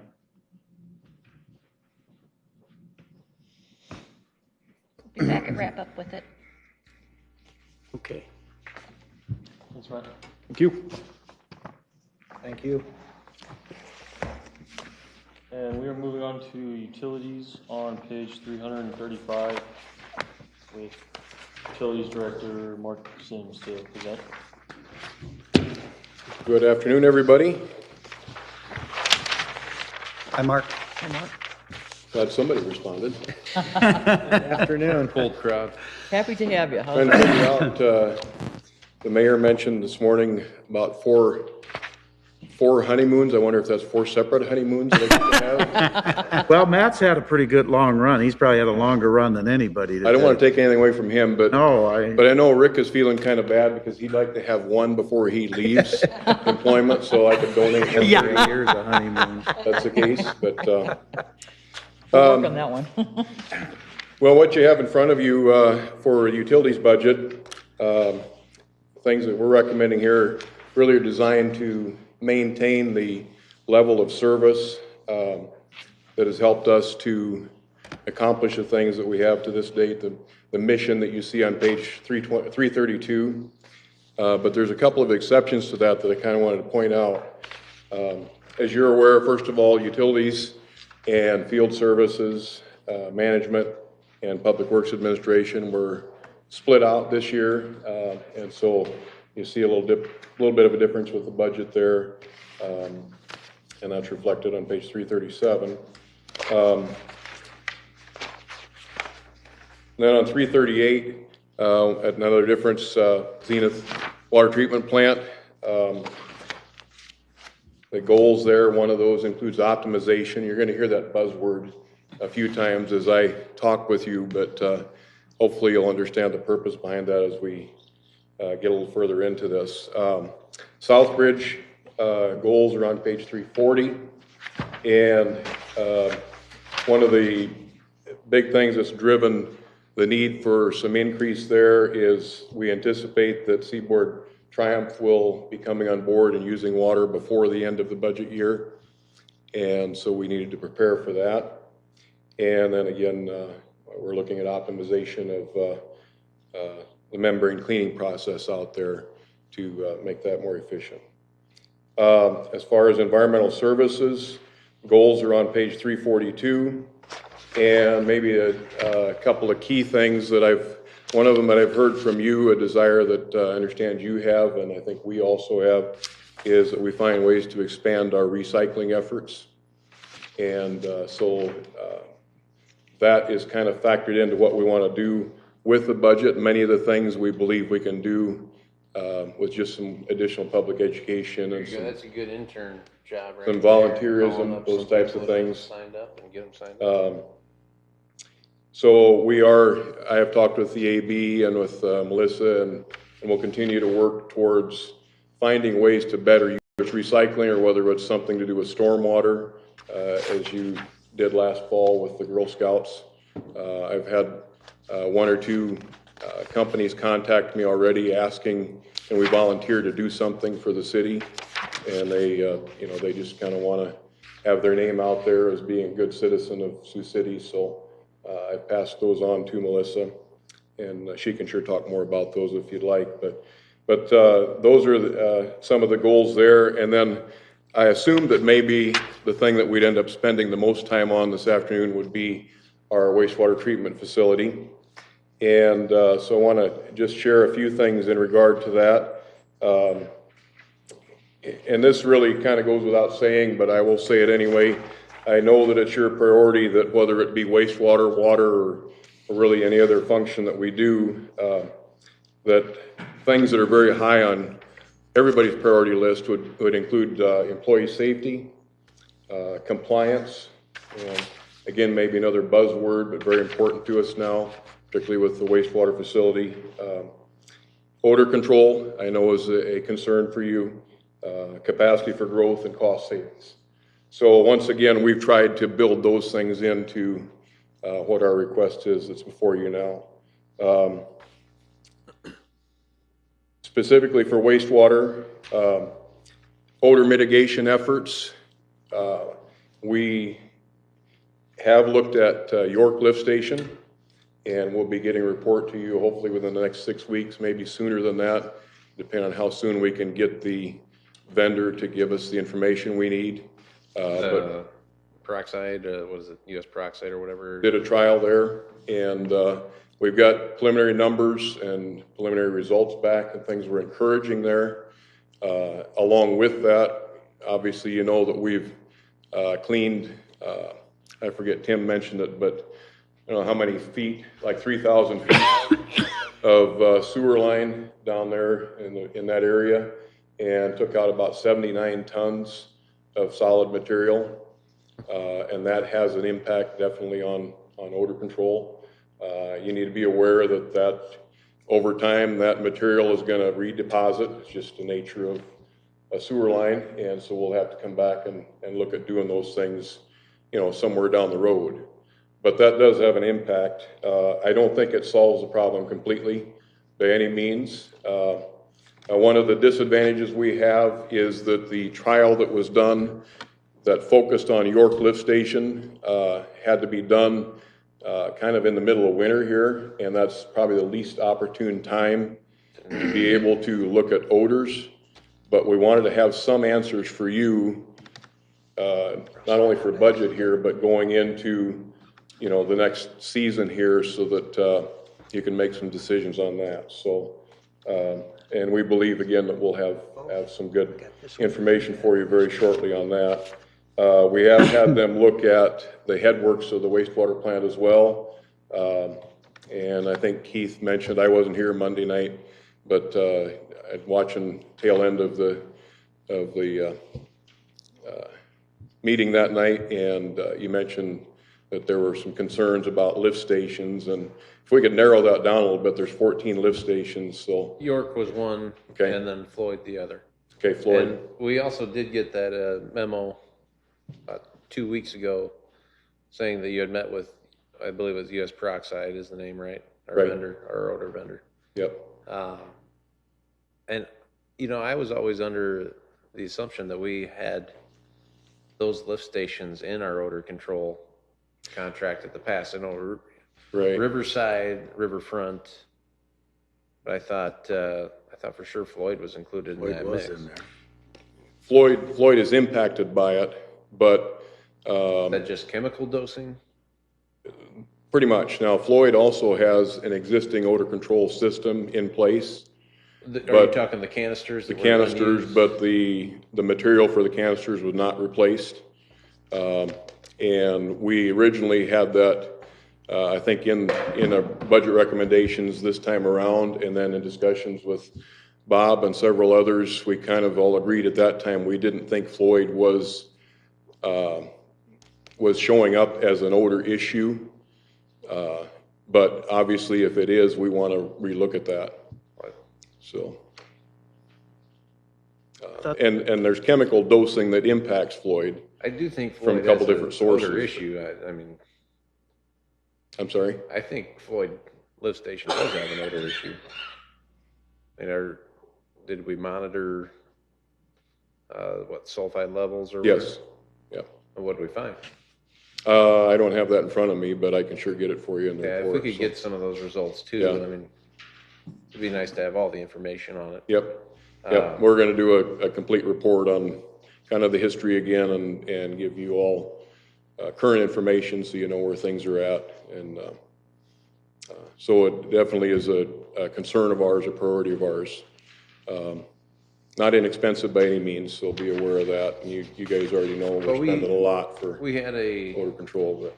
bid a few years back for kind of an all-encompassing, all lift stations, the wastewater plant, and it was something like 400,000 from Siemens. And that was rejected at that time because it was something we felt like that was supposed to be under contract with American Water. But what are we at here? I think 200, are we at 230 or is it 280? 236, 239, something like that now. And, you know, without trying to get too deep here, it doesn't look like it'll take a lot more than that to do at least seasonal control for York. What was that other And guy we- offering, like 12,000 a year for just York, was it? The guy from Lawton? I don't Remember remember. that? No, I don't I mean, he remember came it. to the council how many times, but. Yeah, I don't remember the dollar amount. I know who you're talking about, I can't remember. And then we have had this US Peroxide, as long as they were here, look at the headworks and look at Floyd. They were able to make some changes to dosing ahead of Floyd that did reduce the, when they did the measurements, did reduce hydrogen sulfide below what the standards were set at the time, 4 parts per million. And then they've given us a cost estimate on that. And before I share that with you, I'd like to have a little more formal proposal from them. But Once again, weren't they contracted to provide odor control for the wastewater treatment plant at the time? up to a certain dollar value. Okay. Yep. And Another contract, you're guaranteed profit, right? Yeah, I know. Is there a reason if we're gonna do this, that we don't at least seek additional bids now? Then they've been here 3 or 4 years. I think that's very valid, and you know, well, it seems like this works well. It may not be the most current technology, or there might be other people with sharp pencils. So When we were I at certainly would the- like to do that. The plant, to go through our fun experience again. I mean, most of the time that building had high hydrogen sulfide levels in it. And I don't know if that's a daily occurrence or what percent of each day that is, but I mean, Depends on significant the portion day of the and the time we were loading, but there, it yeah. was. Yep. And then staff can't go in there until it's cleared out, because it's They unsafe. get respirators in case, or the. is You that know, a I don't know the answer to personal that. Jim, do you know? choice? Respirators? I think we just stay out until, you know, and we make sure that it's got good airflow. But there are opportunities to do chemical addition right at the treatment facility. Doesn't look like it will be terribly expensive, other than, at that point, we're talking the volume of all of the wastewater pretty much, you know, the 10 or 12 million gallons that we have to treat, so. On the dryers that we were looking at for the solids, do we have a plan moving forward there? We do. Okay. We do. And the mayor mentioned that this morning. Actually, 2018 and 19 fiscal years, they are programmed into the CIP. The reason that and it's my decision really, but I believe it's in the best interests of the city to first make sure that we do things, we figure out what we want to do with the rest, because that may impact whether that technology is the best technology going forward. Okay, That so in makes case sense. you're gonna ground apply or And create a, what do you Right, call and it, the grade fact, A or whatever. fact that technology is gonna cost us a couple $1 million. To me, it's worth making sure that we do Buy the everything right else equipment, first. absolutely. And what I mean by that is there are opportunities that we're looking at right now, and this is where we believe there's potential to remove struvite from our process. Struvite is a thing that causes blinding of the belts that are processing the solids, drying them. If you can remove the struvite, you automatically increase your solids percent by 2 or 3%. All right, we're spending a lot of money on the struvite, right? Is Well, there- we're not spending anything on the struvite, but it's costing us money in maintenance. It what plugs was the What belt. was the hardener or whatever that?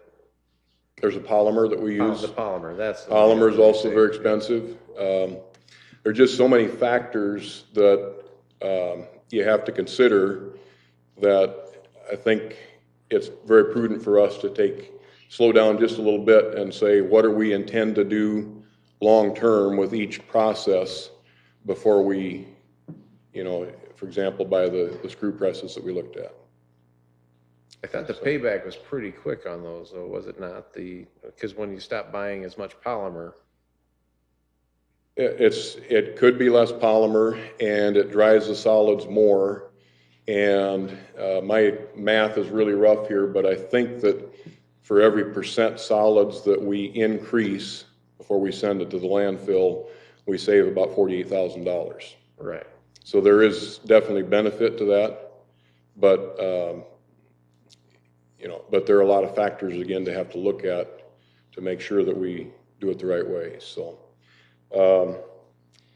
and I had mentioned the word optimization a couple times, and I'll say it again in case you didn't hear it, but that's a big thing with water and wastewater facilities in particular. And you know, the staff is really tasked always to try and find ways to make things run better, cost less to operate, or get better performance out of them. And our staff does a great job of that.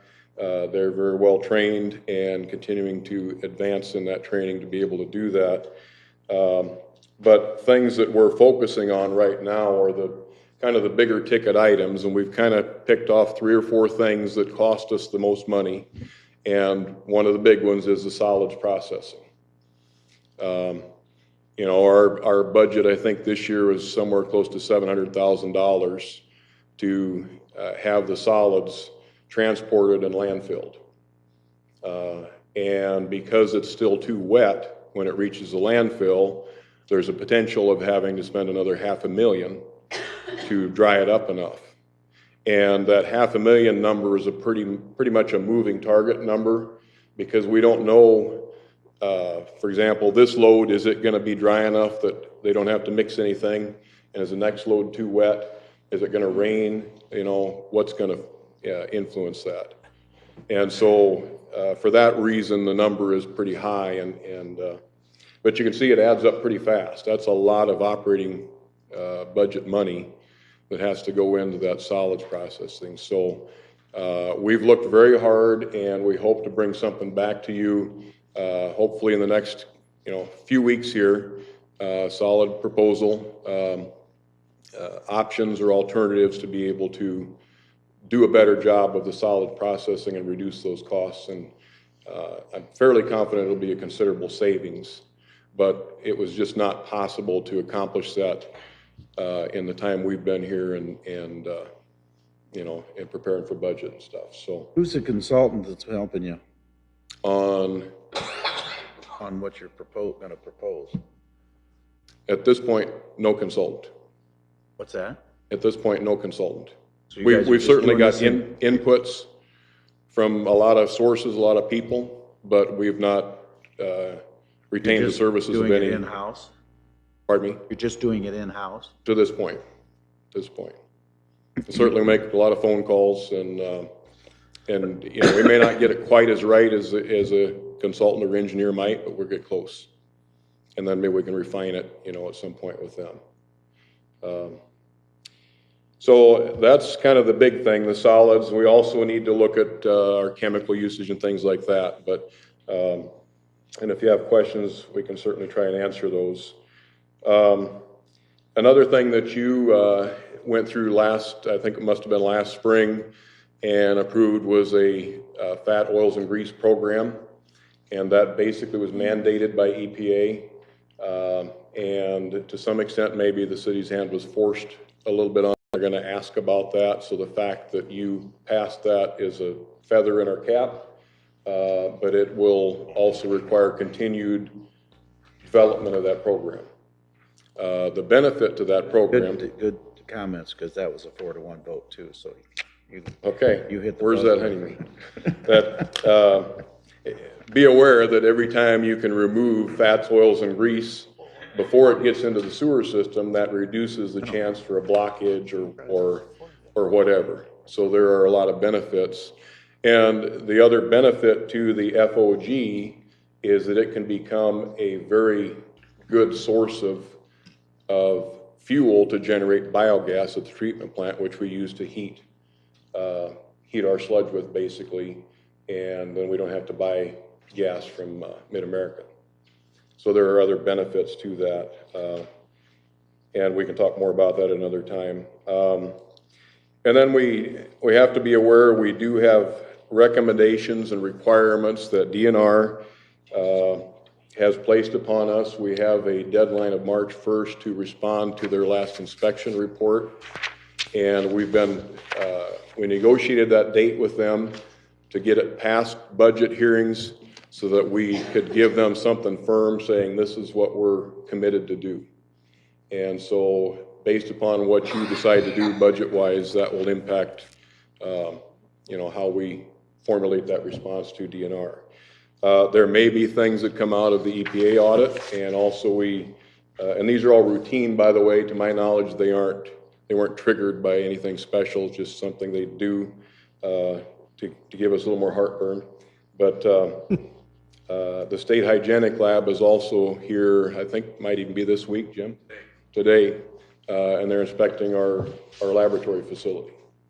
So everybody from everywhere is descending on the wastewater plant, doing inspections, looking at things that Jim and I have looked at and others looked at many times. And we don't know what might come of those things, but there may be some additional things there. And then really the last thing that I wanted to mention on the wastewater plant was there are opportunities out there for finding ways to utilize some of the byproducts. And I know you've looked at that and heard about that in the past. It seems to be becoming more attractive, so we're looking at that to try and determine if it's feasible for our system and our community. There's even like a sod farm nearby. I could see potential for them to want a high nutrient soil base to put under that. Are you talking to those people from Des Moines that's kind of the darling of the state now? We've been down to the plant and talked to them, and I'm very familiar because I taught there several semesters Do right they at have the anything plant. to really offer?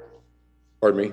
They have anything to really offer? They have a program that, to be honest, when Jim and I were there, we were excited to go see their program. And the longer we were there, we thought, boy, this is big. And it's like a huge elephant to try and figure out how do we do this in Sioux City, or how can we bring it to Sioux City. But it's just one bite at a time like everything else. So, it involves the hauled waste, the septic waste, the fog, all kinds of things, the digesters. So it's fairly significant, but definitely, and we're using them as a resource. So they are legit? Yes, they're making, I don't know what the revenues are now. They were six-figure revenues several years ago from their biogas. Now their expenses obviously go along with that, so I say revenues and not profit, but there are people that claim you can get profit out of it. That's to be seen yet. But, Well, we're certainly not profiting now. Yeah.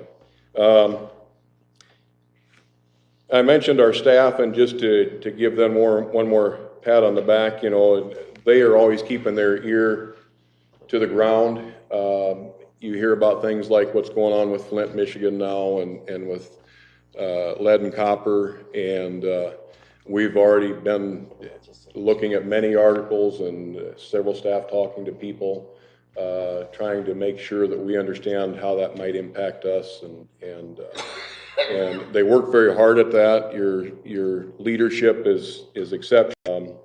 And just to highlight one, I think you're aware of, Brad, our interim water treatment plant superintendent, was elected as a state chairman for IAWWA, and that's worth mentioning here. I think, again, that's a significant accomplishment. And because of that, his ear is very much to the ground in hearing about things that might be threats to our water quality or new standards or whatever. So, and he's not the only one by any means, but that's worth mentioning, I think. So all these things, we've got our performance measures in your book there, and I won't go through those. You can read those for yourself. But that's how we measure whether we're doing the right thing or not doing the right thing, and make adjustments accordingly. We do have 5 or 6 staff that in the last handful of months have went on their own and achieved higher levels of state certification, although they didn't get compensation for that. You know, they just did it because they wanted the recognition, and so they're working very hard. I don't want to take a lot more time, but we do have our utility staff here if you have specific questions about you know, things that are within their requested budgets. Either I can try and answer them or they can step up and answer those. We are now fully staffed, or will be fully staffed by the time the new fiscal year rolls around at the wastewater facility, and we haven't been for a little while. And because we're fully staffed, there's more expense to having, you know, more staff. So that's built in there. And again, probably the big one is our disposal of the solids, the landfill fees and things like that. So, so I think I've probably taken enough of your time on my end. Do you have specific questions that either I or other staff can answer? Are you selling, I mean, are you capturing any methane now to help run the plant? In the wintertime, it's all used to heat. Right. To heat the sludge, That's basically. in the summertime. It gets flared off. We have not figured out a way, and I heard that. We're close, but we don't have a way yet. And one of the expenses in here is for the scrubber that scrubs that gas. Yeah. It has not been, the material inside, the media inside has not been replaced, I think in 4 years, and it's supposed to be done every 10 months. And so that's like a $65,000 expense there. Just for 30 years, I've heard that same, I'm not knocking you, but I wish someday we could sell some gas, because for 30 years, it's always, we haven't scrubbed it. Mid-America, it's too wet, and we have all the deals, but we are missing it. If we can burn it in our plant, they can burn it in the city. And their tap station is right down the road from you. I agree. It's a very valuable resource, and we're looking very hard at that, Mayor. So that ought to be something we did 30 years ago. Yeah, the markets weren't quite the same as they are right now. Right now, it's become pretty attractive. If you're going to ground apply this solids in the future, you'd need to heat it to a higher level anyway. No, if it goes on farm ground, what we produce right now is adequate. Oh, you knife that, right? Doesn't have to be knifed technically. But they can knife it in. And it's kind of the farmer's call. If it was to go on a farm field, they get more value out of it if it gets disked in, but that's kind of their choice.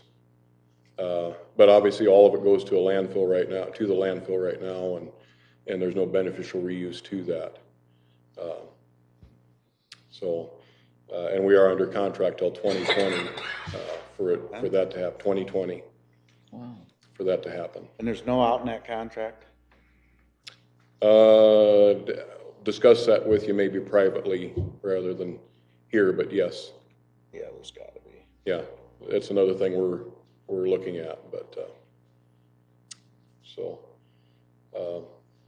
it'd be 1 year from today. It'd be nice if you stood there and said we were selling methane gas because we can't seem to figure out how to use our fiber that we have all over town. Maybe you can figure out how to sell methane. The other type of fiber. Well, we're excited about the fiber because we're trying to get it into all our lift stations. So. What's the break? Just the contract increase? Well, if I understand it correctly, Dan, we think that the addition of the fly ash is going to cost us another $525,000 a year. But again, that's a moving target because... Is this on where you're at now? Yes.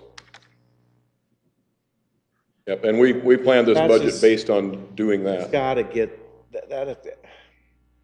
The 600. You're talking 525, and you're also talking about 500,000 extra trucking.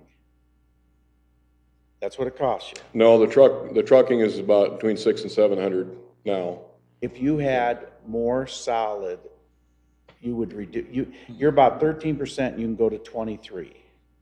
and We still probably truck. get higher than 23, but But yeah. you can still, okay, so your trucking almost gets cut in a quarter. Am I not right? I think I figured that. Absolutely.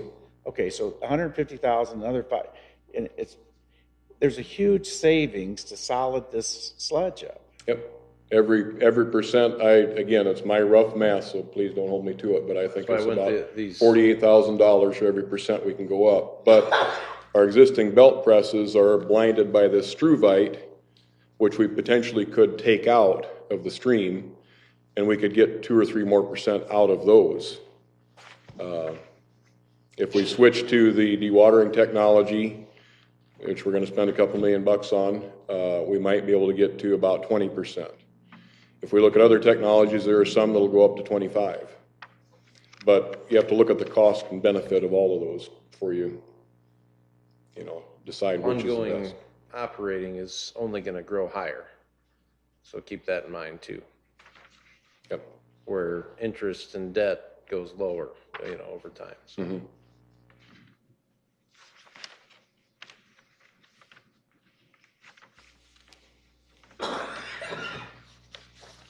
Thank you. Any other questions for Mark? Thanks, Mark. Thanks, Mark. Thanks, Mark. Thank you, appreciate it. Next up is Public Works. Public Works Director Rick Mock to present, and we're on page 282. Good afternoon, Mayor and Council. I can't start this out without first saying that we have to address the successes that the department has had. And I think that looking at this combined response that field services between Kelly's crews and Tim's crews and Ed's crews for this major snow event and still dealing with water mains is a credit to them, but also to all the ASME employees out there that helped them in that process. We did receive a Tree City Award grant this year. I received the Trees Please grant from Mid-American Energy. Of course, one of the successes we're looking at is Prairie Park. I know that Matt mentioned that, and that is something Kelly's worked diligently on with his staff. And we're looking to submit that for one of the governor's awards. I think it's a great project that covers many of the bases that the governor's environmental awards are looking at, and we will be submitting on that one. We also have had 2 engineers that have passed and received their certification, so we have 3 on staff now. Engineering did close out 31 major infrastructure projects during the year, and we're working to revise the construction documents and the selection process. And you mentioned earlier with finance when you're discussing about that it is our intent and our desire to start an assessment program for sidewalks and for streets, and we intend on moving that forward as quickly as we can. We're working, and Ed has come up with a process for repurposing the asphalt and concrete that's removed, and we're reusing that, which has saved us funding. And we're looking at conversion to LED lights for our street lights, which will also save us operating costs. That's an unknown dollar at this amount, but we are moving forward with that process. Also work with. What is that unknown dollar though? Because I hope we're not changing them until Mid-America tells us what that unknown dollar is, because they charge us so much a head, so much a toll. Well, they have so many that they own, and then we have so many that we own. And Ed, can you better answer that question? Seconds, council? Right, but how much does our light bill go down when we switch? How much they charge us? They charge us for a street light, so much a street light. Right. And you put in an LED that burns a lot of electricity, a lot less, what are they gonna reduce that monthly fee to? We did 16 lights on Iowa Street, and our monthly cost was right around $2.40, and then it dropped down to about 40. As far as we have 1,800 street lights that the city owns and takes care of. What we're trying to do is find out there's the metered lights, and we can get a rebate for those when we replace those lights. But if they're unmetered, that's what Mayor was talking about, where there's a flat monthly charge. So there's not a hard number right now because Mid-America hasn't been able to tell me exactly where all these metered lights are as opposed to where all the unmetered lights are. But they've got an established tariff for the state of Iowa. It's not something that's just unique to Sioux City. They charge, Is it only $2.40 they charge you per month per head? That's what I've been told. That's for sounds the awfully ones down on cheap. Historic Fourth. They were a 175 high pressure sodium, and we turned them into a 38 watt LED. Are they on a meter? Those are unmetered. Unmetered. And you're saying that the price went down to 40 cents? That's what I've been told on our bill, yes. 40 cents, it's like 41, 42 cents a month. It dropped quite a bit. $2. Mhm. Yeah, that's 80%, isn't it? Most of your high pressure sodium, a lot of it comes from the heat, and that's where your energy source, that, it takes the heat to light that. I understand all that, but it's difficult for me to, I'm not making myself very clear, but that's tariff in Iowa that they charge. Mid-America has to file a rate for these. I'm pretty sure. They don't just say, well, Sioux City, you're going to pay $2.42, and Des Moines, you're going to pay $3.25. I think it's an established tariff in the state. I'm shocked if it isn't, and I think it is. And I'm just wondering, they must have what the fee's going to be. So could we? And we'll be happy to look into that and get a memo to council. That's what I want to know, because that's how you make a decision whether it's worth switching them out or not. Because I can tell you, the light's not as good. It's really not as good. They put one across the street from my house, and I'm not at all impressed by the lights on a standard old wood pole. And then I'll take one across from my house because I hate those things. Are those where they do replace the high pressure sodium with it, and they put a LED in? I didn't, but I think they did. And that's what I mean, Mid-America. It's a change. It's a different light than was in there before, unless somebody broke it and it's just sitting there. But Well, I can take a look at that, but the LED replacements I've seen in the neighborhoods are definitely brighter. So I'm not sure if you got the right one, or we can take a look and see what. well, I guess a definition of brighter is in everybody's opinion, right? Right. It's brighter, but it's not as spread out. You're right. The light, if you look up at it, it's brighter, but on the ground, I think that there's less light. It doesn't matter to me. I put a spotlight on my house and pay for it every month, and that costs like $8.50. That's why I'm shocked if a street light was only $2.42, but it probably was because you have so many. So. And they're smaller. Those are smaller fixtures on Historic Fourth than your Right. standard Cobra headlight. Right. Okay.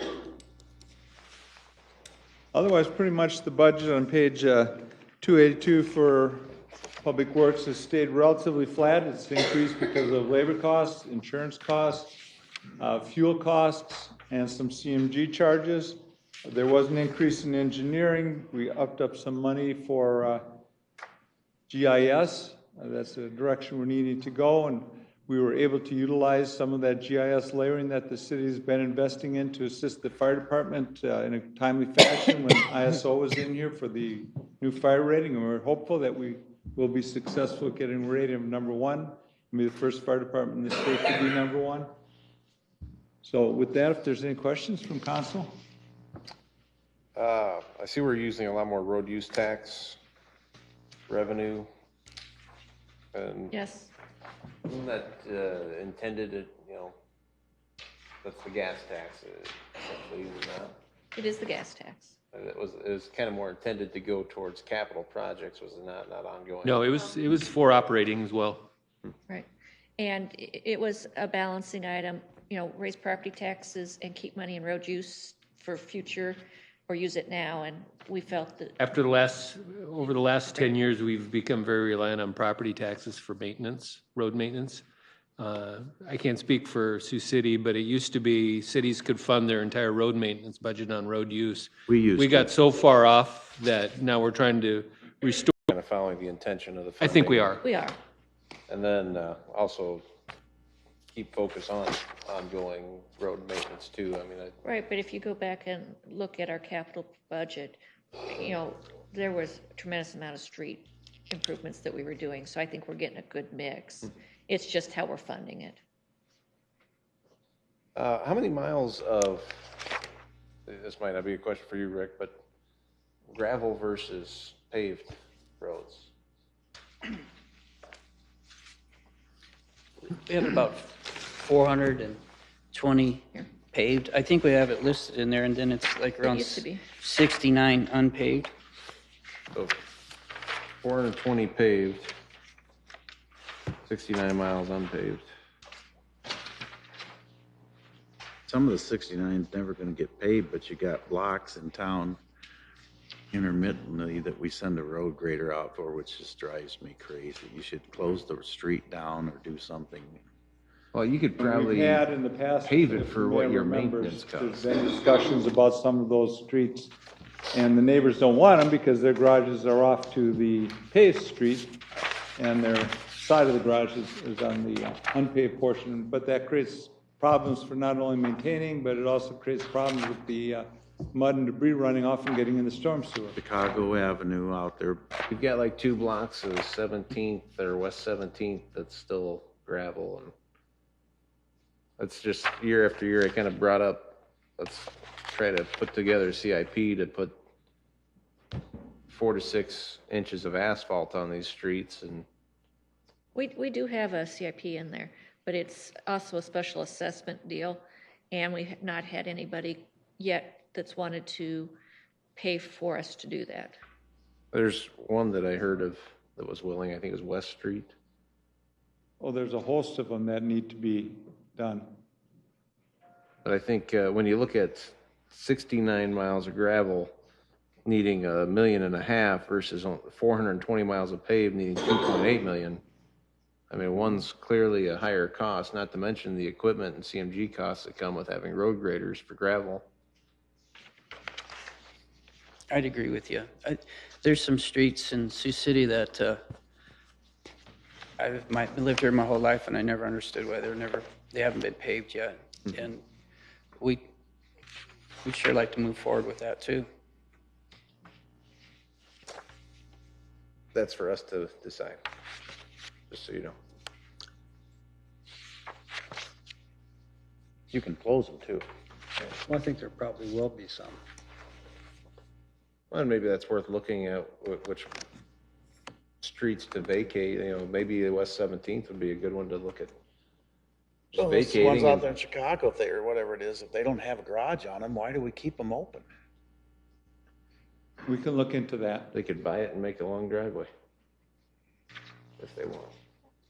Because I can remember that going to 2 paving hearings, the last time I was around, never could get any support for it, but yet we send a road grader out there 2 and 3 and 4 times a year. Well, it'd be good to establish how many one-block streets there are that are still gravel, and those that we They've can't got a record close. of it. And it's my understanding that there was a memo that was sent to council by Jay Dundas, so I can resurrect that and get it back to council. Good idea.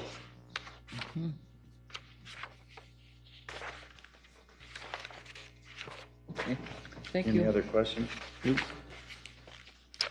Thank you. Thank you. The final department for today is human rights, and that's on page 186. Final department total, isn't it? Is our final department? Yes. Karen Mackey, Human Rights Director, to present. Good afternoon. So as you can see, employee compensation is 89% of our budget. We have 2 full-time staff, a part-time secretary. We also have 2 part-time clerical assistants paid for with some HUD funds. And those temporary employees help us with making sure we work our housing cases in a timely manner. That's important for how then HUD pays us. And they also help us with events with the community, like we're going to be doing a landlord property manager workshop this spring, and we have the multicultural fair at the end of March. Since 2005, we've averaged about 54 cases. We've been able to get our backlog down quite a bit. And in fact, currently we have 15 open cases is all. So that's 1.5. That's a significant difference in what it's been the last few years. I just want to thank council for your support for our commission. The commissioners and our staff continue to try to work very hard and work smart. Do you have any questions? I know that I'll be wrong, but if the caseloads are going down, why do we need additional people? So what had been happening in the past is it was taking us a long time it takes a while to investigate a case. To do it right takes a long time. And so our caseload, we're able to get to cases in a more timely manner. One of the things that would happen in the past, we were running a backlog sometimes of 50-some cases. So by the time you get to a case, justice isn't necessarily being served. Witnesses may have like moved away. They wouldn't remember things, you know, what happened. This way, we're able to get to a case pretty much close to real time. Most of the 15 cases are less than a year old. We only have a couple of others that we're looking to close out that are older. But we're able to get to cases quickly, which means that we're going to get to the right finding. I agree. Okay. But you're doing that now, so why is there a need for an additional 25%, 25 quarter of an employee? We're I don't not think that's what we've asking got in it. for any? You're in human resources. Oh, I'm in human Oh, yeah. resources. Sorry She'd about love to that. have another. Page 184. We're doing Oh, fine. you're just as- raising yours from an administrative to a, Yes. you're Yes. raising yours from a secretary to an administrative. Yes. Yes. And this is no reflection on you, but I have voted for every administrative secretary. So that one I won't be for. I'm sorry, I got on the wrong page, but, and nothing, has nothing to do with you. And I think I've done that every time. I'm not for expanding to any more administrative secretaries, so nothing personal. Okay. Anything else?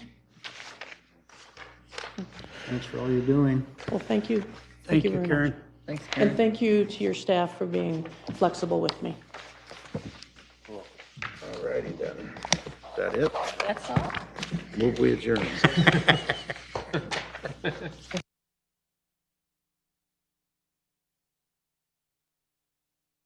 You can hang around if you want to. I'm going to work. Yeah, I'm out of here. What are we doing? We're leaving. We're already done? Yeah, we're done. Aye. More. Aye, aye, aye. Good job, everybody. Thank you. Yeah. See ya. Do it right now, but.